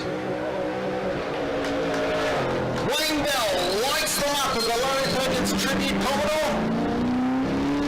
Fires it round through turn 1, heading towards turn 2. So we've got a couple of tribute cars this year, not as many as in previous years where there was over half a dozen of them racing as a class within a class. This is Simon Boss Walker, and this car is a former V8 Ute racer. This was a car that was raced by Andrew Fisher, the Jesus Racing team. Andrew Fisher these days runs in Touring Car Masters with a GT Falcon. The challenge is on, judges, to get to the first corner quick enough out of the replica supercars. Well, yes indeed, because there's the second of them now. The Peter Brock tribute car of Mike Bramwell. Oh, he's gone into the hay barriers here, the same barrier as Tracy Coon. But he's ploughed on regardless. The front guards are bent over the front left wheel and it's got a rubbing tyre. He's trying very, very hard, but he's knocked the hay bale out of position.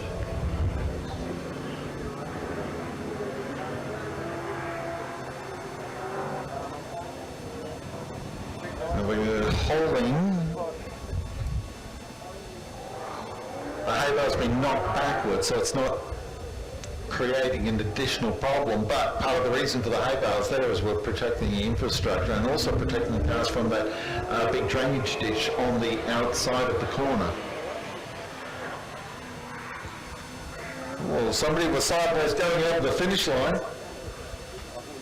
I assume that was Bramwell.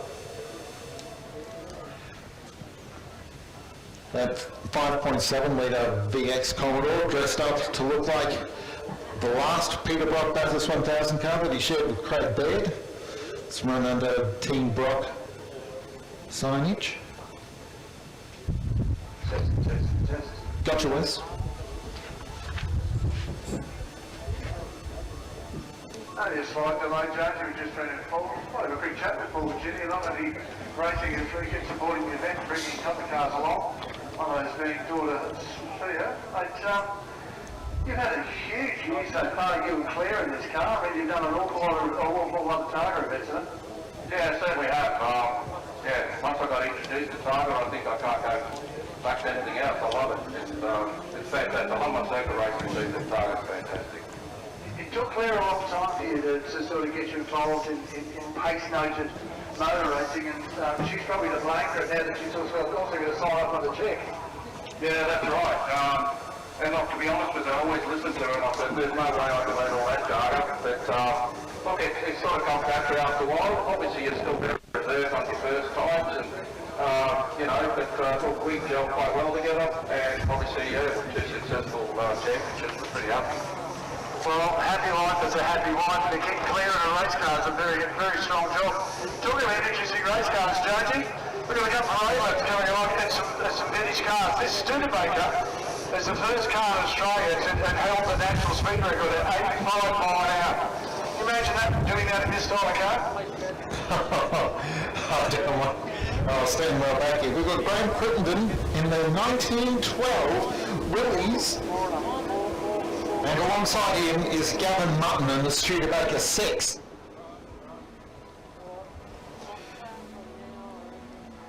Now the Studebaker is the car that's on driver's right, spectator's left, I guess, if you're up here at turn 1.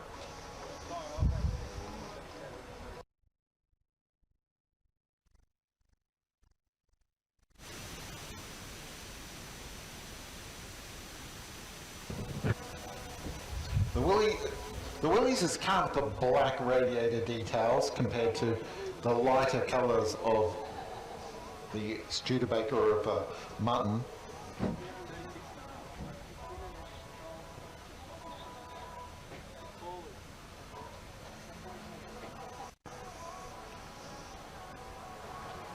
These two cars are around 110 years old.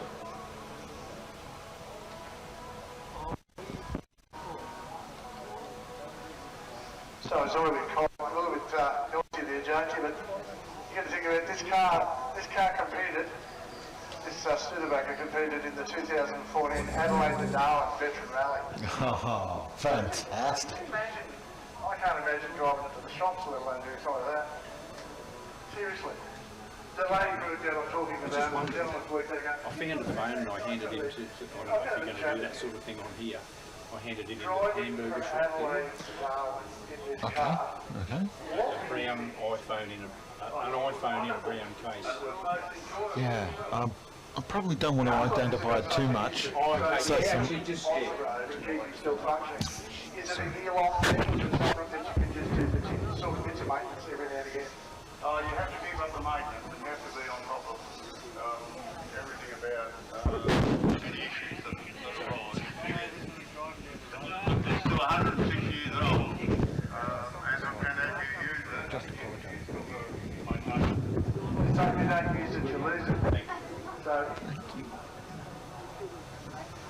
we're just going to get a couple of cars past and I'm going to come around the other side because normally the job of the navigator of the passenger in those days was sometimes you'd be winding the fuel and pumping the fuel into the car. Nothing to do with sitting. It's true, but now and again you do have to do a little bit of pushing. But that hasn't happened for about 10 years. It's running really well. Well, that's a good thing. It's been running for 10 years. I hope so, because it looks as if we're just getting my boxes up. Once again, some of these cars just go on.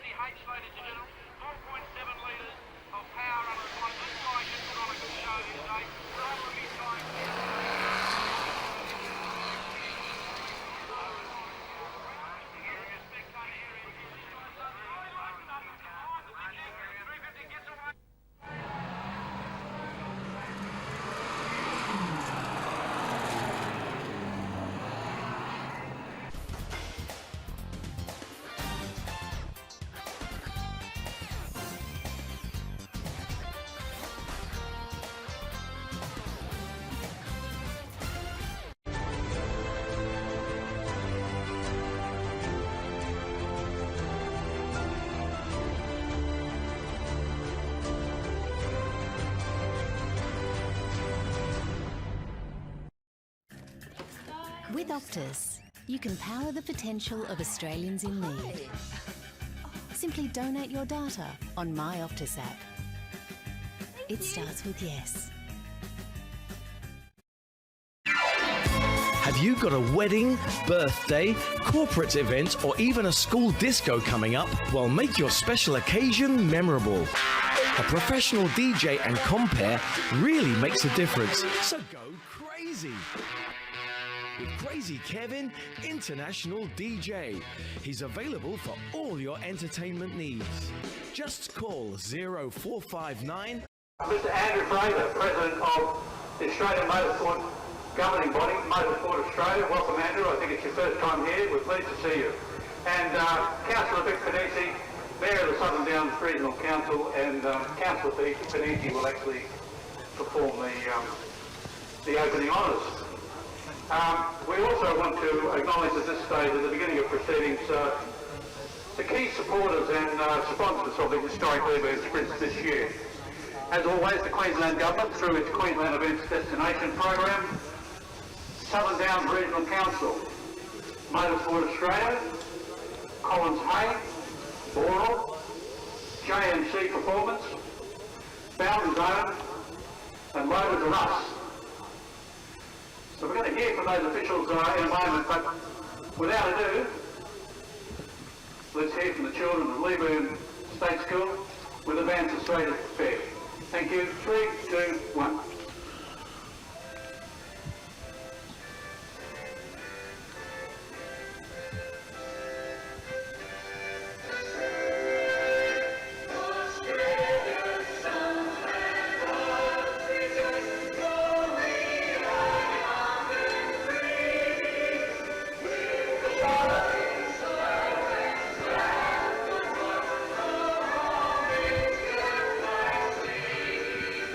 Ah!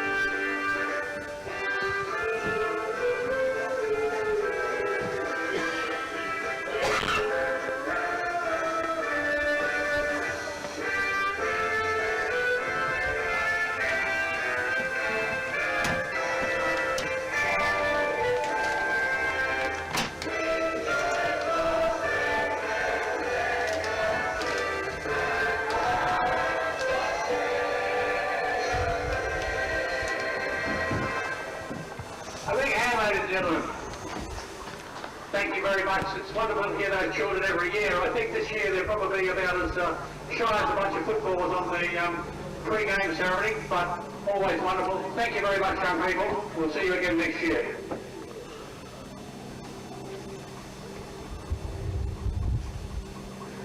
Now, as the start line is cleared, I want to tell you about the four cars at the moment. At the front of those, the 48 Roadster and the red Ford Mustang, both cars that belong to the late Mike Collins, the founder of this event and the race director for 25 years. Mike unfortunately passed away a couple of months ago, and earlier in the year we also lost the assistant race director, John Mellon. Both of them deeply missed. So in tribute to Mike and John, Mike's sons Paul and Chris shortly are going to do a parade lap in their father's cars. Now behind them, and somewhat slower, are two very, very historic cars. And as you see them now on the start line, they have not been together for almost 106 years. On Christmas Day, 1916, these two cars raced on the beach at Southport for the first Australian land speed record. The winner by just about a bumper bar, if there was such a thing in those days, was the Studebaker. Congratulations, but both cars went on over the years to set some very significant records, endurance and distance records, before they fell into a little bit of disuse, I suppose, with a reunited here, and they're both the subject of a book called Car Wars Down Under that was released recently when the author discovered this extraordinary race that took place. And it just so happens that the cars, the Willie Overland is still here, of Grand Prix, and the Studebaker of Gavin Mutton wasn't quite so complete. Gavin found all sorts of bits and pieces to build this car. Some of them on the back of something like a corn harvester up on the Darling Downs, I believe. But here they are. So when these four cars go around at the moment, please, ladies and gentlemen, give them a big hand because you're seeing a very rare sight. Now we'll move on to the opening ceremony. I'd like to introduce to you Tricia Chan, the president of the historic Leyburn Sprints. Thanks, Chris, and thank you to everyone for coming to the 26th Historic Leyburn Sprints. It's an absolutely awesome turnout, not just competitor-wise, but obviously spectator-wise, and obviously with the weather the way it is, it's an absolutely cracking weekend. Thank you so much for coming back and supporting us, and welcome to all our interstate travellers once again. Last year was Queensland only event, which wasn't so bad, but it's still great to have all our interstate guys coming and being with us as well. So just short and sweet from me, but thank you so much, and thanks so much to my volunteer committee for all the hard work they do, and the hard work they're still doing right this minute, and all the volunteers, not only the officials, but also the townspeople volunteers that come out in force each year to help us put everything together. Without them, we wouldn't have what we have today, so thank you. Thanks very much, Tricia. Now over to Andrew Fraser, the President of Motorsport Australia. Andrew, the Queenslander, we're very grateful to say, and we're very pleased to see you here this weekend representing the governing body of motorsport in Australia. Thanks, Chris, and thanks everyone for your attendance. At the outset, I want to acknowledge the support of the Southern Downs Regional Council and the Mayor who's here, and also the Queensland Government through Tourism and Events Queensland to put this great event on. It's a fantastic beat to the history of motorsport. And the great way that motorsport can be a huge community activity. So I hope you enjoy what is going to be a cracking weekend. I'm really pleased to be here on behalf of Motorsport Australia. Thanks everyone for your attendance, and thanks for your support of Motorsport Australia. Thanks very much, Andrew. A very significant point, of course, is that, as you know, this event was founded to commemorate the running of the 1949 Australian Grand Prix. Well, which represents, of course, as the promoter of the Australian Grand Prix at Albert Park every year, the Formula One event. So who knew in 1949 that this eventually would morph into something as huge and spectacular as what takes place every April. I think it's going to be in 2023. With that, I'd like to introduce you to Honourable Shane King, member for Kawonga, representing the Minister for Tourism and Sport. Please come on, Shane. I believe you're a very big motorsport fan, so we're very privileged to have you here. And thanks very much, Chris. It's an honour to be here once again representing Sterling Mitchell, the Minister for Tourism and Sport. I'd also like to acknowledge Mayor Panisi, Mayor for Southern Downs, my colleague James Lister, MP, who can't be here this weekend sadly, but we were in Parliament last week and he said he really would love to be here. I am, thank goodness. Also Andrew Fraser, my friend, good to see you here as well. And I just think I can't not thank Trish Chan and the team who put this together every year, and what event it is. Let's give a round of applause to them, please.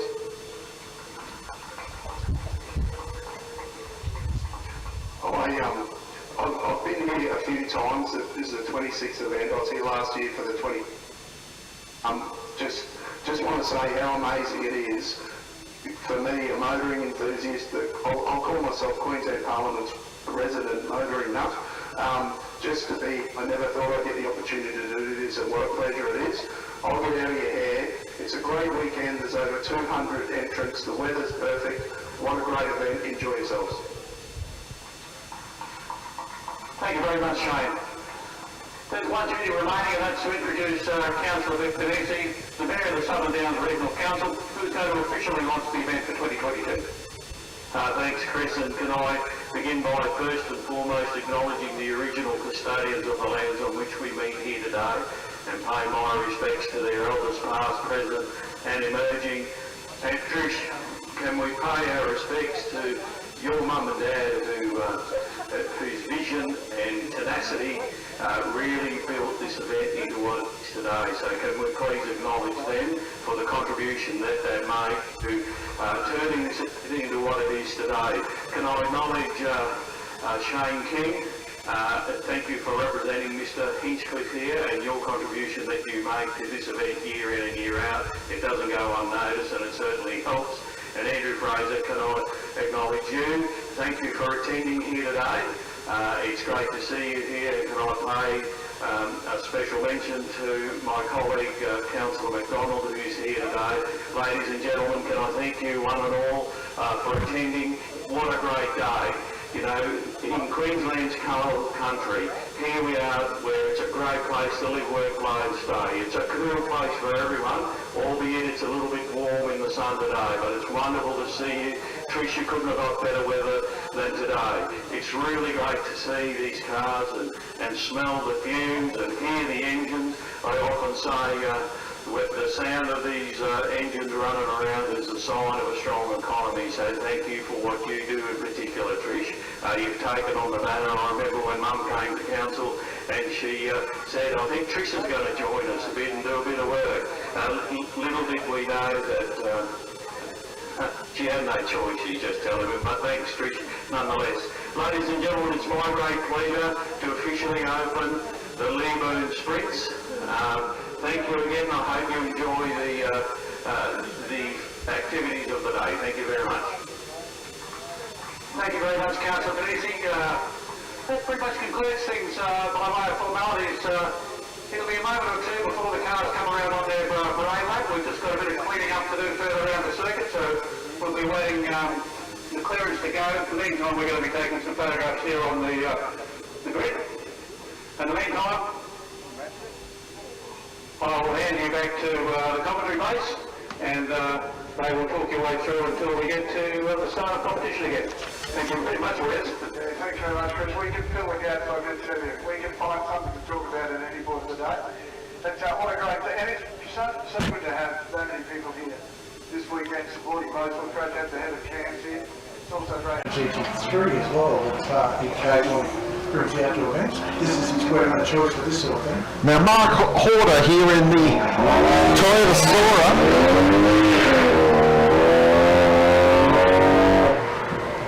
Plenty of squirt on board that car, 3-litre turbo. It's basically the drivetrain out of the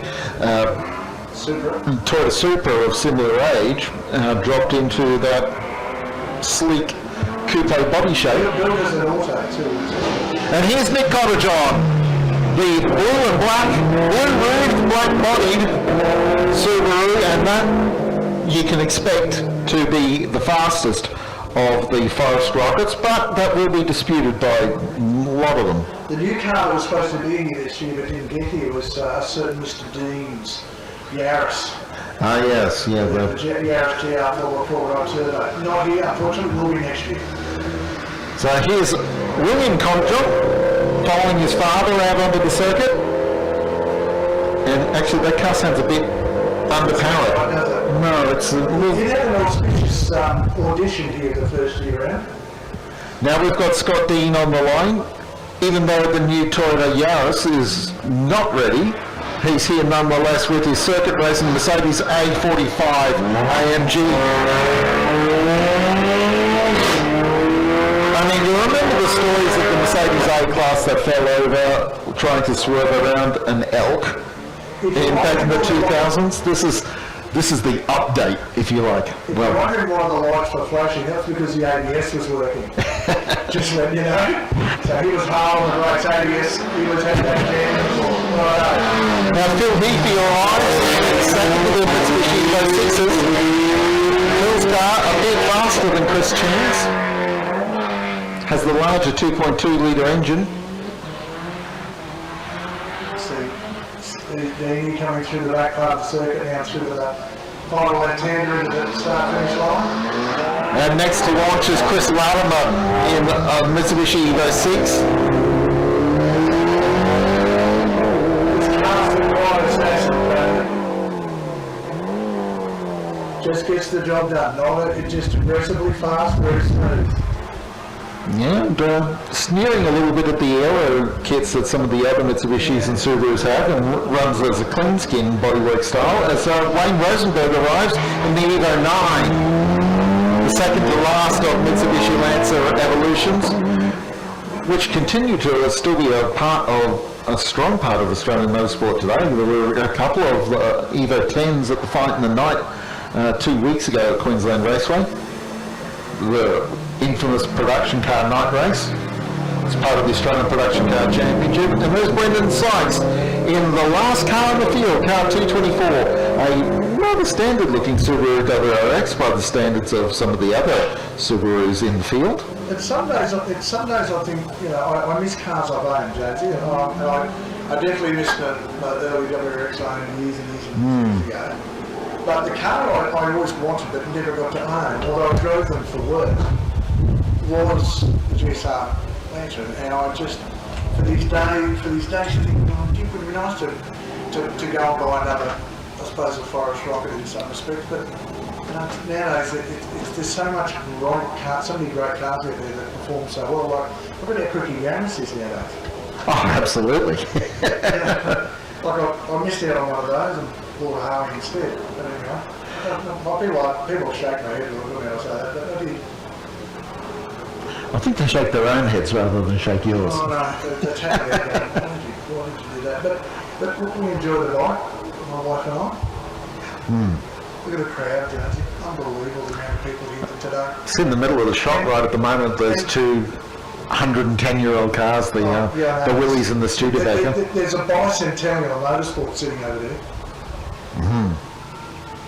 What gets me, Jonesy, is that I'm having so much fun here, but the people who are laughing the loudest are over on the final turn in the grandstand. Led to believe we've been keeping them all excited over there where our camera position is to catch the final couple of corners. So to you guys, hi, and thank you for coming. Hope you enjoy yourself.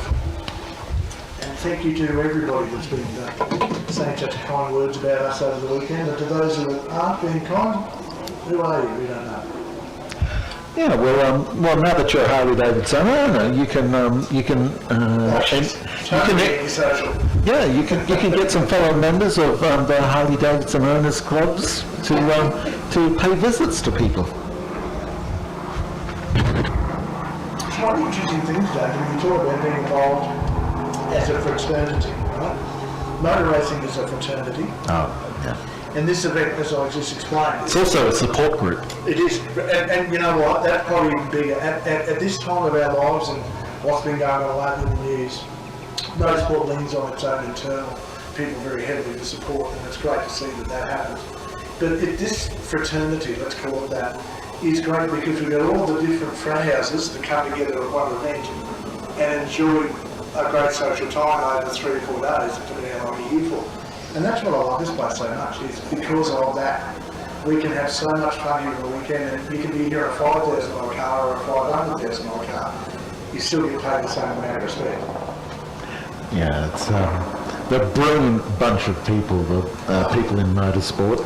Some of the best times in my life has been at race meetings, particularly exactly the same thing, James.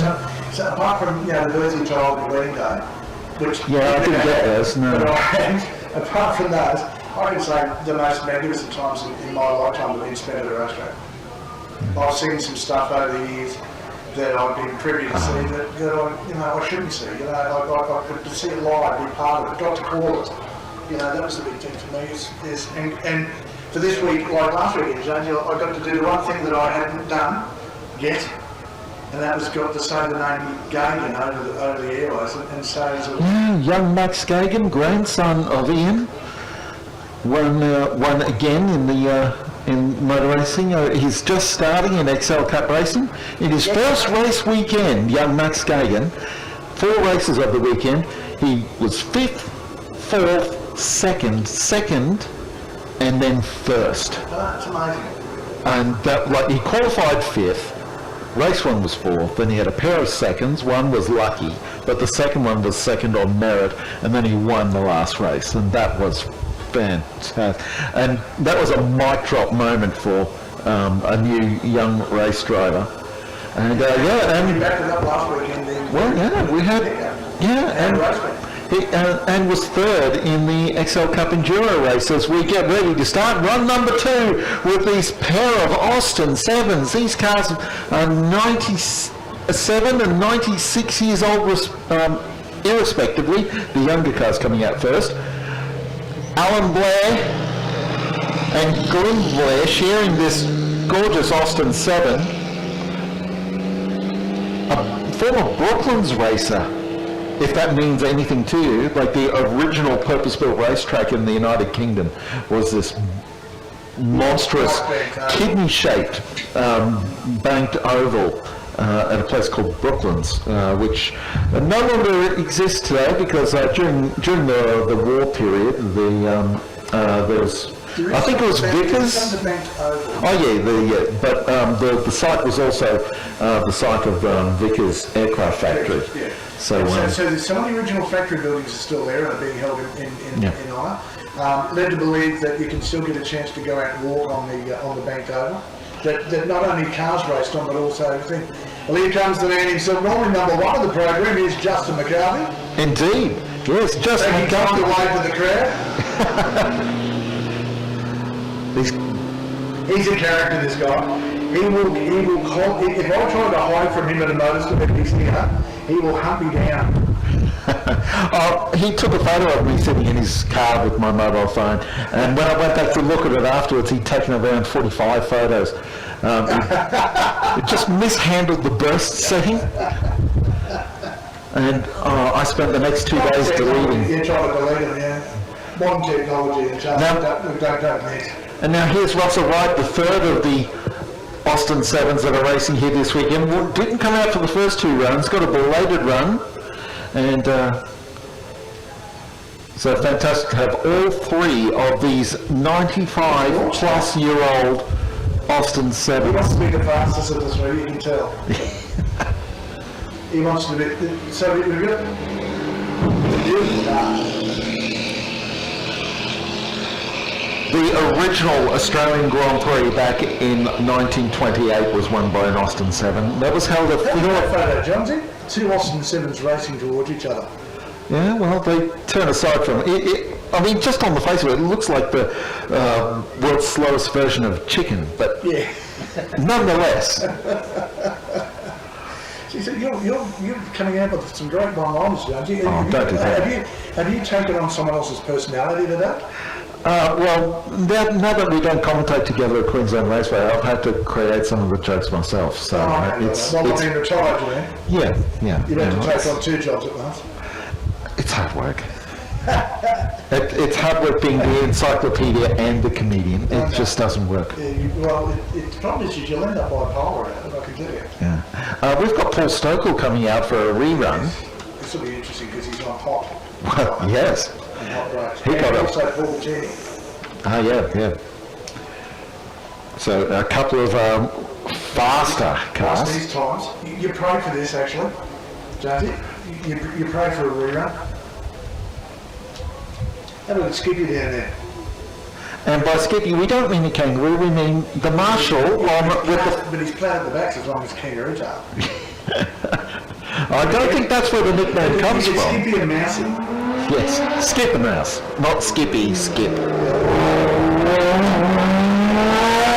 there's car number 144. Holt Stokel, Australian Drivers' Champion 3 times, Australian GT Nations Cup Champion twice, Australian Targa Champion, driving that 3.5 litre supercharged Lotus Exige and being chased out on the circuit by Paul Bertini in the BMW 1M, which is also a 4 litre turbocharged engine. That's potent. Only a couple of years ago that car was front runner in the Australian Production Car Championship, but since then we've added latest versions of the BMW M3 and the BMW M4 to the championship, and now the BMW 1M is a class car.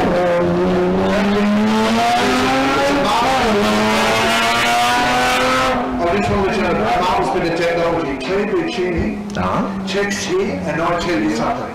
It's marvellous. She's still navigating the commentary meeting from knowing me beside it. Now, but just a reminder to the, if you haven't got your tickets in our passenger rides, you can get those down at our merchandise tent, which is down just around the corner from the pub.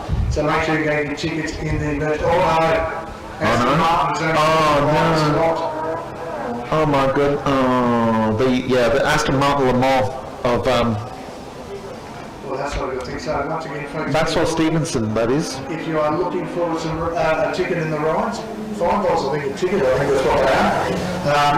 Well and truly worth the effort. You can go for a ride with Paul in front of his car. There's a whole host of people we're going to put through over the next little while, and some of those rides are starting today, I gather, as well.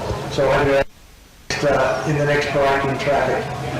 Yeah, that Aston Martin there of Maxwell Stevenson, that's just being pushed back out of the way, an 89-year-old Le Mans 24-hour kind of car. Doesn't that just give you chills? Well, it does when you look at the cars that are here before too, the Studebaker and the you know, what the heritage motorsport is alive and well in Queensland, and that's the thing that I like, the fact that we've got so many people that are willing to take on heritage cars like this and maintain them, not only just for us now, but also for 20 and 30 years' time, when people like my son sitting in my chair here and doing the same thing talking about. So, you know, we've got 4 V8 specials that have been built as replicas, but faithfully built as replicas, to make sure that we keep that era of motorsport alive. As the first of our side valve Ford V8 specials is on its way, and there's Barry Smith, who's the fastest of the 4 of them. I mean, they look like upturned canoes with wheels added, and which is not that far different. But yeah, add a 1930s side valve Ford V8 engine to it. Pete Trapnell is next off the line in the old Dick Vermeulen car.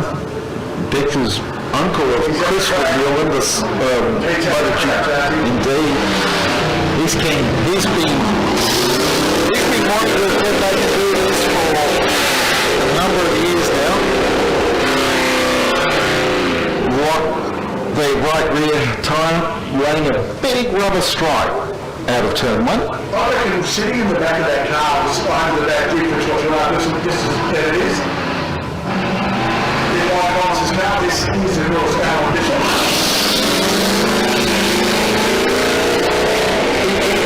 He reckons this thing does 1,000 smiles per hour. That's brilliant. He says, not only is it an honour to drive Mike's car, but he said it's a privilege and all this. And he said, I'm having more fun this time than he comes to the Indeed, yes. Steve Louisa in the Mopar engine.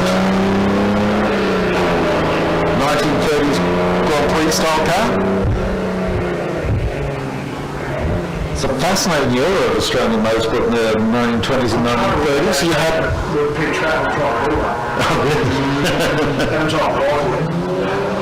No. I think you have now, though. I think you should win. John Levin, the Holden engine special, out on the circuit.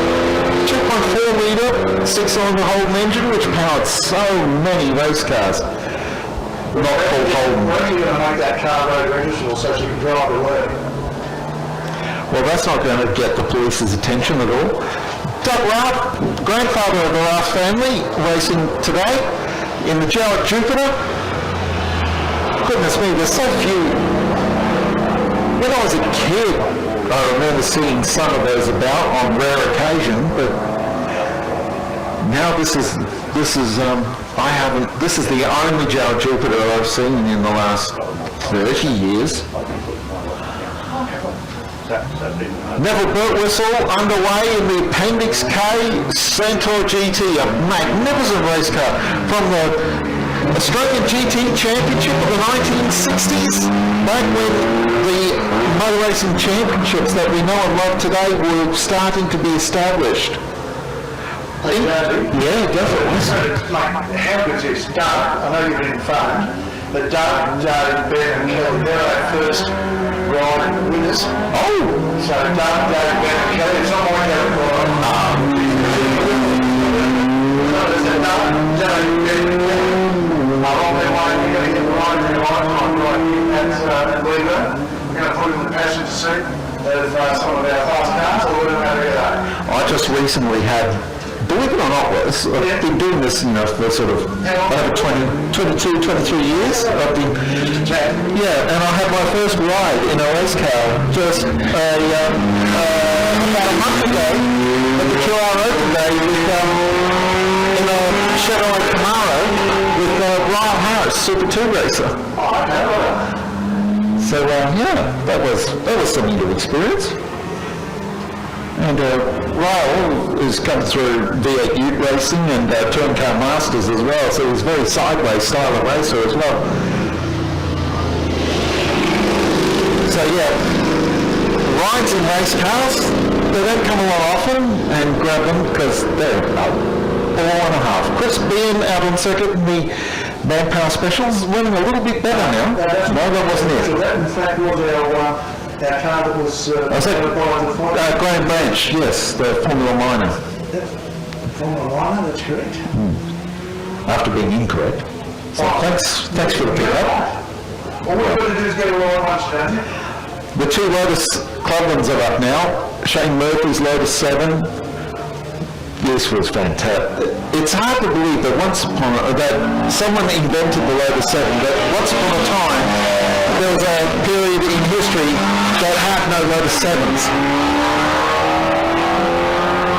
They are a fantastic car, and they've been a model for entire classes of race cars and road cars ever since. A fantastic hobby car, just don't put on too much weight because you really need sort of narrow hips to sit in them.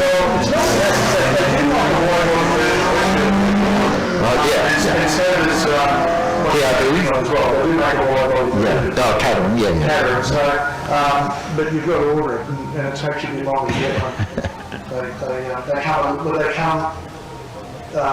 They come in the Australian edition because they're going to be girth. Oh no! Max Stevenson in the Aston Martin has blown it again. He's come up for a rerun, but the car has died again. Well, no, the car has ceased to run. It has ceased to be. It is an ex-Aston Martin. I'm pretty sure it's still an Aston Martin. It's just in its natural state of being immobile. It's become a display piece again. Oh, that's a terrible that's a lovely car. Yeah. You're sitting in a motor bush there. Look at that, track officials. They never thought they were going to, whereabouts they were thinking themselves, I'm going to get to push an Aston Martin backward. I don't know that that's an ambition, but people have held.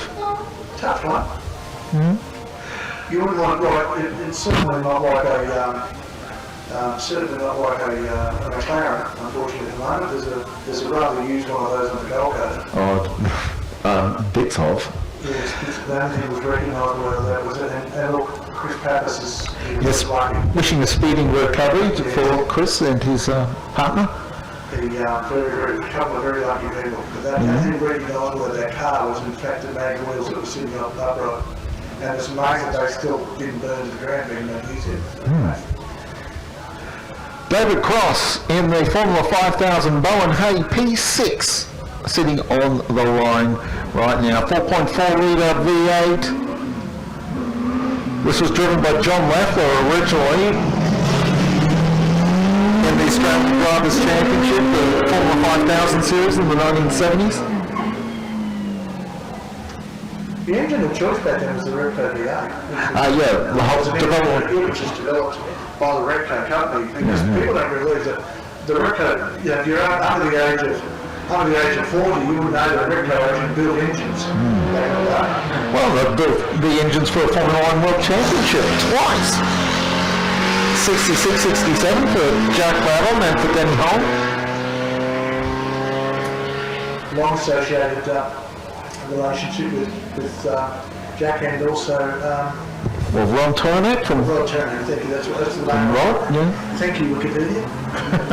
The Fomoco was on its way, chasing Kit McIntyre's Venom Formula V out on the circuit. He's gone straight on, locked the fronts. Oh, can I say, I'm so happy. Nice. Chris Hassman there in the Fomoco. The CS2 written on the car is the indication of the, because this is an American car, and they raced in C-class sports cars in the SCCA series of sports motor racing championships in the US. It's that car.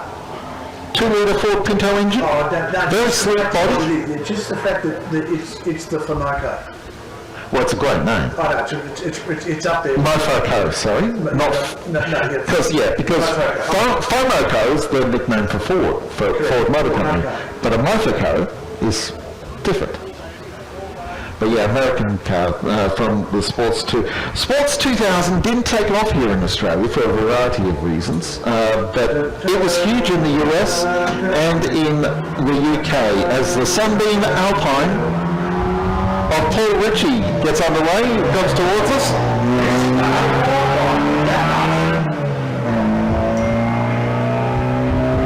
Sunbeam, one of the original great British marques, but by the time but didn't really survive World War II era really, and it was bought up by Chrysler Europe, and was it basically showed up as like the performance badge of line of cars on like the Hillman Hunters and those sort of cars that ran under the Mopar Europe banner. Well, I think I've got a job shortly, don't you? Oh, really? Yeah, emceeing a wedding. Oh. So it looks like, at the racetrack today, well, Sophia Buccini is gotten engaged to young Jacob.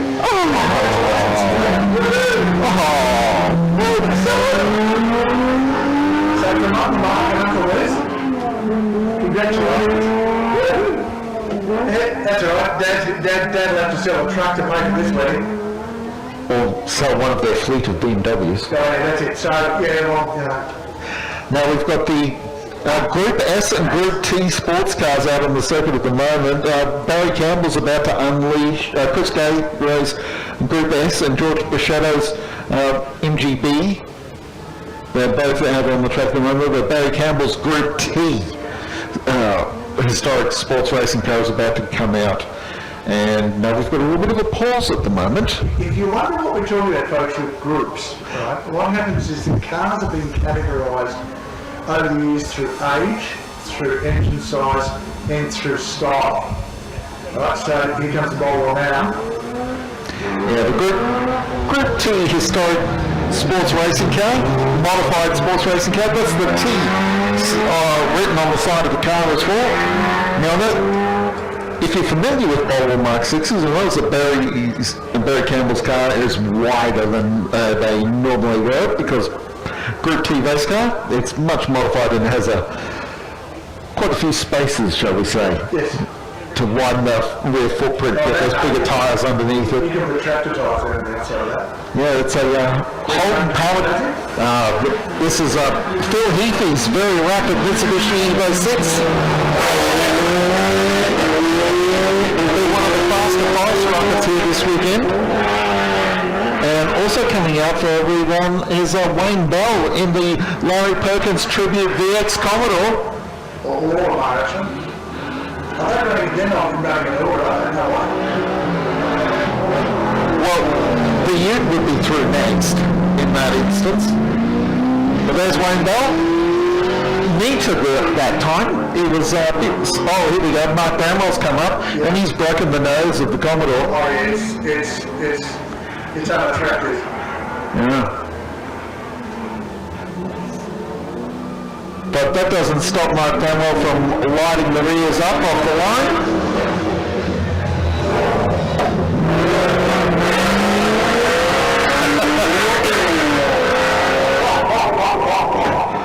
So he's got a patch of licorice on the gear chain. Well done, sir. Yeah, Mark Bramwell living the dream that was established by Mark Donoghue, the great American sports car racer, where he says, you don't have enough horsepower until you can spin the wheels in every gear.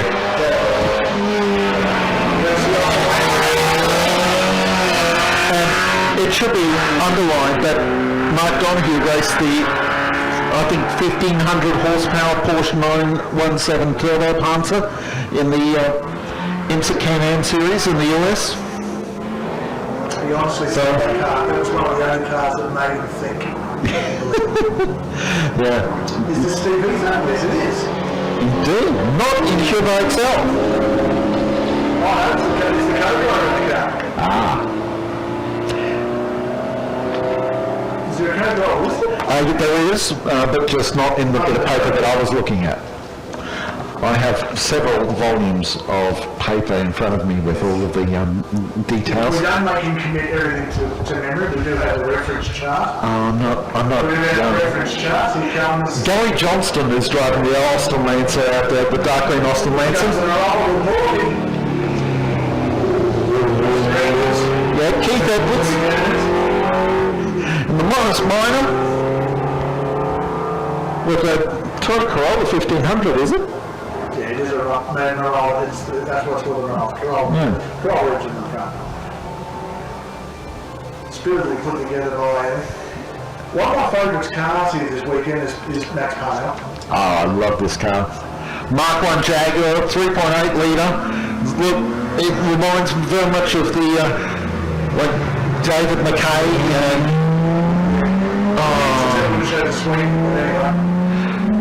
Bill Pitt, the Queenslander from the Darling Downs, who won the second Australian Touring Car Championship in 1961, was also Jaguar mounted. Had a Jaguar. I think his was a Mark II. No, it was a Mark 1. And Bob Jane won the 62 and 63 titles in a Mark II. By which point they got the engine capacity up to 4.2 litres. And Jaguar themselves came out here and had a look to see what Bob Jane had done to get the engine so big. The car that's been here every time we've run a Leyburn Sprint. Neil Lewis. At the wheel of the Ken Freeburn car. Howdy, Ken. Noel Wicks lights the rears on his Cortina. This one's a Lotus Cortina.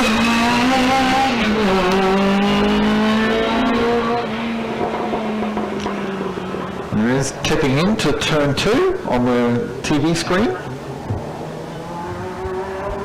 Very neat. Through turn. Our broadcast partners this weekend as well, the guys from Optus TV, of course. If you just ask them a question, all I can say is yes. The guys from Power, yes. In the front here, Phil Haskett and John Hull sharing the number 32 Ford Cortina, heading up towards turn 2 at the moment. I imagine John Hull's aboard now. Then here's the first of the Rath family, sorry, not the first, the second, because this is Chris Rath, the middle generation of the Rath family running here this weekend in the white and blue Ford Cortina. His son and his... Yeah, his son and his father are both racing. His father running the Jupiter. The powder blue Paul Gilbert Datsun 1600, big aggressive launch, lots of tyre smoke. Wags the tail through turn 1. Long time go-kart racer, 15 years in go-karts. Goodness me. Yeah, you gotta love the, it's one I love about independent rent, it's a squat, you're getting the power down. Datsun 1600s are, well, it's hard to find a good one these days. The motorsport can consume them. The Ford Cortina Mark II, Paul Shergold on its way. Tom Brailsford in the Mark I Cortina, Mark I Escort coming up now.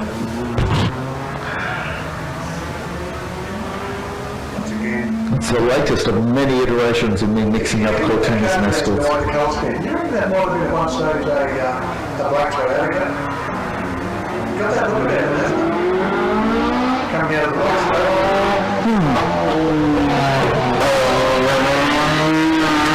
Okay, yeah, I know what you mean now. And I need a longer think about them. Yeah, the latest edition Escorts that will run out the Black Family historic touring car team. Here's the Volvo Amazon of Glenn Potter.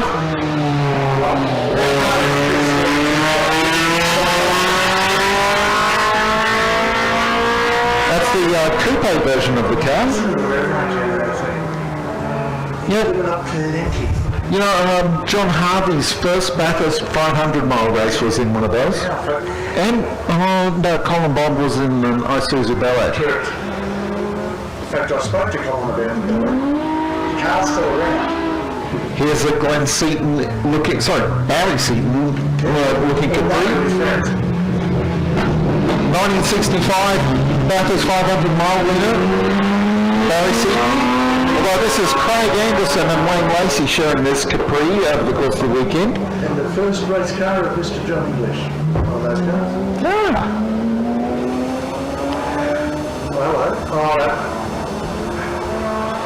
Oh, here we go. Wayne Clift in the Mazda R100. Sorry, what did I say? Wayne Clift. Well, I know. There is a Wayne Clift, but not this one. No, of course, Matt Clift. Here he comes. Axel Trent with the race,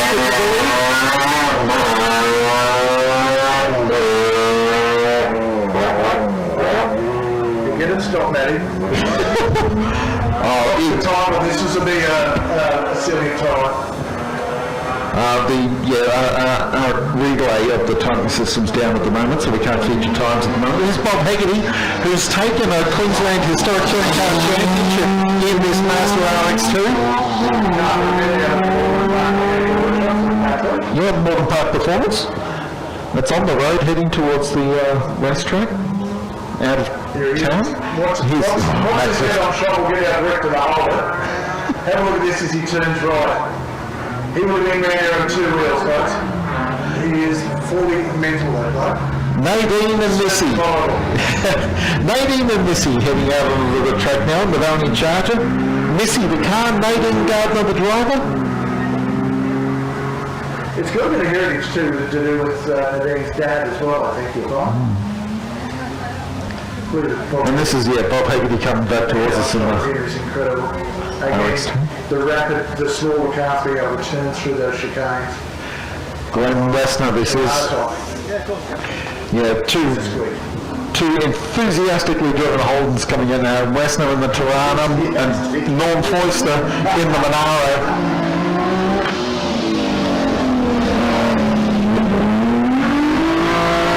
Wags the tail of the Torana XE1 through turn 1. That is a Holden 202 being revered into its life. It's being punished for not being fast enough. And speaking of being punished, I think one of the shortest lifespans of anything in motor racing is Norm Foister's rear tyres. Yes. But don't even notice when they fit into the rims. You will expire, you'll pass through that very shortly.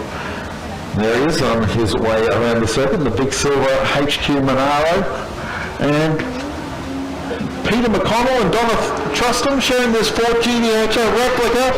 Now it looks like Peter's driving at the moment, the way the guy was waving his tail towards turn 1.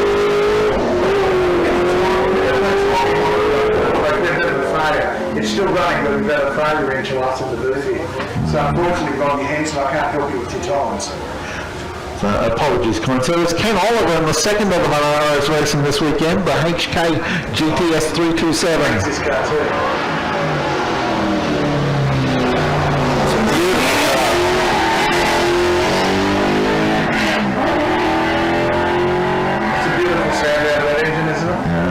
The 327 cubic inch Chevrolet V8, 5.4 litres to the modern. It's a Chevrolet mechanical symphony.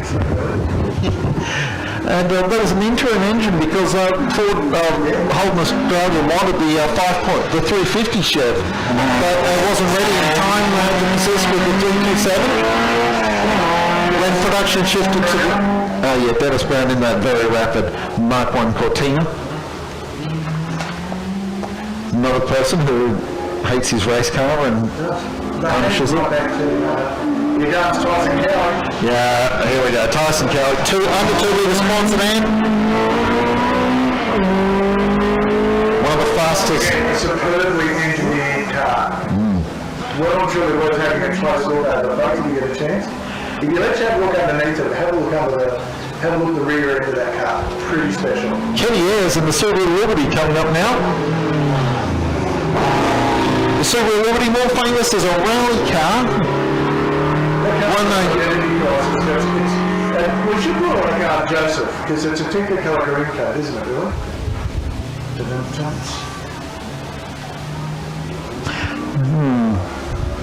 Here comes the hot. Is this? It's a Mighty Dado. That's true. Coming out next, the Datsun.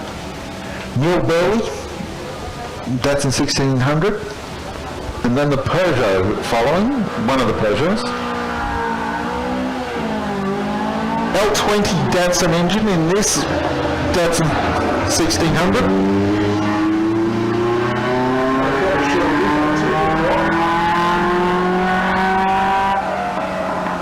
Neil is a retired school teacher, bagpiper, entertainer and worm farmer from Warwick. It's a Capricorn that loves moonlit nights, but moonlit walks on the beach as well. No? Well, it doesn't say anything about no. He's given us everything else. Calls the car the Shrekmobile. As the Peugeot 206 GDI follows, Andrew Fletcher. Normally here in a different motor car. Yeah, it's not Hillman Imp anymore. It's gone for something, wants to go a little bit faster. I don't blame him.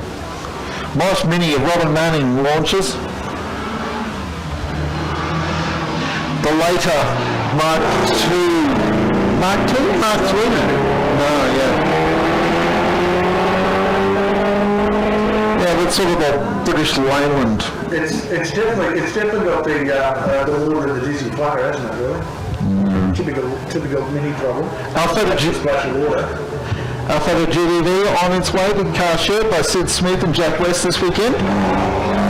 Sid driving it at the moment. Just about the only Alfa Romeo on the entry list this weekend. It's I think you're right. Yeah, it's normally you get a plethora of the Italians. A couple of normally Ferraris. Definitely not Italian. Well, we had a Ferrari F40 compete here at Leyburn for a couple of years in the early years, and my goodness me, that was Chaz Kelly, Owen Kelly's father, racing that car. He crashed the car heavily at Tiger Tasmania one year and had to the car had to be shipped back to Maranoa for repairs. Okay, the big sports event here as David Malone in the VL Turbo Commodore goes out. Oh yeah. Don't think you spent a lot of time in the car. There's Chris coming into this cold event. You've never even driven it on track before, and you've got to try and get it around this Gavin Taylor in the big Holden Commodore Sports sedan. And no, the car didn't. First gear wasn't happy. Second gear went alright. Gears babying it coming out of the corners just a bit. Oh, mate, it'd have the rock hard tyres on it. Well, yeah. It'd be like, it'd be like, you know, trying to hang on to a Tasmanian devil. Indeed. Yeah, no, that's a good description. Car 183, Noel Pocklington from down at the end of the entry list, but running further up right at the moment in the, I guess the car's being transposed into the sports sedan bracket. It's light, that's because it's modified out of probably. Paul Bond's Datsun 1600 is the next car on circuit, and this is another, yeah, this one's up. As you can hear by the engine note, that's not a naturally aspirated car. You know, at the moment I say that, it stops doing turbo pops. And I'm mishearing it. I thought it was a turbo pop. Flutter? Frittata? No, flutter. Focaccia? Yeah, we talk about the evolution of cars with Sally Edison. This is something they should have made for me.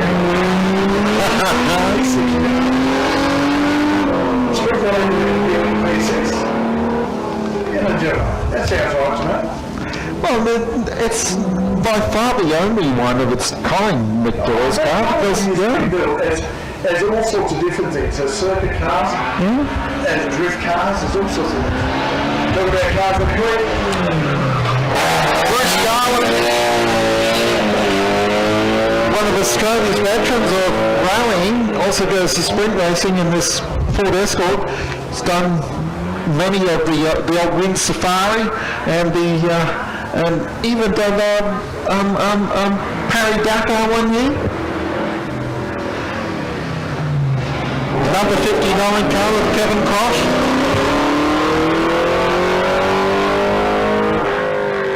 .302 Windsor mounted into a Mark 1 Ford Capri. Locks the left rear heading into turn 2. The invention of South Africa, that car.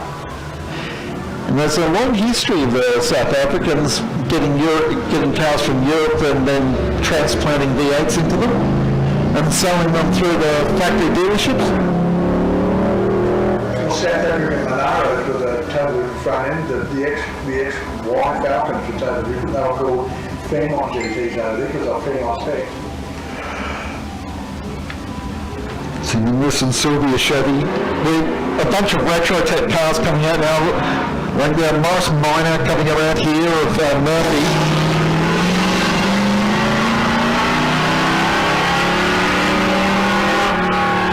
And here's Dwayne Taylor in that Torana from another world. Yes. Here we go. Lights it up off the line, a slightly cleaner, but only slightly cleaner on the first time.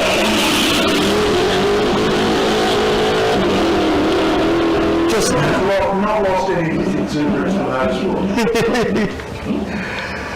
That was a very aggressive car. The battles that Dwayne Taylor used to have with Callum Watmore and the Nissan Silvia Turbo at Lakeside were just brilliant.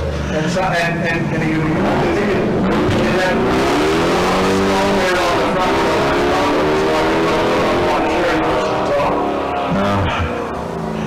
So John Tyson in the Toyota Corolla V8 out on the circuit, and that's a phrase you don't hear every day.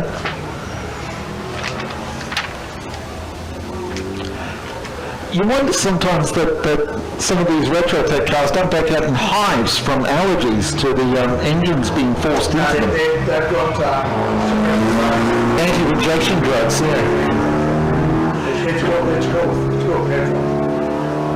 Now, here we go. The big guns coming out. The open wheelers, the hill climbers, the maximum attack cars. And we've got no time. Dean Amos, Brett Ball, Peter Gilbert, Warwick Hutchinson, Neil Lewis, David Quelch, Luke Weeks, and Stephen Woodbridge. These incredibly rapid cars. Fastest cars of the weekend. Now, Dean Amos, sorry, I keep saying Dean. Dean's the father of the car, the owner of the car.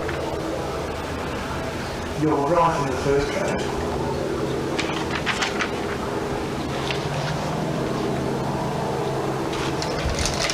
Yeah, sorry, Dean, Glenn Amos is the father who owns the car, Dean the driver. Dean has won Leyburn 6 times, equal the most with Ray Vandersea. But I don't think Ray Vandersea's got the guns to try and stop Dean Amos from winning a 7th time today. The Skelter G-Force is not in the same class of vehicle as this Gould GR55. Magnificent race car. He's the fastest man on circuit so far today. Now 41 early in the day.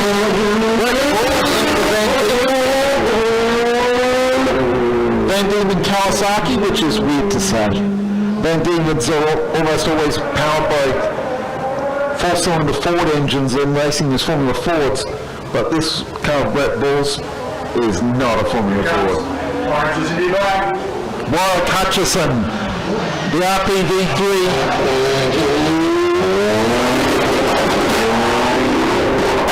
13B Mazda rotary turbo. So as horsepower figures, I think it's listed as enough. Plenty. Peter Gilbert next up in the BMQ Hill Climber.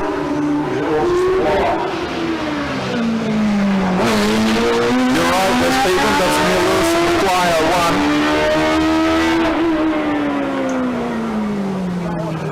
1. Hand-built car by Neil himself.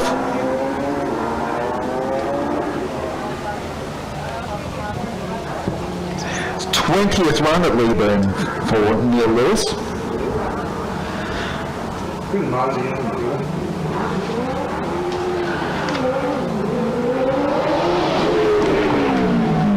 66 arriving now, the BNG Hill Climb Special of Peter Gilbert, another Hayabusa powered car.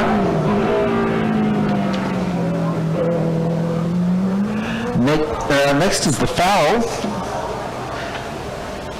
Amazing to think that this is still a top 10 car, this Fowl here, even though it's 10 seconds slower than Dean Amos.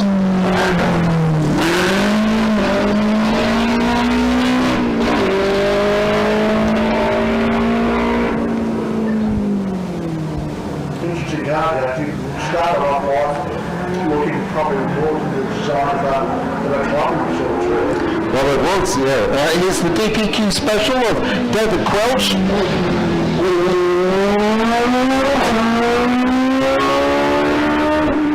Remember watching the car win the Queensland Hill Climb Championship one year? And talking about that, we've got the Australian Hill Climb Championship in our company this year as well. I shall be there, Judgy. Nick Weeks in the Empire 1.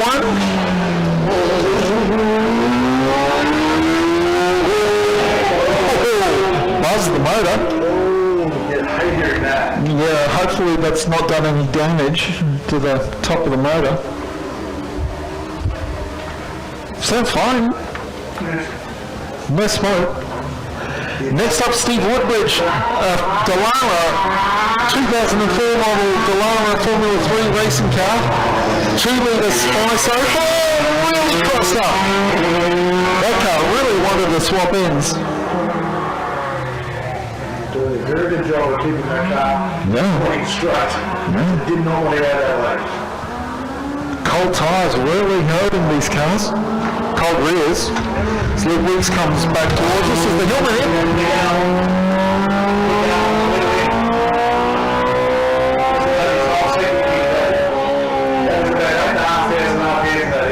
Oh, but he can take it.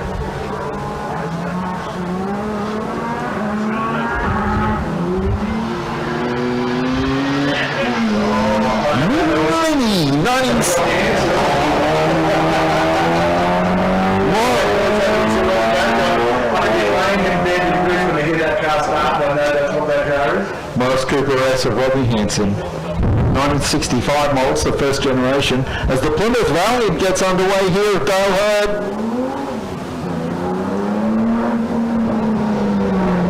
Oh, it's a beautiful car, that one. It is. And that car is so good to look at too. Really got to get stick yourself in the motor and get you that a fantastic car to look at because They were designed that was above its time, and the automatic version of those had push-button autos, short flight gearboxes, but I'll look at that. Mark 1 Ford Escort. Greg Bull.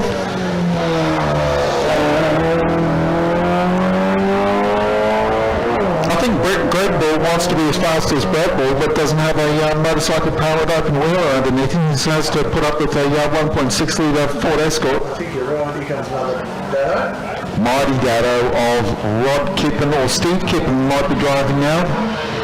You can see. No, still Rod. Maybe one's doing all of Saturday and the other one's doing all of Sunday. Or maybe Rob saying, no, I'm not tired. I'm keeping it. You can wait until I'm Craig Lawrence. Very neat launch actually. This Mark 1 Escort, one of the quicker Escorts.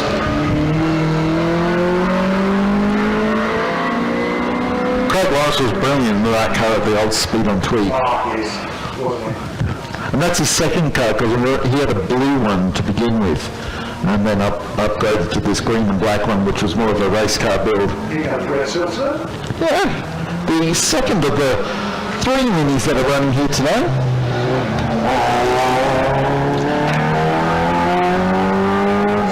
First Mark 1 Mini, 1969 model this one, so it's a slightly larger 1310 motor.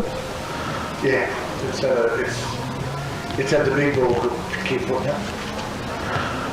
Donna Truston in the Mark II Cortina on her way.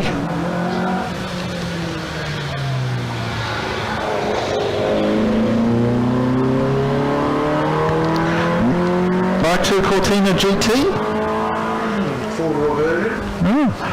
They all were actually four-door the GT. Well, the Australian ones, yeah. Because they were built with they were called 1600Es in the two-door version. They had a wood grain dash. Dado 12.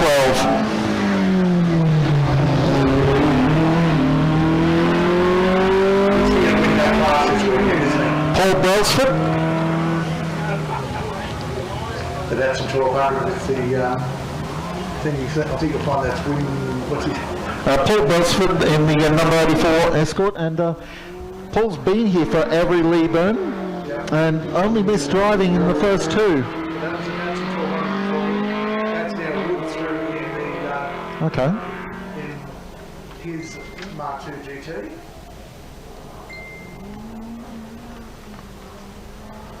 I've gotten out of order slightly. Yeah, Mark, you're right. Mark Wood and the Ford Cortina, Mark II. Then. The Datsun 1200 and the A15. There goes. Yeah, Matt Wyburn. That's who that was. Sorry, Matt. You got Los Angeles that's gone through. Datsun 1600.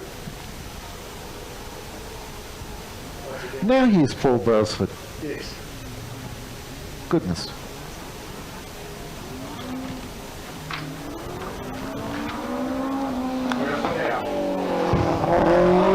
Oh, gets really excited when he enters into turn number 1. His foot must have slipped off the brake straight onto the throttle, and that is he's going to give the play.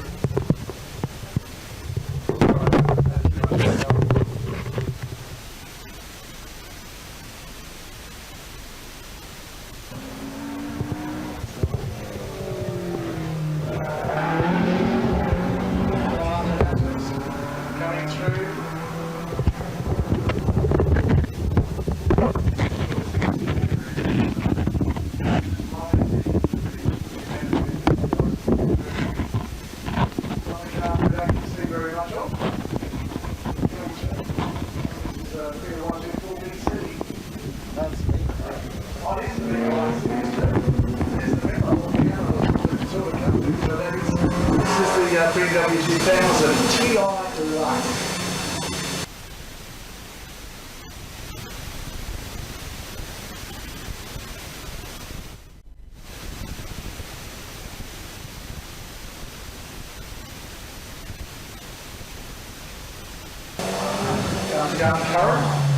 Blake Curran, another Mark 1 Ford Escort. This one an RS 2000 in all but name. The current racing colours too. Yeah, the orange and blue, yeah. I remember the C3 Corvette had the orange as well. No, I think the Capri was white and blue. There's Triumph Dolomite, car number 90 there. Car of Don Milner. John Hall didn't come through in the 89 Datsun. Neil Penboss is next in the Volkswagen Beetle. 30, right again. And again. Never stop.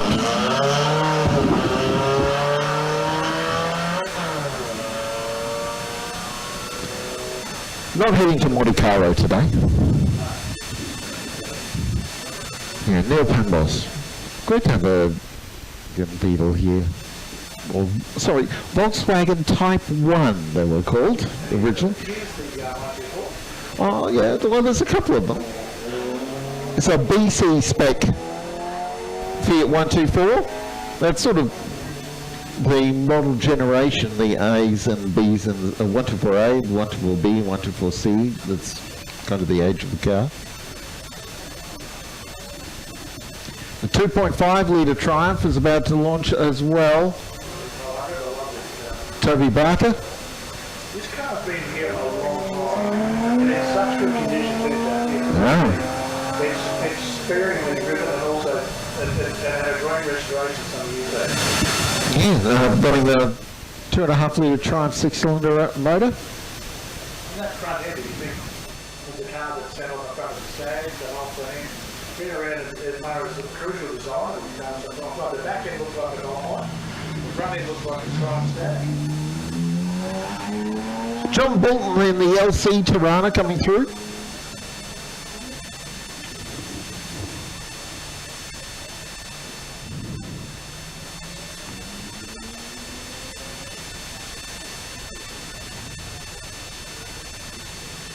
And here's the Capri of Stephen Kirby and Tracy Kirby.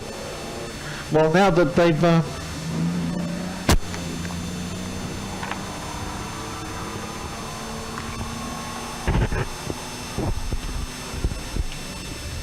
going deep into the turn. Slightly too many Traces there. I was mixed up briefly with Tracy Kirby. Yes. Tracy Kirby driving the Capri we just had, as here comes Trish Chant. She got a really good time in the first run. Mid 55. I don't know about you, but do all JMC automotive cars start to sound the same to you?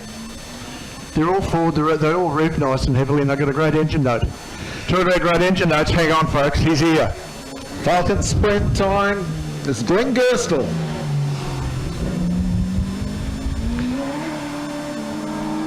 That was extremely circumspect through that part of the racetrack for him. Going for a time, maybe, Glenn Gerstle. Maybe he's through having fun. Oh no, there we go. And here's Hollywood Ross. Phil Ross, the man from Shannon's. Oh, he's overshot the corner. He got it stopped though. Yeah. He turned right for turn one, but the car kept going straight ahead. Yeah. The last thing he said to me is, I don't want to damage his car. Build number 963. I keep telling you that for those who haven't been playing. Here's Darryl Busby in the Mustang. He's really lighting them up. Car 101 is not going to be left without the question being asked. So once again, Jonesy, the field is so absolutely being driven within an inch of their lives. Busby just doing what he does best, putting on a show. And speaking of which, here's one of the JMC performance cars that doesn't sound the others because he's always doing wheel spin. It's Jamie Chant in the Falcon GT. You know what? Through the day, I'm led to believe that a certain Chris Chant was going to drive this car. Oh, really? So maybe that was Chris at the wheel. Oh, no, there's a certain amount of confidence in that driven the car before. Yeah, but still. Here we go, talking about big box. Oh, yeah, the big 7-litre Mustang.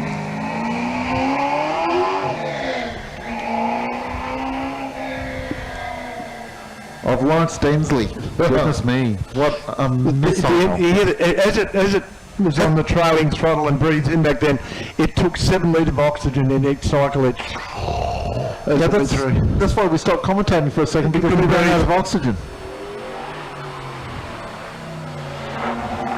Another big Falcon GT.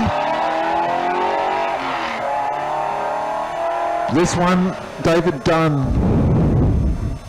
That's a really nicely balanced car, that, eh? 351 V8 in that car. He does such a good job with that car. It does it air control. It's fast and it's regular. Another Falcon GT coming through. 105. This is Dave Griffith's car. Another 351.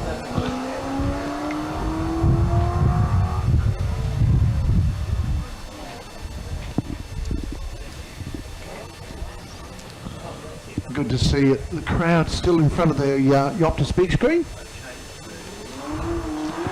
Here comes Hodgson.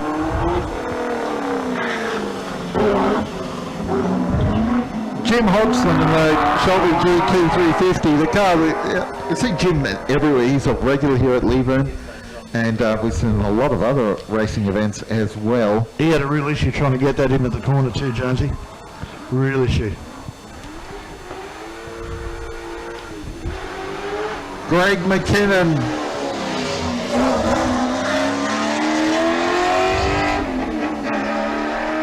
Very aggressive, very fat. 5.4 litre 1965 Mustang. Mark Spencer's up. No, he's not up next. We've got we've got Falcon Sprint coming through. Oh, this is the mobile earthquake. Have a look at the licence plate, Jonesy. Stitz, another 7 litre Ford Falcon. That car is just full on cranky. I'll get my hearing back shortly. Sorry folks, we can't hear anything. Another one of the Capri V8s on its way. Phil Walters. That's a very neat Mark 1 Capri Barana. Brendan Cowie should be next in the second generation Mini with the Leyland Mini Clubman rather than a Morris Cooper-esque kind of naming. 1.1 litre. Brendan Cowie tips in. Very neatly driven. Now, I don't think neatly driven is what we'll say about David Garland's Mitsubishi Lancer coming up now. How are you? Very Go for your life. aggressive. Go for your life. Garland's know a thing or two about motorsport. Oh, I appreciate it. Appreciate the sentiment.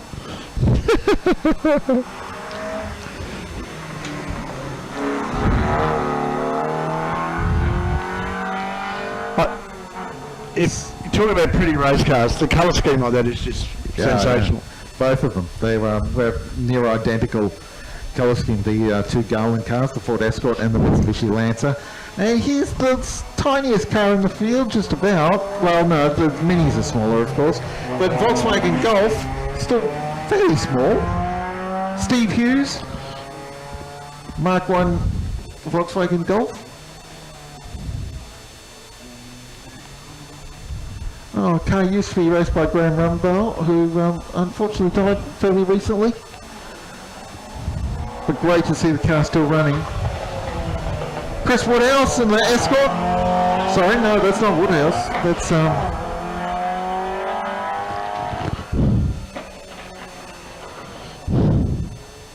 That's Harry Brazier. No, it's not. Yeah, Harry Brazier that was. Yep, here comes Steve. Steve's the next one up. Yeah, the Mark 1 Escort of Harry and the Mark 2 of Steve. They're both 2 litres. Steve's is a bit faster.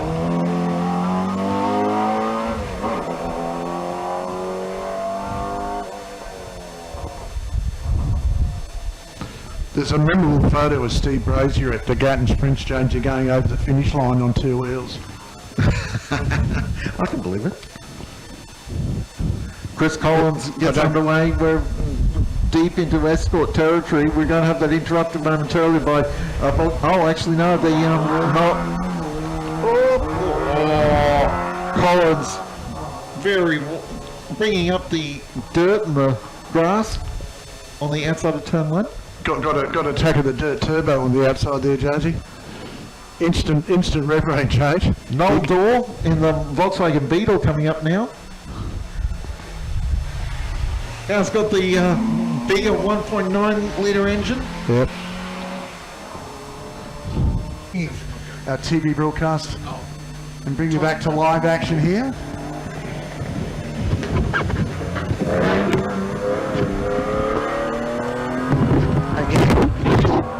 The action is aplenty.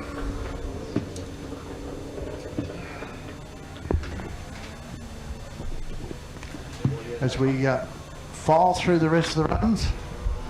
Once again, here's another one of the guys that likes to, it's more about show and go than actual lap time. Are you ready on the front straight? If you think that car sounds a bit cranky and a bit angry, he's going to get very cranky and very angry at the moment.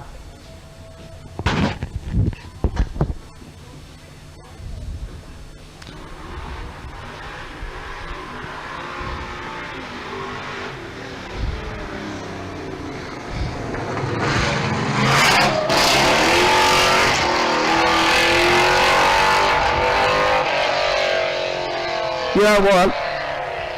He's driving that car like his wife's just made him trade it in on a Hyundai Getz. He's not happy. Here comes the rotary. Good to see all of our cars having some fun here this weekend.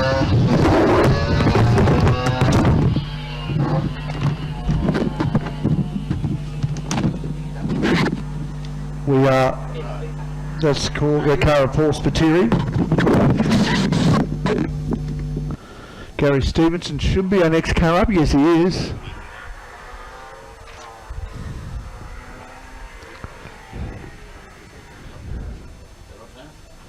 So again, they make their way around the back part of the circuit as our new cars are getting started to run. Holding the track at the moment again. Don't know why. Really, that's actually out of sequence, that car.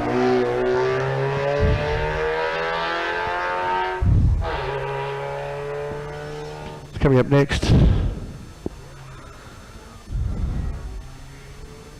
few cars out of sequence at the moment, folks. The Datsun, this is one of the Tivoli Zs. This should be John Siddons, and it is. No, it's not. So go back, that's a car in Matthew Cardinals. Him and John Siddons having a head-to-head battle today. That's a big block car. That car's got a really heavily developed 3.3 litre engine. Here comes the mongrel. This is Mark Crespin. And the Ford Cobra. This is a full supercar drivetrain in this car.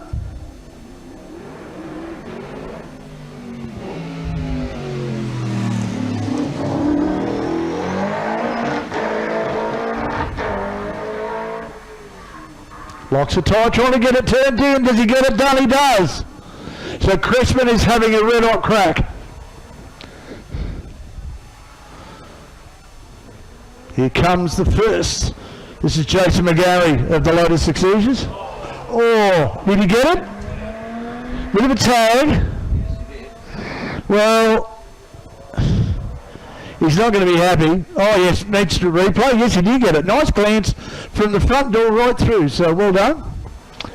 Sorry folks, I'm watching the action replay and you on the front straight would have seen it as well.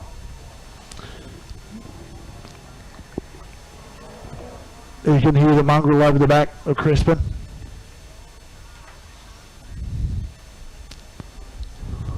Righto, coming up next, this will be John Siddons.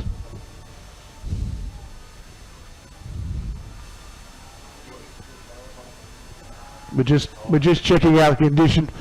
We're getting a report on the hay bale. At the moment they've been bruised.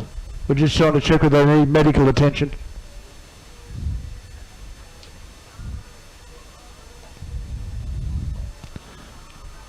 There's no way in the world that you could do a report from Leyburn Sprints and say no hay bales were hurt in the making of this motorsport event.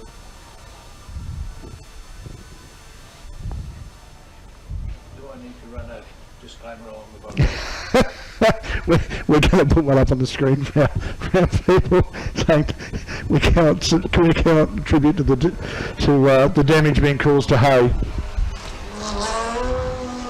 John Siddons is having a crack.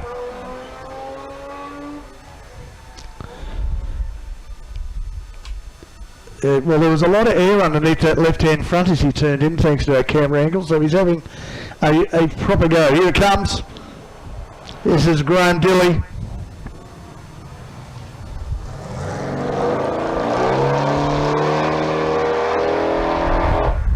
And all its supercharged goodness. Gotta love that car. Now, believe it or not, one of the quietest cars in this field cannot be attributed normally to the fact that it's going to be. This is Ken Keisacker in his Porsche. Now that just got a bit louder, so he's taken the muffler off the back of that, I'm sure. Now that got an awful lot louder. Has he done a muffler change? Because that was a very loud Porsche going through there, Mr. Jones. Right, this is the MR2 of Michael Larrimore. This is quick.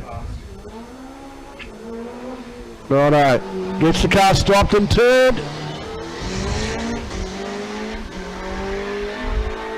He was sawing away at the wheel end, trying to get that stopped and turned. He locks up the right-hand front of the car that time, trying to get it stopped and turned into the next corner. He is pushing Sam Murphy about to come out in his Lotus Exige. Would you know that this car is 15 years old? Unbelievable to think that the Lotus Exige is 15 years old, Jonesy. I know, it's amazing, isn't it?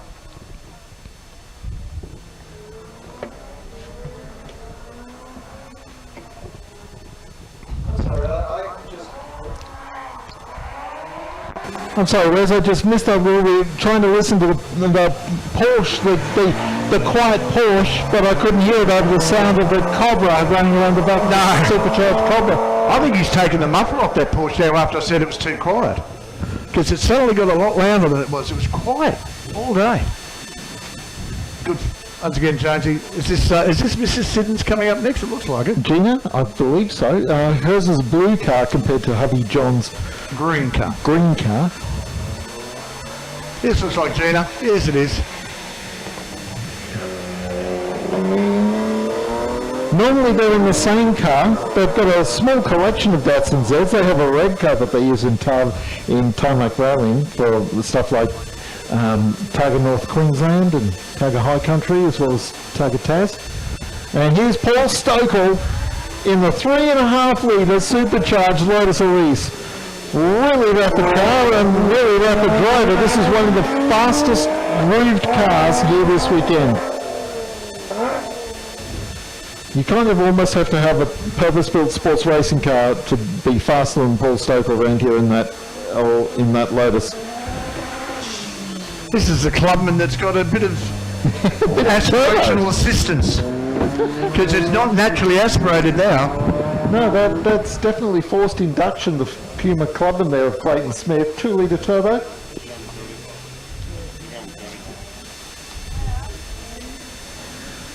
Here comes our... Oh, the Fiat X19. Quite a bit less horsepower, shall we say, than the preceding car out in the circuit. It's Kate Rain aboard the 146 Fiat X19, one of a 2-car team of female Fiat drivers this weekend, with Scarlett Rain driving the Fiat 124 Spider.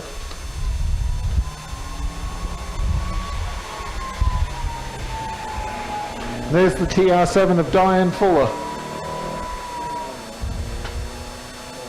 There's an unusual whine about that engine. I'm struggling, something on the induction you'd imagine. It's more about car speed. I'd say it's more differential noise, Jonesy. Yeah. Drivetrain noise at the rear. Here comes the little Spider. Yep, one of a couple of Fiat 124 big turn out to get it turn right. Earl Murray pushes this Fiat Spider quite hard.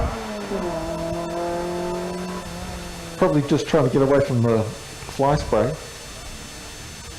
Talking about spiders, Jonesy, there's a plethora of them this weekend. This is Scarlet Rain, the aforementioned Fiat 124 Spider. Scarlet and Kate running a pair of Fiats this weekend. A couple of youngsters. They're sisters, actually, Kate and Scarlet. Kate is 26, Scarlet is 24.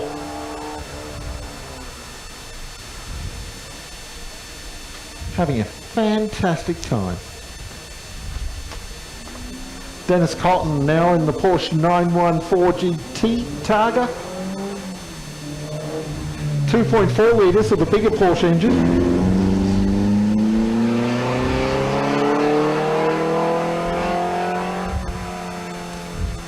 And talking about V8 MGs.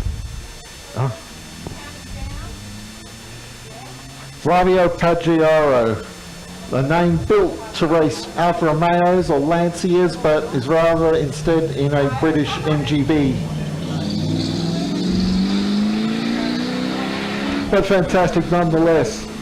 4.5 litre Rover V8. Yep. MGBs were a fairly rapid car to begin with, but then they start putting aluminium Rover V8s in them, and then something else again. Here comes another V8. Which, yeah, this is not an aluminium Rover V8 though.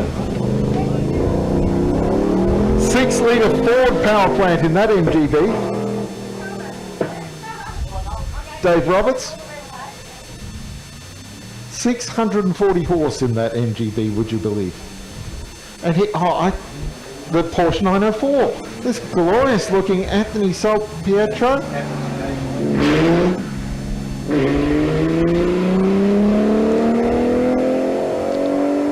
Jonesy, when you look at some of the pace of these cars, it's unbelievable the actual amount of effort that gets into actually getting them trackside each time they come to run. The months of preparation sometimes to getting the car set to routine. We look at Mark Cresson before. He's only just got the car back onto being track ready, and it was 12 months ago that he had the crash. Darren Brent just going by in the Mazda MX-5, the 4th generation MX, the current model.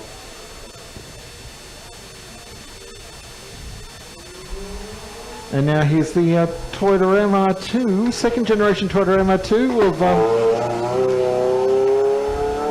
Dean Macaulay.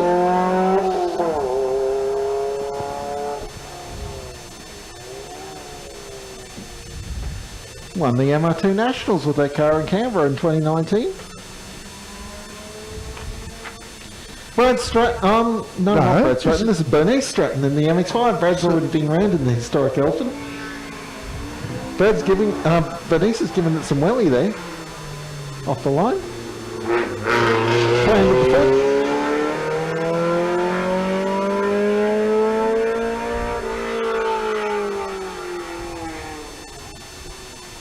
Can we call her Mrs. Safety Car? That's easy. We'll call her Mrs. Safety Car.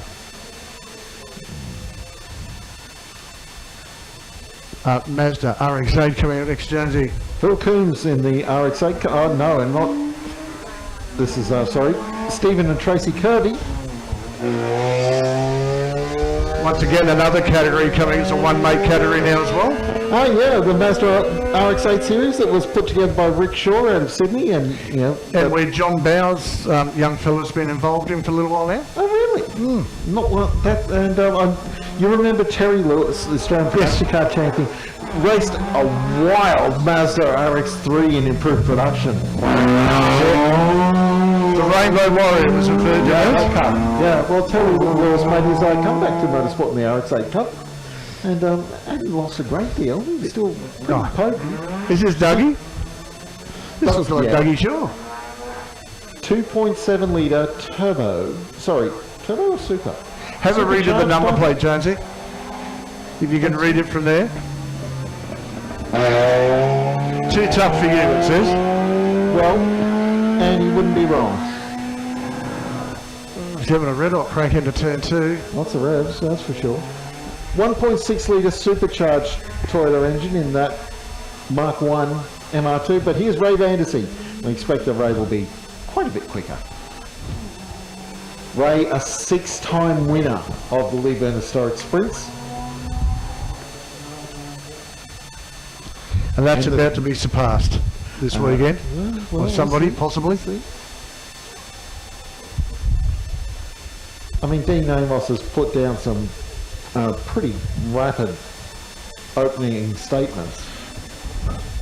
That's exactly what he's done. He's made an opening statement so far today. Yeah. Still hasn't matched his lap record yet. No. And on this variation of the circuit, we've got a little bit of a pause actually right at the moment. I did hear Dougie Swan come back, because you could hear that car a little ways off. Was it possibly Tracy Kirby in the RX-8 might have gotten into a little bit of strife? I know, we're just letting people cross the track, Jonesy. Of course. Yes, pedestrian access. Yep. So, Ray Andersey, have a look. He's got the Pikes Peak rear wing still on the car. Pikes Peak is such a high hill climb in the US, in Colorado. It gets so high that the air is so thin up the top that your standard rear wings aren't big enough. Yeah. So they get some ridiculous size rear wings in order to operate successfully at the top of Pikes Peak hill climb. Of course, it's bitumen now. Yeah, it's sort of taken the days of our speedway drivers and that.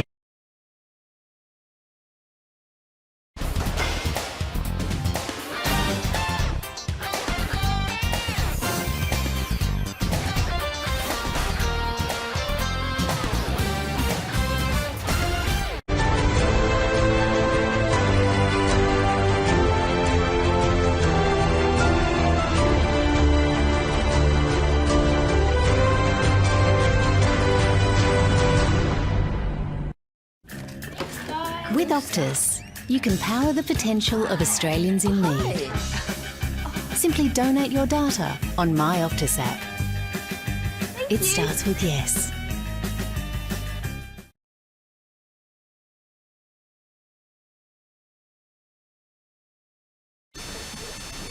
And chasing him out on the circuit is a Porsche 911 GT3 of Bob Hamilton.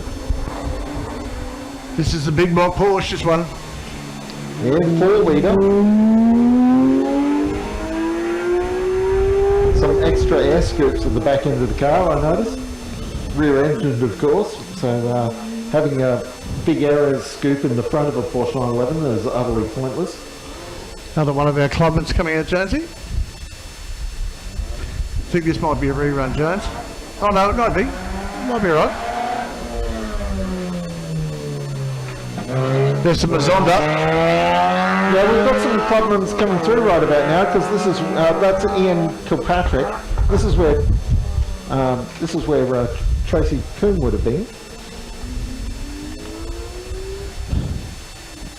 We've got another Clubman lining up. Sweet Dick Reynolds, I think, in the Caterham, and he's one of the fastest of the Clubmen here this weekend. Sensational time in the first run.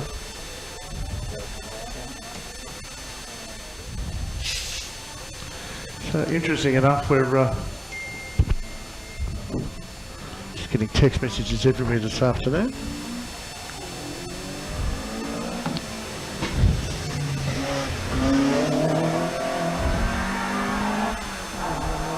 More of the Clubmans coming down, Jonesy, in their flotilla. We're just discussing. John Warner in the Elfin Type 3 is next. South Australian design and built car. One of the early cars too, Jonesy, as far as years built. Actually, not so much. 2002. Yeah, but one of the early cars in this current generation, because you've got to think that most of the cars were built in 27, 28, 29. This one being one of the only, as far as Elfin's concerned, no longer doing those cars. Here comes the newly engaged Sophia Vicini. Oh, congrats. Although, obviously, she can't hear us right now.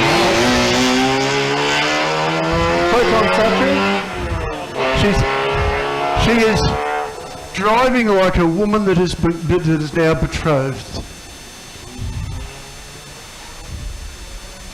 Good on you, Jacob. Well done, mate. Now, Chris and Stevie Chant share this Hyundai Excel that's coming through now. Who's driving? That's 172. Chris driving at the moment. Chris has managed to get that through the corner without turning around or hitting anything. Well done, Chris. That's Dad, by the way.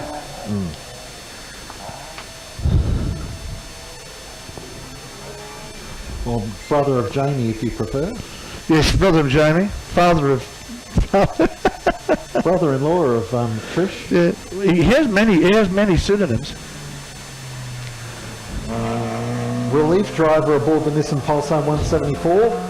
So that makes it Thomas Contagion, the youngest of the Contagion family. 4 of them racing here today.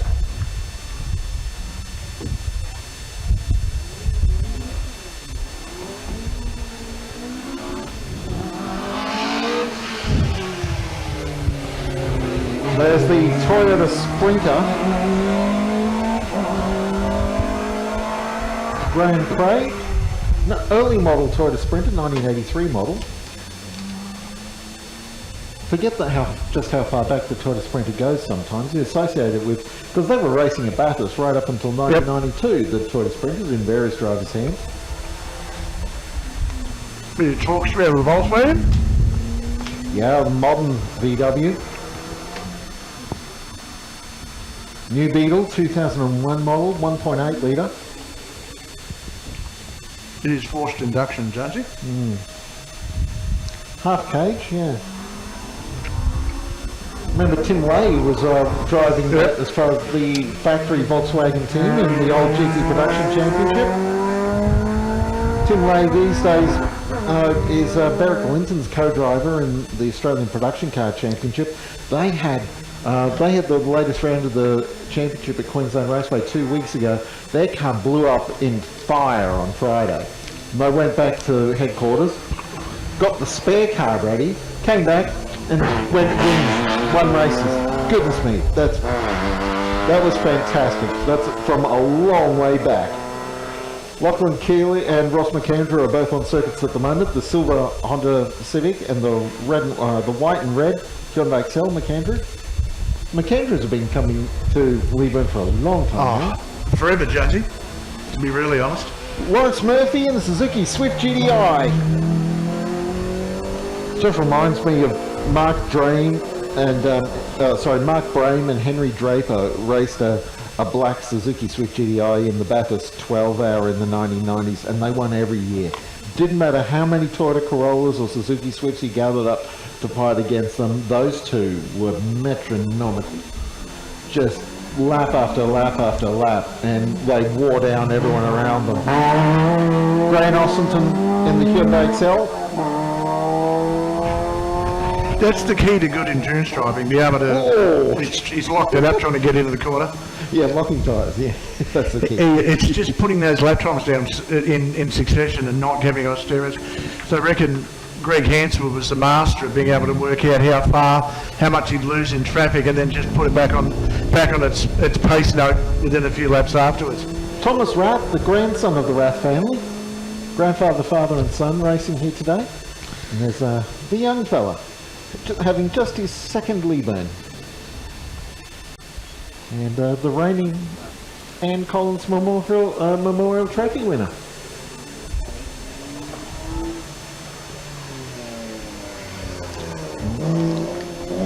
John Connolly driving the BMW 325i that he's sharing with Michael McMichael.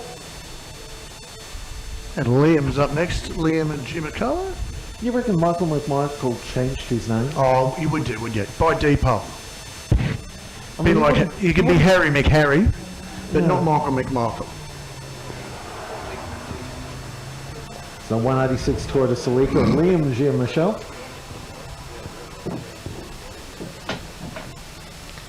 Talking about, here's the segue, talking about minis. I don't know how we got on with that, but I'm segueing to a mini.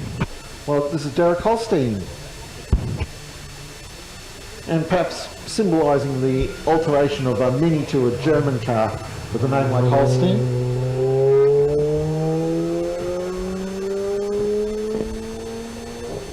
When a mini was built without oil leaks. It's a R53 generation mini, that one. Supercharged 1.6 litre as the Montyples bring the CTM cabinet Commodores back to the line. There's Craig Matiple and Jaden Matiple on the line. Righto. Take two. No, you're not imagining things. The cars are pretty identical. It's hard to find two VKs Commodores looking alike these days, apart from the two Brockmobiles.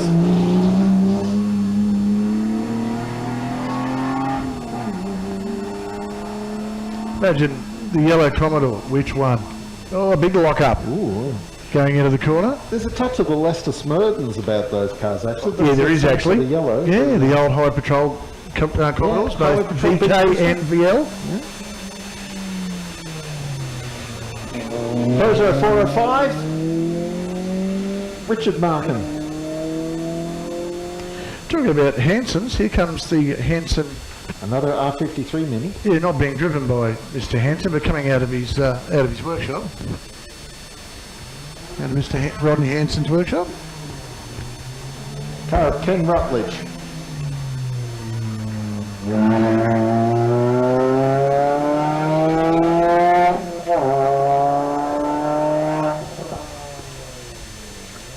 Next up should be Casey Springate in the 3.4 litre VH Commodore.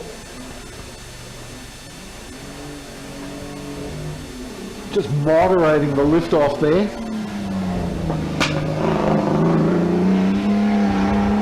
Very low profile tyres for a VH Commodore. Yes.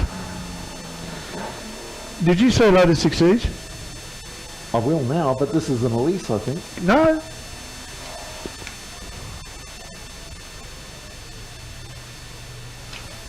You might be right. I don't think so. Here it comes your way. I love these cars, Jonesy. These are the quintessential car for me. I could imagine myself getting in one, having a problem getting out. Yeah, this is the Elise of the running. That's Guy Baddington. Former Z racer, former Clubman racer. Proprietor of Ultimate Race Cars. And now we go BMW. It's a very potent BMW, this one. Car 194. John Truman, 2.8 litre. Started life as a 318i, but now as a 328i. We've got a fair bit of dust that's just come up round the corner there, Jonesy. I don't know whether you've noticed that. Yeah, partly I think that's because it's backlit against the lowering sun a little bit, maybe. Maybe not. There's another one of our improved production spec BMWs gets underway. Yep, this is a beautiful car built by the Stillwells. Yeah. And now being maintained by RX Automotive. Yeah, one of the improved production winemaker, the E30 Racing Drivers Cup, I think it's called. Now, this should be young Miss Chant at the wheel. Yeah, this should be Stevie Chant. One of our youngsters in the race here, and so it is.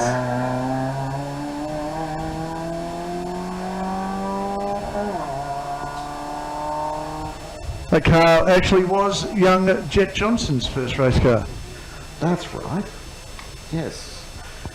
Jet Johnson has now well and truly graduated out of Excel Cup. He's a race winner in TA2s, racing in the National Trans-Am Series.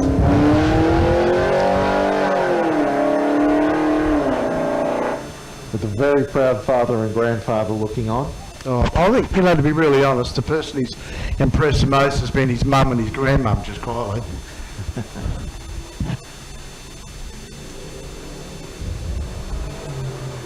Jill's the one you got to keep happy.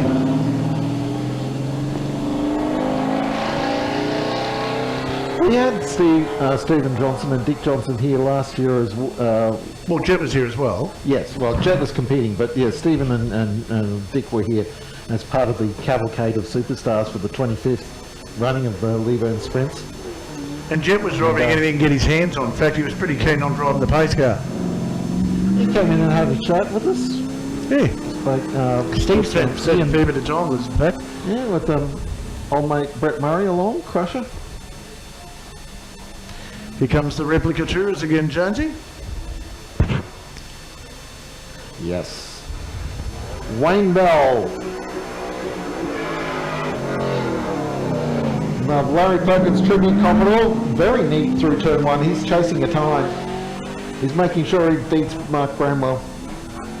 Yeah, Mark, it's all I've got to do. But before Mark Bramwell comes out and with the broken nose Commodore, we've got the boss, Simon Boss Walker, in the ex-Andrew Fisher V8 Youth Series car.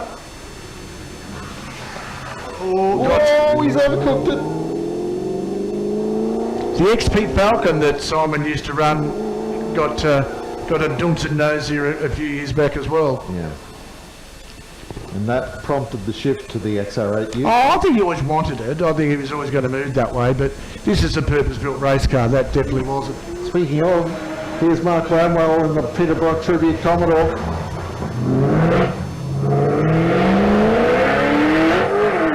Broke the car's nose on the turn 1 hay bales in the first run. Drops a couple of licorice trails down as he goes. Yeah, that's more of a straight line than a cornering car. Here's the new father-in-law, Paul Bacini.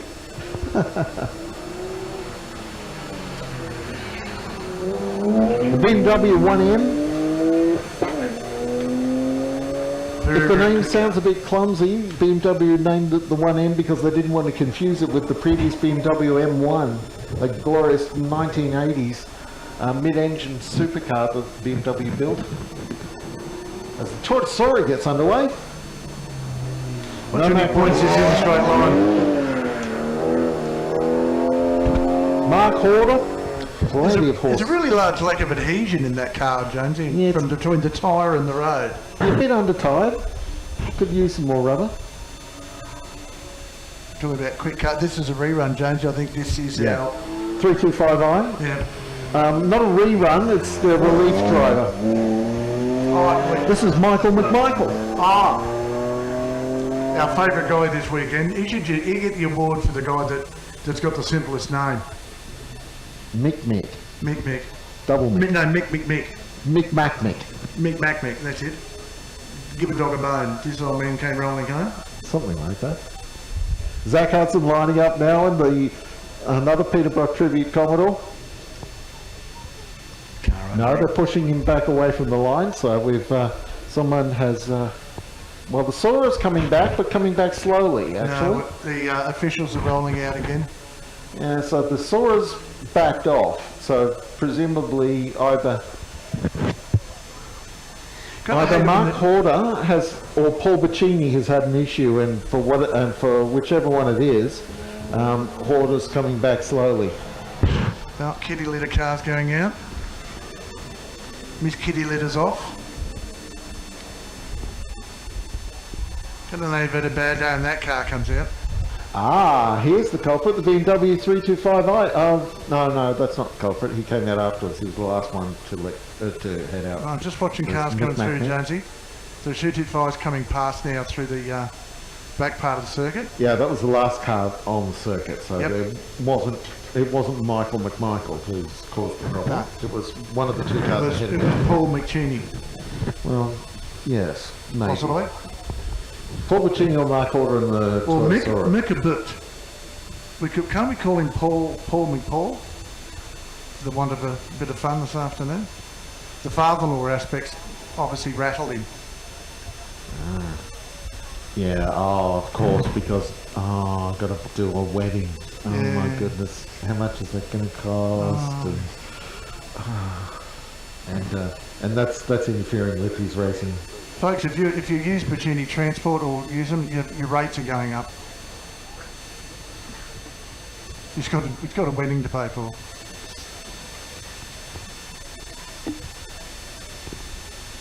I wonder whether Jacob actually went and asked Paul for Sophia's hand. That would have been an interesting conversation. You know worries, mate? Yeah, cool.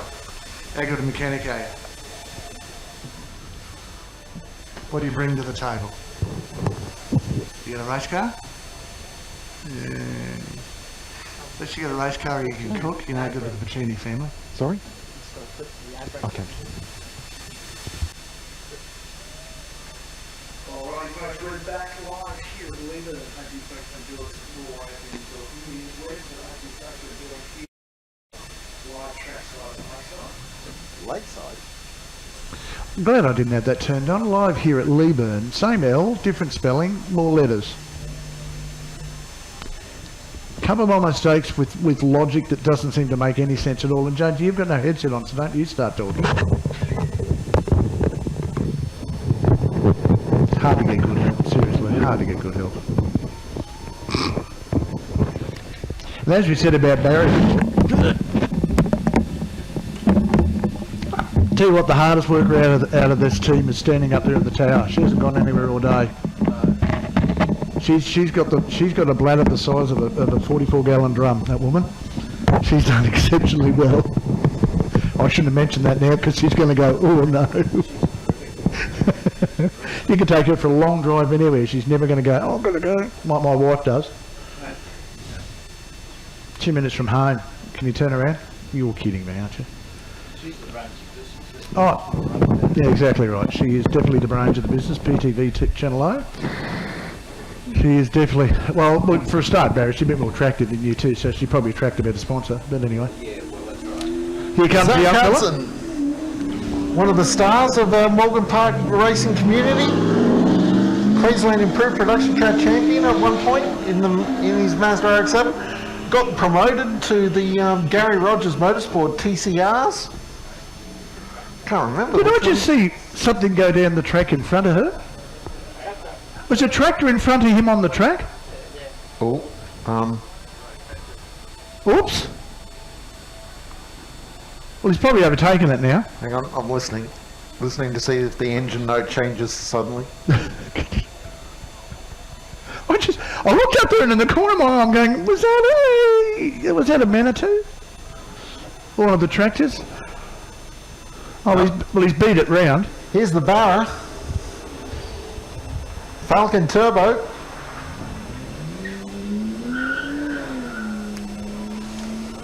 The most popular engine swapped engine at the moment anywhere in the world, that car.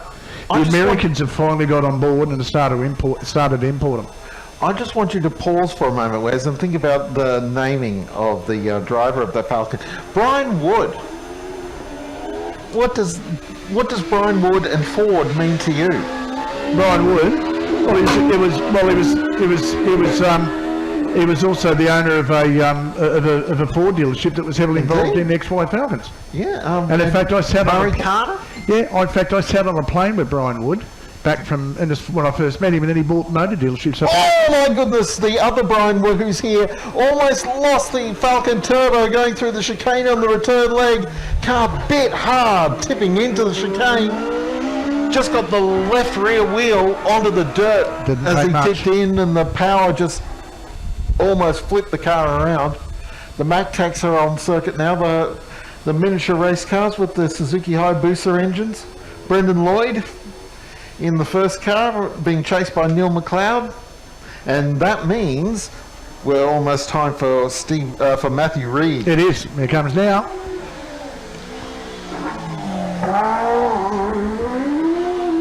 Wow. Bit of torque steering out of the car. Who goes to the car park at the local Coles and sees the trolley rack and decides, I can make a race car out of that? Yep, exactly. Yeah. Space frame, front wheel drive, 1000cc motorcycle engine. It's very rapid bit of gear, and while I jest about shopping trolleys, it's a purpose-built proper race car. He went to a lot of expense. It cost him $1 because he actually stole an Aldi trolley. Ah, that's what it was.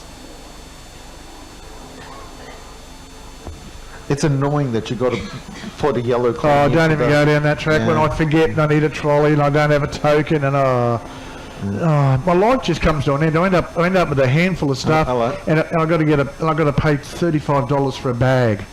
And we've got another problem. Oh, and that's Matt. Oh no.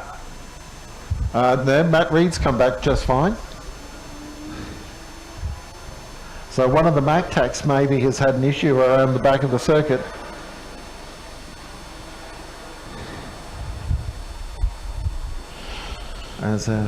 Thanks as always to Morgan Park Raceway for the loan of their Holden Commodore safety car this weekend. Or don't anybody tell Morgan Park we've got their postcard because they don't know it's gone. Sorry, yeah. There's the other reason, Jonesy, it's here probably. Yeah. Shh. Secret squirrel. We might take another short break while we're cleaning up, folks. We'll pay some dues across our guys at PTV Channel O. I'll say thank you to our volunteer officials that have been working so hard, not only through the last few days here from this week setting up the event, but also to the ones that have arrived here this weekend, the guys from the QMROA, and of course our fantastic guys from Motorsport Australia, our scrutineers that have worked tirelessly over 2 days to scrutineer all the cars. Over 240 cars, don't you? It's not just the QMRI. There's a number of motorsporting official groups that... the Scrutineers Association? Well, yeah, but more than just that. There are more than one group of flag marshal groups these days. Yeah, so thanks to all of our contributing official clubs. Especially the club committee too, here from the Leyburn Sprints committee for the hard work they go through. Yeah, and all our car clubs that are going to join us tomorrow for the show and shine. And actually thank our sponsors. But look, guys that get right behind historic motorsport, the guys from Shannon's too, and it's great to have those guys on board again. If you're looking for a quote on your insurance, go and have a talk to the guys down there. I'm an avid Shannon's user. I've got multiple accounts because unfortunately I've got multiple toys. Sure. Also, put your hand up. Put your hand up if you've got a Shannon's insurance account, folks. Now, come on. There's more than that here. All right. Once again, look, your wife's not anywhere near you. She won't see you put your hand up. Okay, Phil Ross, if you can hear us, you've got some work to do. Yep. There's a complete marketing opportunity here watching the big screen. Yeah. No, special thanks to the guy from Shannon's. They really do get behind. They share your passion for motorsport and motorcycles and all sorts of things. And home insurance now as well. Oh yeah. But they also, this is a good thing, Jake. They actually insure your collectibles too. If you've got motorsport paraphernalia, you can actually insure that through your Shannon's account as well. Well, you've made me think now. I've got thousands of dollars of motorsport stuff on my policies.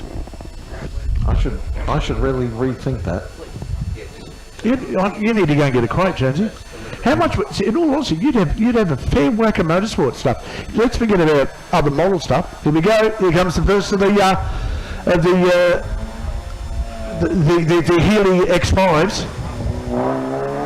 Yeah, the AHX5s maybe. That'll be. There's that Kaz first. It should be. Yeah, Kaz then Mark. That's the two Mikulik cars. Father and son. Here comes a very potent. Matthew Reed's going to have a rerun first. Collie Jonesy. I can just imagine now that bouncing along on a chain behind the car is that little module with the gold coin. Into turn one, Matthew tips. I'm just wondering, Jonesy, when he puts it in the trailer and he straps it down, does he get his dollar coin back? No. All right. You kind of need, you got to plug another trolley in, and then you've got the other dollar coin for the other trolley. Oh no, it's so confusing. It turns into a whole thing. It does. Here comes Mark now. Yep, Mark McLeod. The world's fastest Channel 7 cameraman.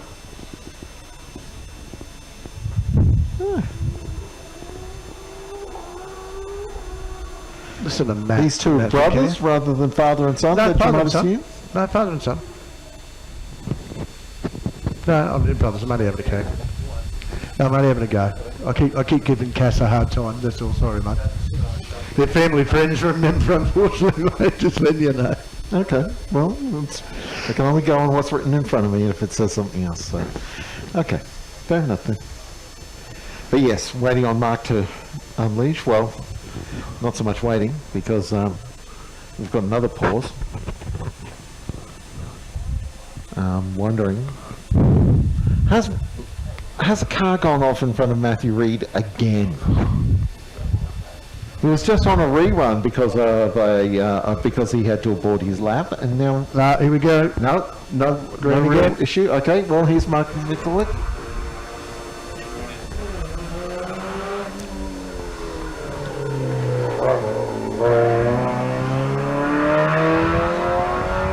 So very familiar engine note. out of the history of Mazda MX-5 racing in southeast Queensland. We had a MX-5 racing series running here for a long time, and we now have something slightly similar, a combined series of Mazda MX-5s, Toyota 86s and Subaru BRZs. As Steve Peaty heads out in an actual MX-5, not a squashed one, although I've used that joke already. Yeah, we've jumped past that. Yeah. A wide body MX-5. Then we've got another MX-5 coming through, Josie. This one's been cut down within an inch of its life. Scott Walker, who is one of these guys who says windscreens are for people who can't build good engines. What was that Enzo Ferrari used to say? Aerodynamics are for people who can't build engines? Yes, correct. Starting up with the first of our Porsche rockets now, Jonesy. Indeed, yep. Darren Blake first up in the 2-litre Subaru Impreza WRX, and will be chased by Tim Blake in the 2.4-litre Subaru Impreza WRX. Pair of very rapid Scooby-Doos. They're starting to own that now, Subaru drivers. It always used to be a bit offensive, the term Scooby-Doo, but they've kind of owned it a bit now. There's Tim Blake in the silver Subaru WRX. Well, there's a personalised plate in Brisbane, Jones. It's a beautiful Subaru WRX, and it's got SKUBY. There's other variations of it as well. Here comes Chris Ching.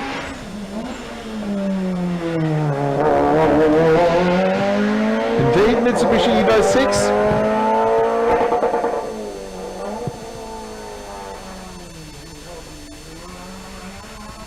To give it its full name, the Mitsubishi Lancer RS Evolution 6. Yeah. Takes forever to say. Here it comes. And here's Nick Connerjohn in the Subaru WRX STI. It sounds like it's pushing hard. A gazillion horsepower. That was actually a very neat run through turn 2. Very no tidy. aggression at all. Yeah, chasing a time is Nick. Now, son number 1 is getting underway now. Will Connerjohn. The moment I say that, I'm thinking, no, it's not Will. It's one of the other brothers. Judgy, is that a normally aspirated engine in that car? No, it's a 2-litre turbo. Because it sounds... Oh my goodness, Nick Connerjohn's come out of the second to last corner completely sideways. We'll go back to a replay of that. Watch this on the big screen. Drifting, 4-wheel drift. So much for a neat lap. There's Scott Dean in the Mercedes AMG A45. This is a Bathurst 6-hour production race car, production touring car.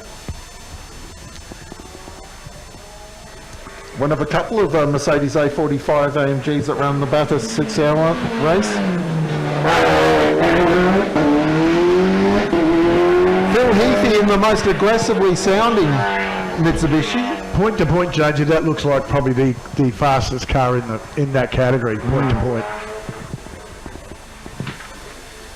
Quick BMW is coming our way. Coming back in the other direction through the chicane. Being as neat as possible in the Mercedes. Yep.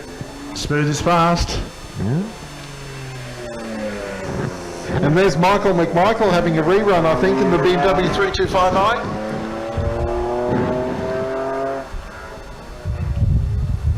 Phil Heafy in the Evo comes around. Oh, he's very quick through the chicane. Just the slightest of twitches as the Toyota Sora launches. Only a little bit of tyre smoke this time. Yeah, it'll change out here as he turns right. Ready?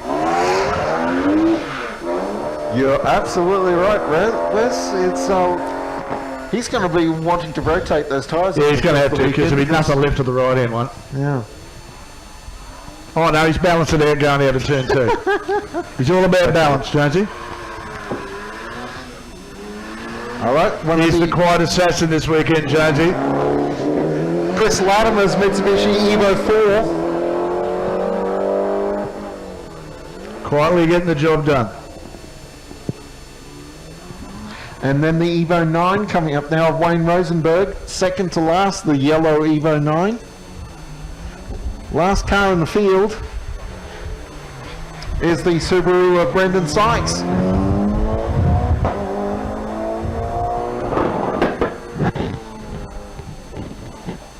So Sykes in the Evo tips into turn 2, waiting for there's the Latimer coming back into sight in the grey Lancer.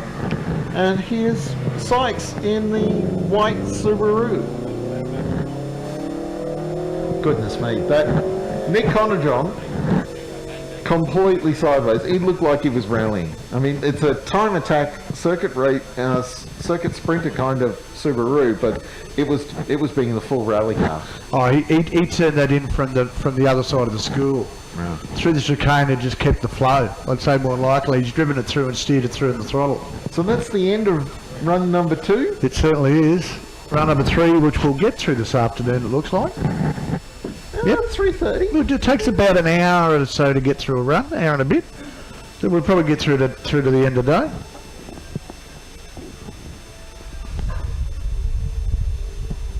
Until we go to beer o'clock. Here's Brendan Sykes coming back in the Subaru. And that's the end of run number 2.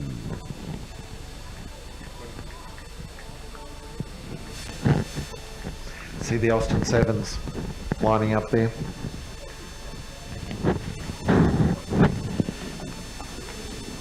I flip over the almanac of entered cars here, and there's so many pages with such a big entry here this weekend. Registers 3 on the Richter scale when I flick it over. Yeah. Alan Blair first up, or Glenn Blair might be driving. It was a large nominated. Sorry, Johnny, a large tree died to make the paper for that.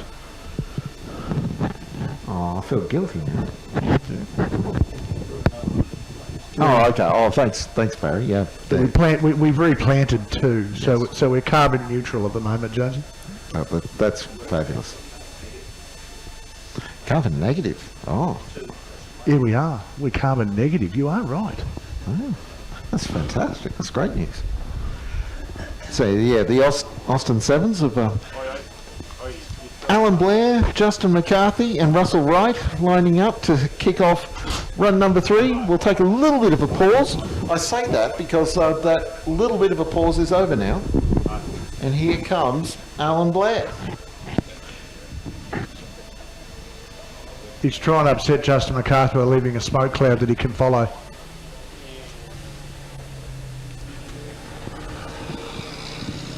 The slowest of the 3 Austin 7s that are running here this weekend. Least quick. It's actually blowing a bit of smoke out the back, James. I'm starting to think it's probably going to run out of oil before it does petrol. Oh, in fact, he's... Oh, did I put the kiss of death on him just then? Commentator's curse. I just thought for a second there he was doing hand signalling, recognising... Oh, they're waving to everyone as they go past? Well, Austin 7s don't have blinkers because they're 95 years old. Here comes Justin McCarthy, so he'll be waving to everybody. Yes, he is.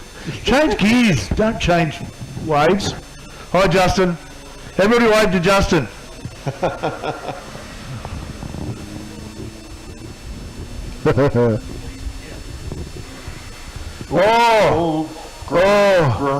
He's just brushed his teeth in the car. Oh, jeez. You hate that noise, don't you? Oh.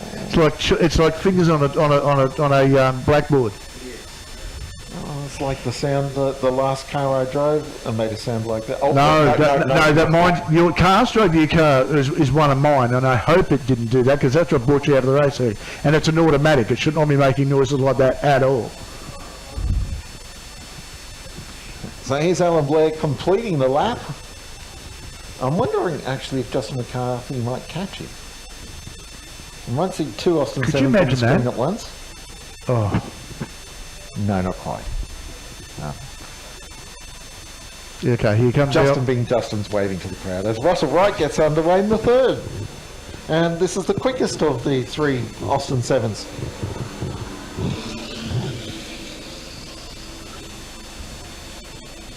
I don't like race cars where you've got to wear sunglasses because the light reflects off them. That's not fair. It's a bit of an auto union thing, really, isn't it? A lot of polished aluminium race cars back in the day, Jonesy, wasn't there? Yeah. Well, of course, the German Mercedes Benzes and auto unions. I mean, of the 1930s. All right, Jonesy, he's got it going again. Yeah, the Aston Martin Le Mans of Max Stevenson makes it to turn 1 for the first time this weekend. And he's on his way towards turn 2. One of just 17 Aston Martin Le Mans. Just mixing my British brands for a moment. Aston Martin? No. Aston Healy. But now we've got the side valve Ford V8s coming. Barry Smith leading the way.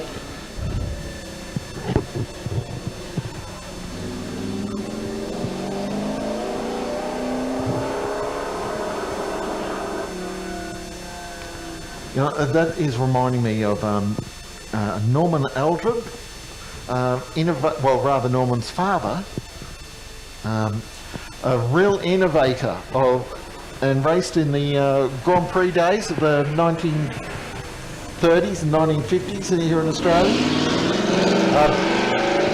One of his cars was a supercharged Ford Zephyr Special that we've seen at, but prior to that, for Doug Whiteford, he created a monster called the Double V8, and it had a pair of side valve Ford V8s mounted in a very long chassis. And wow, the third of it was Alan Bishop through before. Always having a crack. Yeah, there was a very tidy exit out of turn 1 there by Al Bishop. I mean, that's not that one. That's the third of the cars, Jonesy. Sorry, it is. Oh, well, that was Steve DeLisa in the Dodge. I've rabbited on Here we go. long. Here comes the man. Here comes the man. First of the 9 car coming through. Man special coming up next. John Devitt in another Holden engine special immediately in front of them, and that's not the manpower car. Next up is Doug Rath in the Jout Junior. Correct, yes. And then the manpower car should be behind. Somewhere very close behind. As I said, my favourite car as far as engine note this year. Just have a listen to it, folks. Beautiful sound.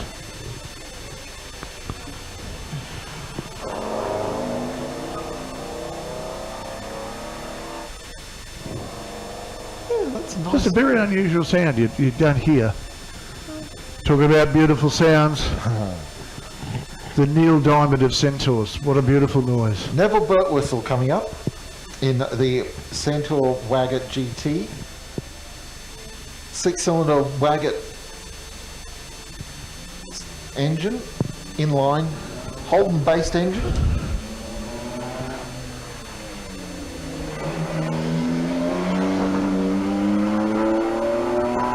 One of a very rare, I think it's down to, I think there's just 2 Appendix K cars still mobile in Australia. The other one being the Carter Corvette. Talking about Centaurs, this should be Bernice Stratton's husband, Brad.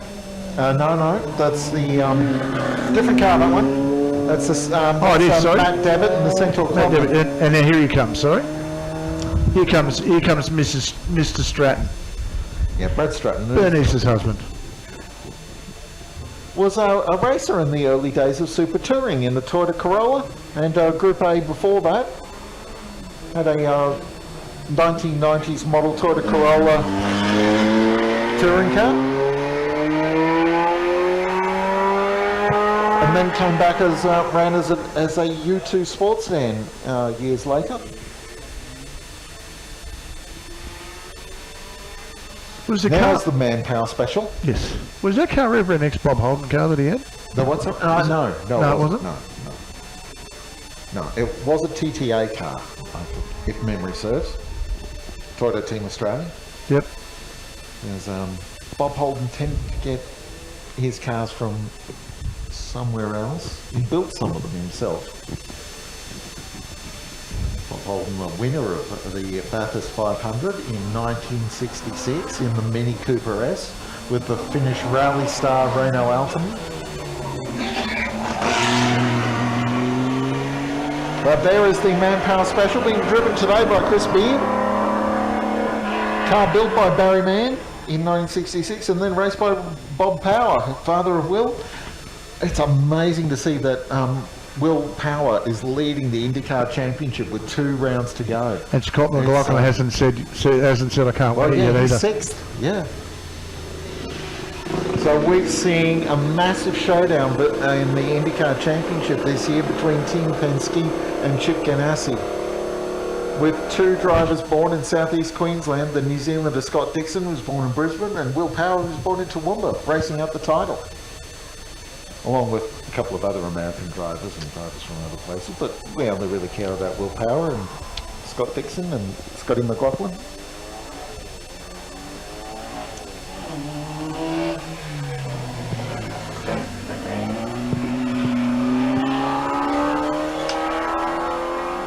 Now the Lotus 7s are out on circuit now. Shane Murphy first up. The originality of that car is what makes it stand out to me, Jonesy. John Bailey, the other of the Lotus Clubmans that are running today. Both are running the close ratio 4 speeds.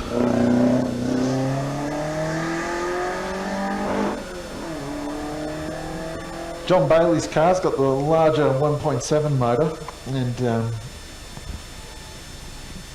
electronic display, so that's something that you don't see every day in a Lotus. What's that? Sorry, Jonesy, what's that? Electronic display on John Bailey's Lotus 7. Oh, righto.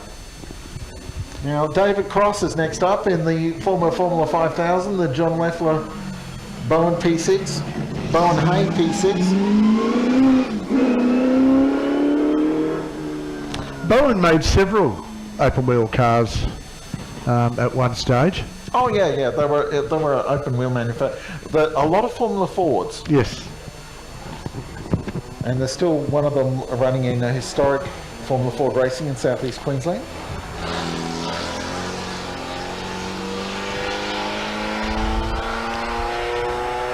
Glenn Scott was another driver who raced Bowens. Yes. I just think that'd be a funny thing to do down the front straight out of a policeman there with a radar gun. See if the drivers lift off. I'm not going to do the song this time. Good. I think 3 times was enough. Sunbeam Alpine. I've gone into the cone of silence though.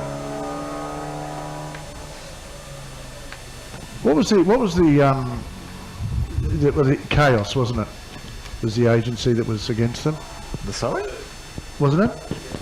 Yeah. Chaos. They were the bad guys. Yeah. And what was the robot's name? Oh, Jaime. Yeah. Jaime. Played by Patrick Warburton in the most semi-recent film. Okay. All right, Jonesy, one of the first 24-ounce cars coming out. Indeed. Moving on from Paul Ritchie and George Brachetto. Now it's Chris Gray in the first of the 240Zs. Go the Z car. The Mofico has shown up slightly late, but still coming out for a run. There goes Gray.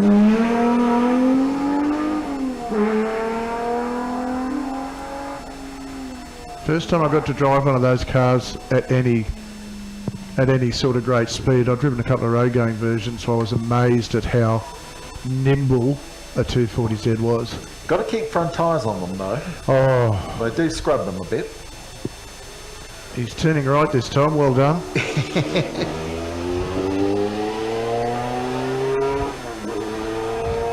Yeah, the only Sports 2000 running here this weekend. Sometimes we've had as many as 4 or 5 of them, and when the Morgan Park Historics come up every year, there's at least half a dozen. But yeah, Christopher Hassman in the Mofico Sports 2000. Bolwell's coming our way. Barry Campbell.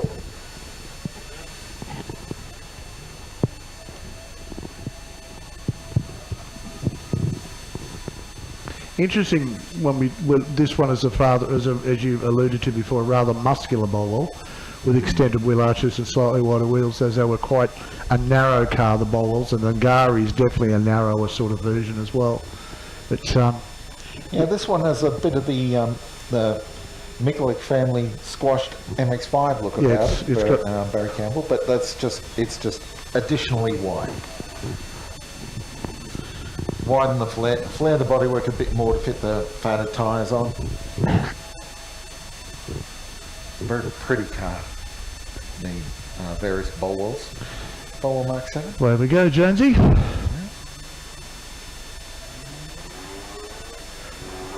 Remember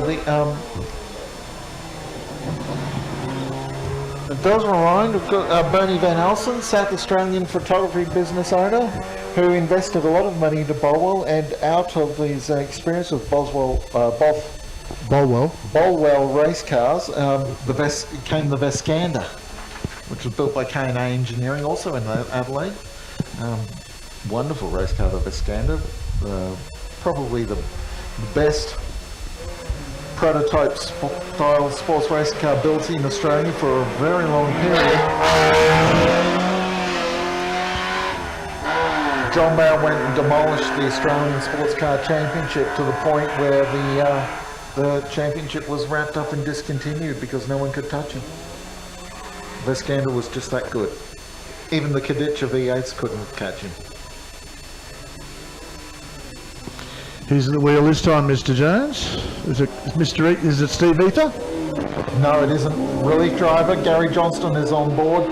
The Austin Lancer, car number 27, that's heading out of camera view now. Porky coming towards the line in the Marola. Porky Edwards. Yes. One of several Retrotech cars that are running here. Normally run around his Dick Johnson tribute car. This is more of an American style hot rod, just without the V8 engine. His new car's coming too, Jonesy. And it's got more horsepower than he knows what to do with, he reckons? Oh, the race is going. Do I have enough horsepower? Never. Yes. The checkbox here. Do I have enough horsepower? No. I've got enough on my Harley, Jonesy. Enough on my motorbike. I'll tell you now. It's way better than I am. I just enjoy cruising on it, mate. That's what I do. I'm quite happy to say that my skill level sort of peters off a bit as soon as the kick stands up. So. Yeah, no, I do agree with some extent that my skill level on a motorcycle is more or less correctly standing it up, and that's the limit of it.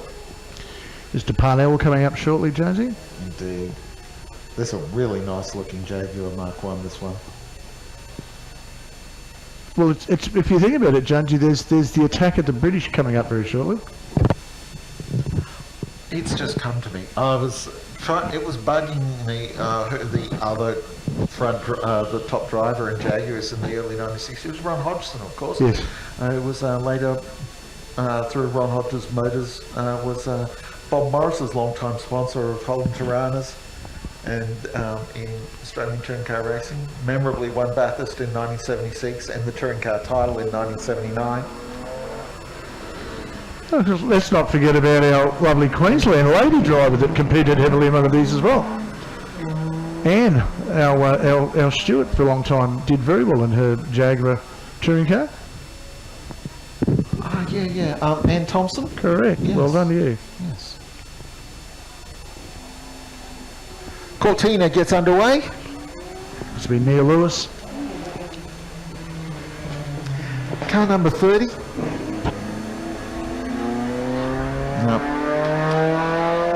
Noel Wicks follows shortly. We've got 3 white Cortinas in a row, Mark 1 Cortinas.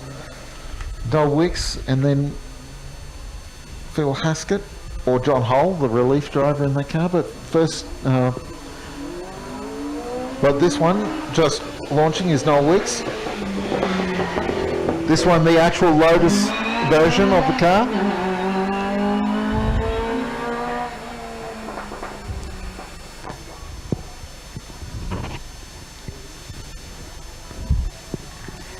Now Phil Haskett and John Hull share this next Cortina. We can't tell until it comes down and see row. what numbers crossed out on the door. Yeah. Okay, Phil Haskett is at the wheel. If there's 2 race numbers on the car, then the car is double entered. It's 2 drivers who have both entered on their own. But if there's 1 number and there's a stripe through it, then there's 2 drivers sharing the car, but they're only sharing 1 entry, so they only get half the number of runs each. Ray family coming through. So yeah, Chris Rath, the middle member of the Rath family.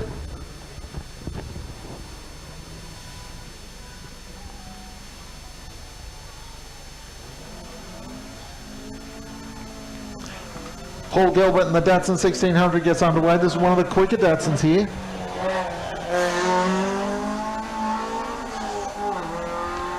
Very nicely set up car, that one. Extremely lovely.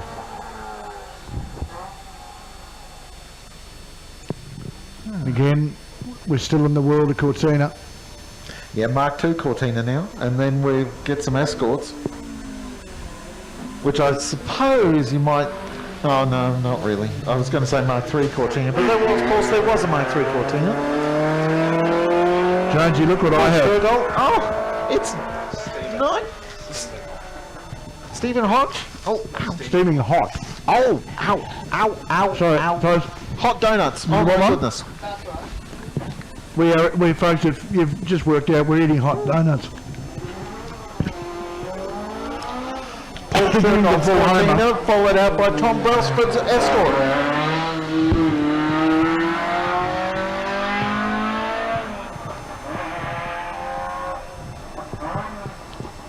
Remember when Escorts were brand new, and one of the Ritters, I assume Graham, but it might have been Michael, almost stole away the Australian Touring Car Championship because the way the point score worked is you could get almost as many points by winning the 2-litre class compared to, or the 3-litre class, depending on which year it was, compared to the big class of the 6-litre class. So if a consistent run of victories in the 2-litre class could theoretically beat the open class if they were getting the wins. It never quite happened, but almost. Glenn Potter's Volvo being chased out onto the track by the V6 Capri of Craig Anderson and Wayne Lacey. And then Matthew Clift. Is he burning out the car? What is all that smoke there? Is he... Upper cylinder lubricant.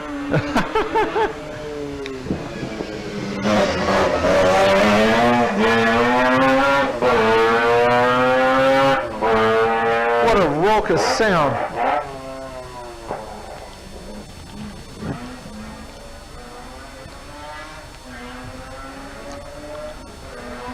Steering it with both his hands and his right foot, Jonesy. Bob Haggerty following through in the RX2. Matthew Clift running a Bridgeport at 10A compared to the 12A rotary of the Mazda of the Bob Haggerty's RX2. Oh, hello. Haggerty a bit aggressive into turn 2 just there as Nadine and Missy launch. Nadine Jensen in the Valiant Charger. Got to get 1.5 kilos of sugar off my chest from that donut, Jonesy.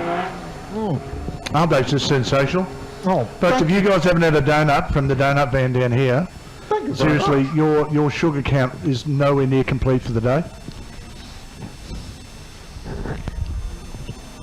Thank you very much to our officials for getting us a donut, and thank you very much to the guys from the Donut Hut for supplying them to us.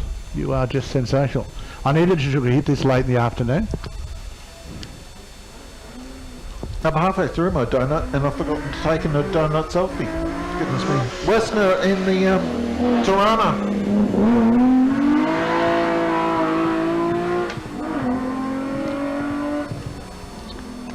The car is such a gorgeous engine note. It really has.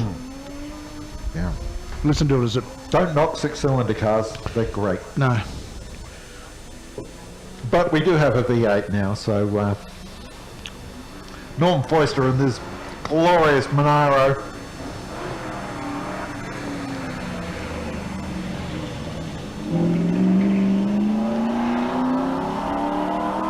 Norm might be chasing a time here because that was actually a clean run through. Yeah, he's locked the left-hand front up trying to get into the turn 2. Yeah. Well, we've got GDHOs coming up now.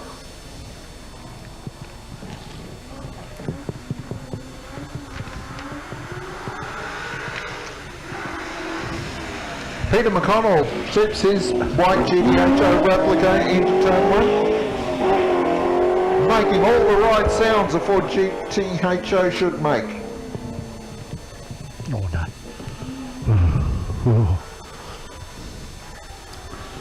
Too early for that. Someone offered me a Phantom Liquid, which was too early.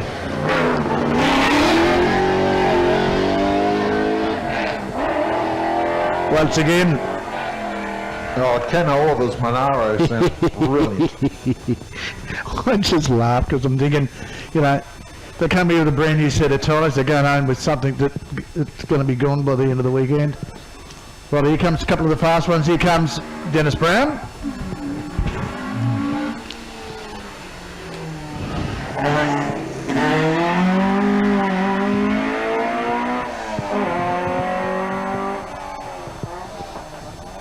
Treats that car like it owes him money. Yep. Although that's a potentially a slightly rude description for a banker. Yeah, truly. Oh my goodness. Here comes Tyson Cowie, Jonesy. Somebody was pinching the brakes over the back of the circuit. Might have been Dennis heading into no, we turn just 2, or... actually we're holding up the track at the moment. We're not letting him go. I can hear the Ford we motors. should take the long shot if we can, our cameraman. Well, Dennis is coming. Here he comes. Yeah, so it wasn't Dennis, at least not obviously, Dennis Brown being the culprit. Who was just ahead of him? Well, he was on track. Here comes Tyson Cowie. Okay. Just creating a little bit of a gap. Maybe it was just a pause to get more attention for Tyson Cowie being on his way. The brilliant Mark II for Escort. He was wide, tipping into turn 2. But compensated. And now Ayers in the Subaru.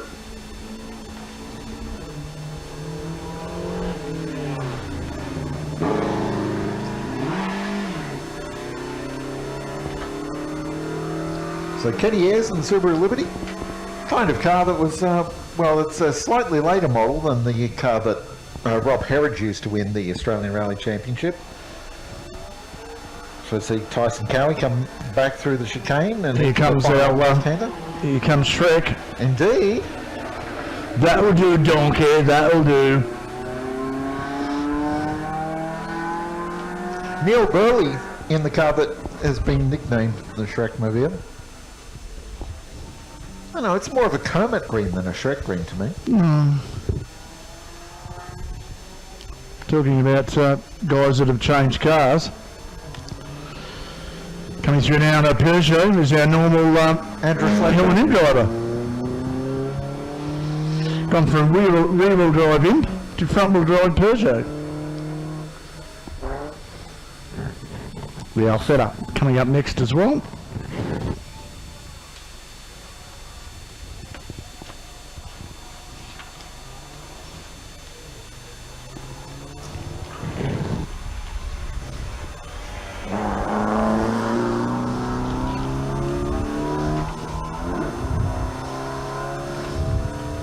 So that'll be Sid Smith at the wheel.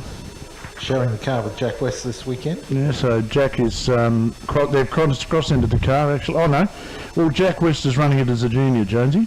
Ah. So here comes the VL Turbo.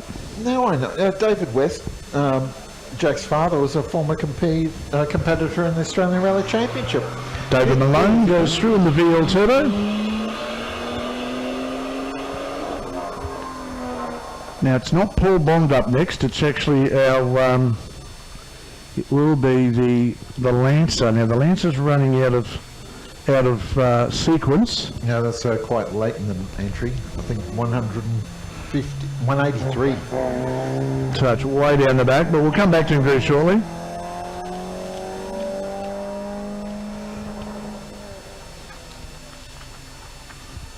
Bouncing on the limiter. Yeah, that's Noel Pocklington driving that Mitsubishi Lancer Coupe. Naturally aspirated. I'm wondering if the car might have been... it's a standard 1800 Lancer engine, but it's very quick. Noel's a former Gemini racer, West people. Now there's Paul Bond. That very aggressive Datsun 1600. Yeah, Paul Bond doing a great job in the 2-litre turbo in that car. Comes the V6 Buick-powered car of Mick Doyle. Whoa! Makes total sense, doesn't it, really? Gemini V6. And we'll watch that loss of traction there by the Gemmy through turn 1. This up should be Brucey Garland if we use him. Yes, it is Brucey Garland. In the 2.4 litre Ford Escort. Have a listen to this thing. Neat launch. Pushing hard, Bruce Garland.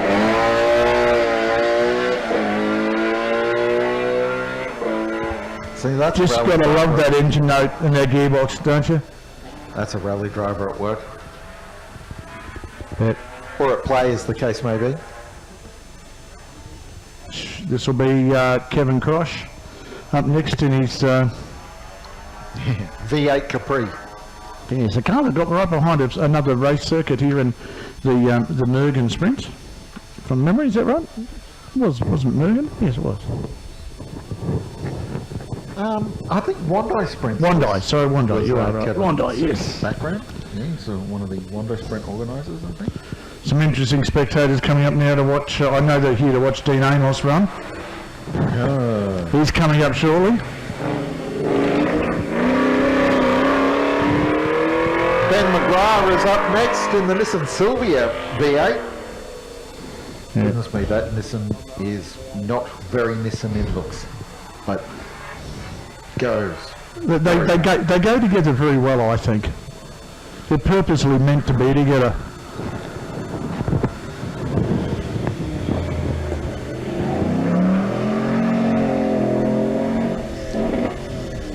Choice of champions now in drifting as well. LS converted rear-wheel drive cars. Now, once again, as I've said early on today, this is where a bad joke went wrong, and guys having a beer on a Saturday night. Let's put a V8 in the Morris Minor. And they did.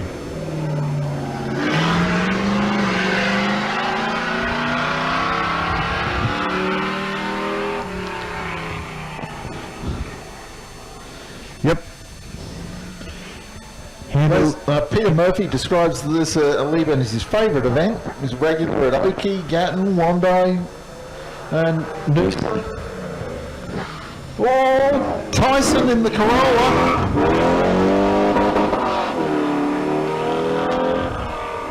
John Tyson just didn't have the car positioned right for turn 1. Had to have a couple of goes to get it to go round.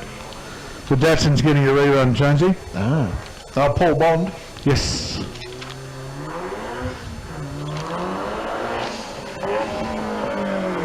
Fantastic point car.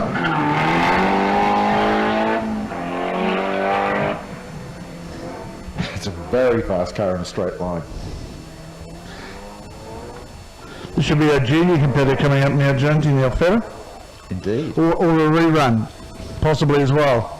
Well, shared car, remember, so it could be the other driver. Well, just check. Jack West and Sid Smith. Yes, I'd say it's Jack West, Jonesy. The youngster, one of the drivers chasing after the junior title, was here. And the V6 Gemini is getting a rerun as well.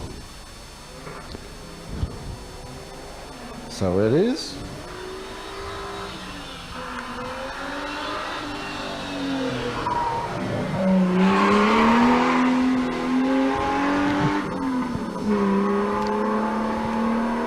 Jonesy, this is like Bruce Garland's getting another rerun. Hot tyres, hot brakes, cool driver. And then we're into the open wheelers.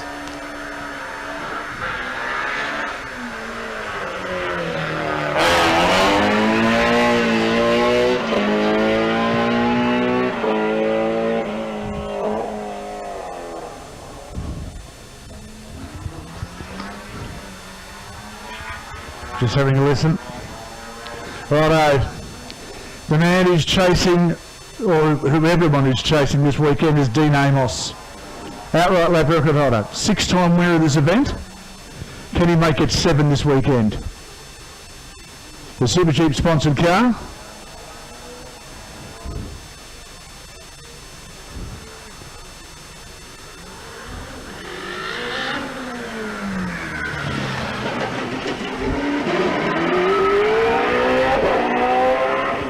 Carried a lot of road speed through there without a lot of drive coming out of it. He was a bit ginger on the throttle, getting the car into turn 1, Jonesy. Now he's through turn 2 and running out the back. This is going to be quicker. We can't give any live time at the moment. His second of the car's coming. This is Brett Bull.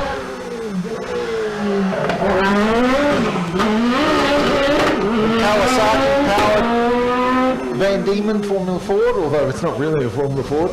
Just look at the replay here as the car wags the tail through turn 1. Catches it. Orange is the new black, Warwick Hutchinson. Actually, has Amos come through? Hutchison launches now in the rotary turbo-powered car. It's still not happy in the gear changes, Jonesy. Brett Bull's coming around now to complete the lap. Very rapid. Oh, nudged one of the witches' hats at the chicane. That'll give him a time penalty. Is this Neil Lewis? Yes, it is. The Fly 01. Campbell. Hill Climber Special.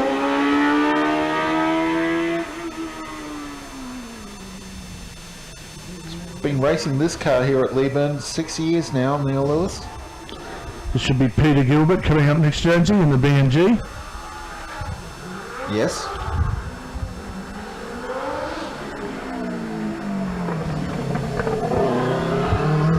That's a it looks like a very short wheelbase car. It's an interesting look to it. Here's Lewis completing the lap at the same time. James Hamer. Up next, Jonesy. It's a bit quicker than a standard Farrell Clubman Sports 1300 racer. Running very rich. Looking for power. This will be David Quelch coming out now, Jonesy. Yeah, the DPQ Special. It's a Honda engine in this car, if memory serves. Honda motorcycle.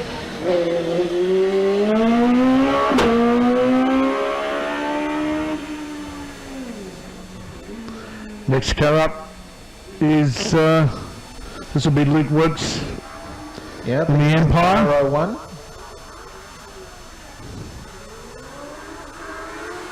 Still a relatively new car to the Hill Climb Sprint scene, and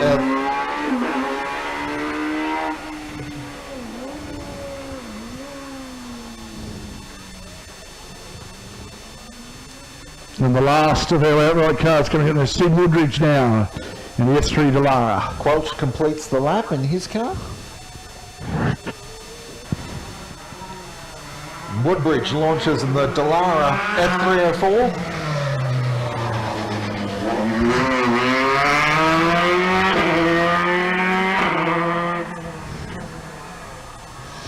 And we go from an outright fire-breathing 2-litre F3 to the Hillman Imp.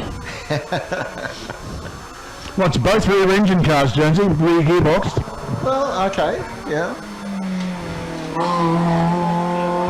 Not a 4-cylinder though. I think the Hillman Imp was only a 3.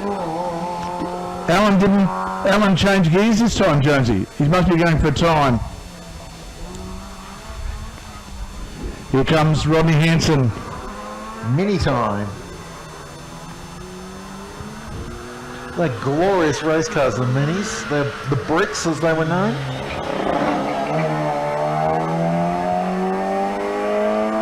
But you'd see swarms of them arrive at racetracks around the country in the 1960s.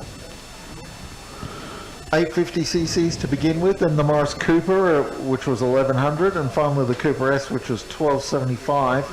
It's the Plymouth Valiant launches. Yep. This is Dale Hurd.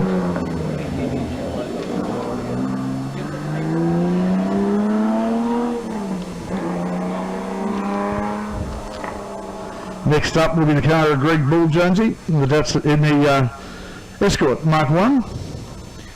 Very pretty car. I like this car. This car is really nicely balanced too. I wonder if that might be Craig Lawrence's old car. That's kind of the colour it was. It was, or you are true, but I don't know whether it is. No.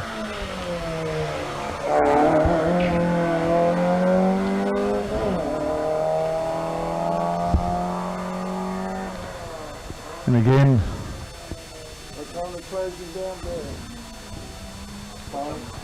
we are getting set to run another one of our Datsun 1600s. This is Robert Kippen and Steve Kippen's car. It looks like Robert at the wheel.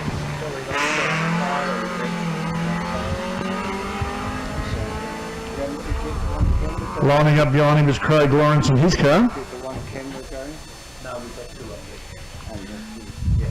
So yes, Craig Lawrence sitting on the line.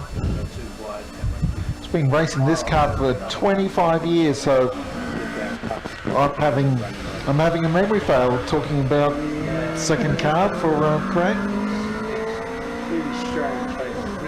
2003, Craig's been racing that car since here. Brett Stiltstone getting ready to run. In the 1310cc Cooper S. He's a regularity competitor at Morgan Park Raceway at Warwick, just to the north of us. In gear days as well. Proud member of the HRCCQ is Rhett Silkstone, which is the home of historic motorsport in Queensland, the Historic Racing Car Club of Queensland, Inc. Donna Trustram now lining up. Indeed, Cortina Mark II.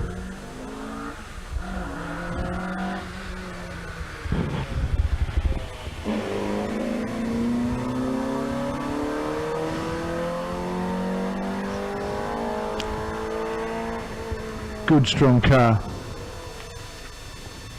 Now, Matt Wyburn in the Datsun 1200, I've got this car wrong at least twice today, but I'm determined to get it right this time. 1500cc Datsun 1200 Coupe.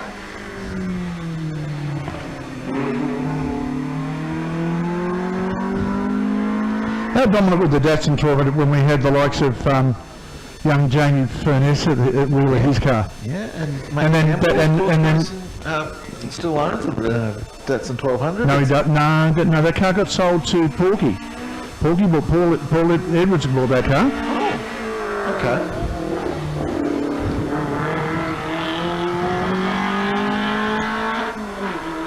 Mark Wood through. Oh, there goes their safety car. So something's an issue further around the track. Well, I can see the Cortina, Mark II Cortina coming back slowly and is going to be caught actually by Wyburn's Datsun. So that's not Wyburn's car, that's the second of the two Datsuns. So it looks like there might have been some contact with an outside area of the racetrack there, Jonesy. So yeah, that's Mark Wood who was coming back a little bit off pace, I assume. So maybe one of the speed inhibitors has been inhibitive. Now this might be Ross Saint. We see there's the Mark Ward car coming around now.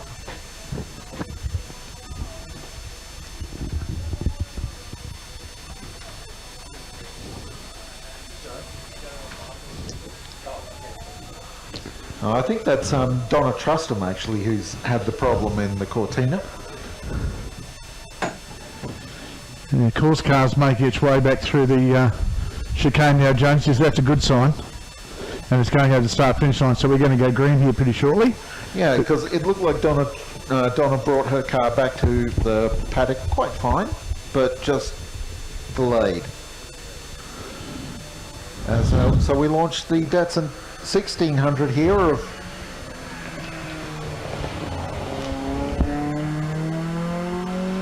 Ross Angelo. He's come down from the Whitsundays to be here this weekend, so... It's a long drive. I sort of do that regularly, Jonesy. Yes. Yeah, you drive up there for work. Yeah, up to Mackay area and... There we go.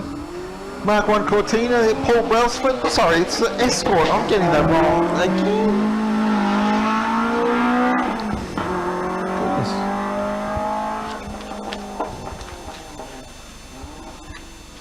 Very experienced campaigner here at Leyburn. Now, Steve Bridie lined up down there, Jonesy? No, he hasn't. This is actually Ross Cuff. Yeah, this is the BMW.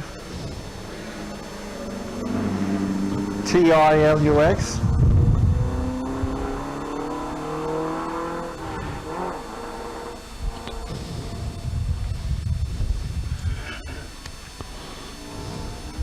Oh, Brailsford's pushing hard.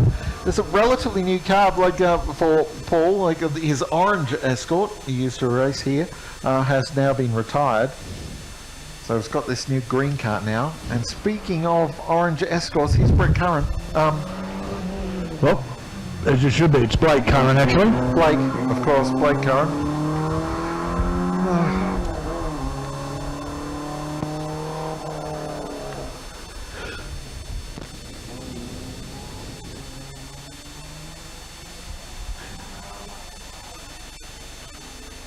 So we've got some reruns coming through now.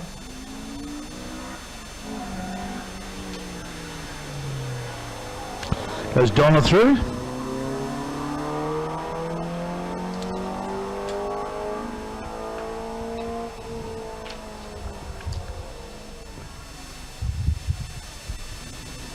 So Donna gets a rerun. Next up is... Who's coming now, Jonesy? Oh, that'll be... It's Wyburn and the Datsun 1200. Matt Wyburn tips his 1200 coupe into turn 1, heads for turn 2. A15 engine, as you made mention, West Speedman. R31 Nissan? Diff LSD? Yeah, more than likely, yeah. Oh. It's a live axle diff. Righto. I know that engine note. Certainly is that D Downey. Datsun 1600. Fantastic rally cars. Won the Australian Championship several times in the 1970s, I think. Also a very popular car in the hands of a guy called Peter Brock in America too, actually, but called called P510. They tend to call the American Brock Pete Brock. Woohoo! That was John Milner. Yes, indeed, the Dolomite.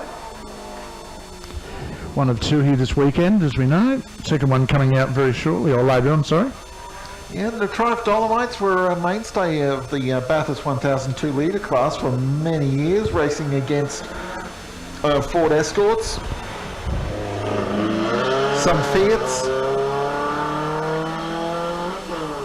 Neil Penboss in the VW Beetle, wearing the Herbie the Lovebug stripes. Terribly unusual car to heel and tow in, Jones. You've got to give you the drum. And they do the gear change arrangement. Oh, there being a linkage, it feels right remote and dead to you, but anybody can drive a VW quickly gets my admiration. Here we go, Sean Rooney. Blacko used to know how to calm gear, and I was designated driver to bring the car, bring him and the car back from the pub one evening, and I couldn't figure it out. No, it's like a bucket. It's like it can be terrible if the linkages aren't adjusted properly. And here's Taylor in the Commodore Sports sedan.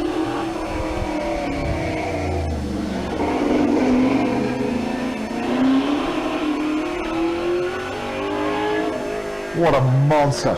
It is. Starting to get into the fire-breathing cars at the moment. What's up next?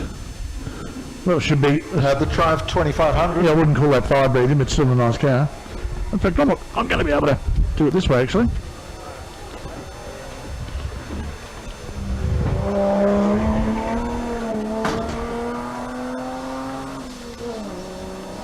It's Torana time. John Bolton down the back here, Jonesy. Chasing after Toby Barker and the 2500 PI. This car is running at 202, Jonesy, not a 186, by the way. Yeah, 3.3 litre, of course, yeah. LC Torana GDR. The GDR actually once had the, as you make mention, was the 2850 motor originally, didn't they? They did. They had the 186, yes, that's correct. Yeah. And then they upspec to the 3.3 litre. When they went from LC to LJ, correct, yeah. Here comes the... Mark 1 Capri. There's Stephen and Tracy Kirby. No, that's the Mazda RX-8. The Kirby's. This is a different car. Car 96. That's Stephen and Tracy Kirby.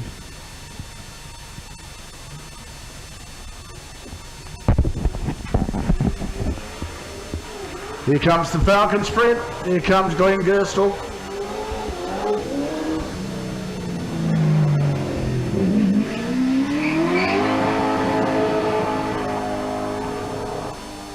Oh, a bit of a tank slapper on the way out towards turn 2. Total disrespect for the rear tyres on that car. Total disrespect for good driving technique. All the power, all the time. Phil Ross. Wheel spin. Yeah.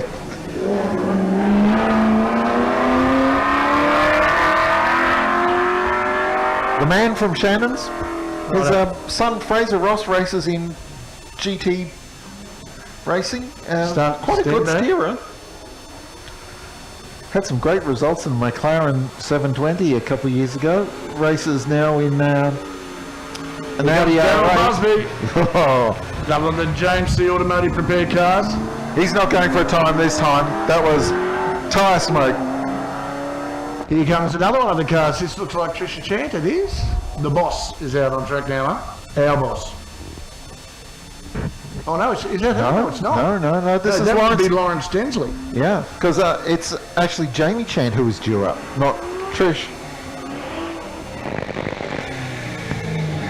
There is something about the note of a, let's say, a huge block, not a big block, because it's bigger than that, 7 litres. Well, yeah, the second like the Ford GT40 started with the 289 and it just didn't have enough force at the time, so they went up to a 7 litre, which seemed ridiculous. Someone and still they started that plenty around the back just quietly. Well, that was definitely Paul Busby, Darryl Busby, sorry. I don't know that quietly is the right word for it. David Dunn's coming through now, Jonesy. Yeah, the XW Falcon, slightly older. The car that the Phase 1 and Phase 2 GDHOs were based on.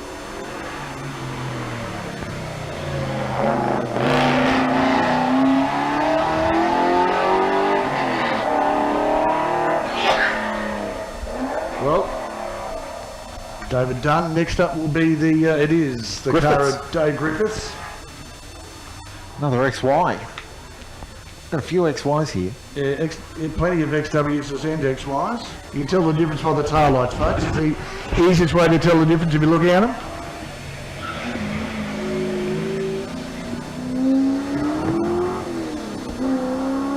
Here we go.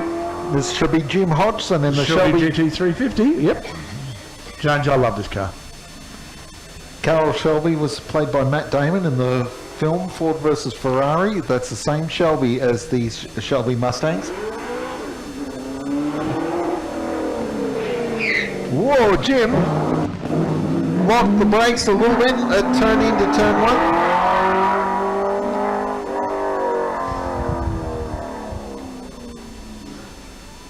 I was thinking, Jones, if they did a movie about you and me, who would you get to play me? Dan Aykroyd? I'm thinking about Seth Rogen for you. Blake McKinnon in the notchback Mustang. That's a tough Mustang, though. Cranky's coming, Jonesy.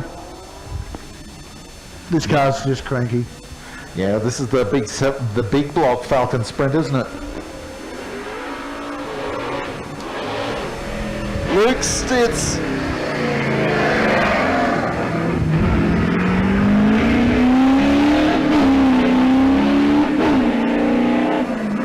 He's going for time. He's not playing, Jonesy. He's actually going for time.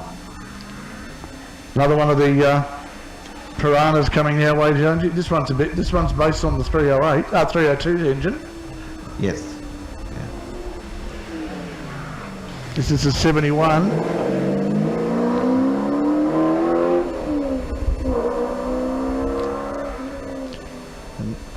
And Dwayne's coming our way now. Here we go. Dwayne Taylor in the Torana. We call it the Airbus. You call it the Airbus. Not me. I'm not a fan of the name. Here we go. Tipping into turn one, the giant Torana. 6.6 litre engine. He spec'd it up a bit. It's had a lot of super sedan speedway engines in that car, and I think they're only 366, Jonesy. So I think that's the end of the run. Engine's totally different. Where it's 4:34, but we've got no other cars queued up. I think that might be the end of the proceedings at 4:30 p.m. Well, we'll find out shortly. So we've gone just over halfway through. I'm just waiting for race control to tell us what's going on. That'd be nice.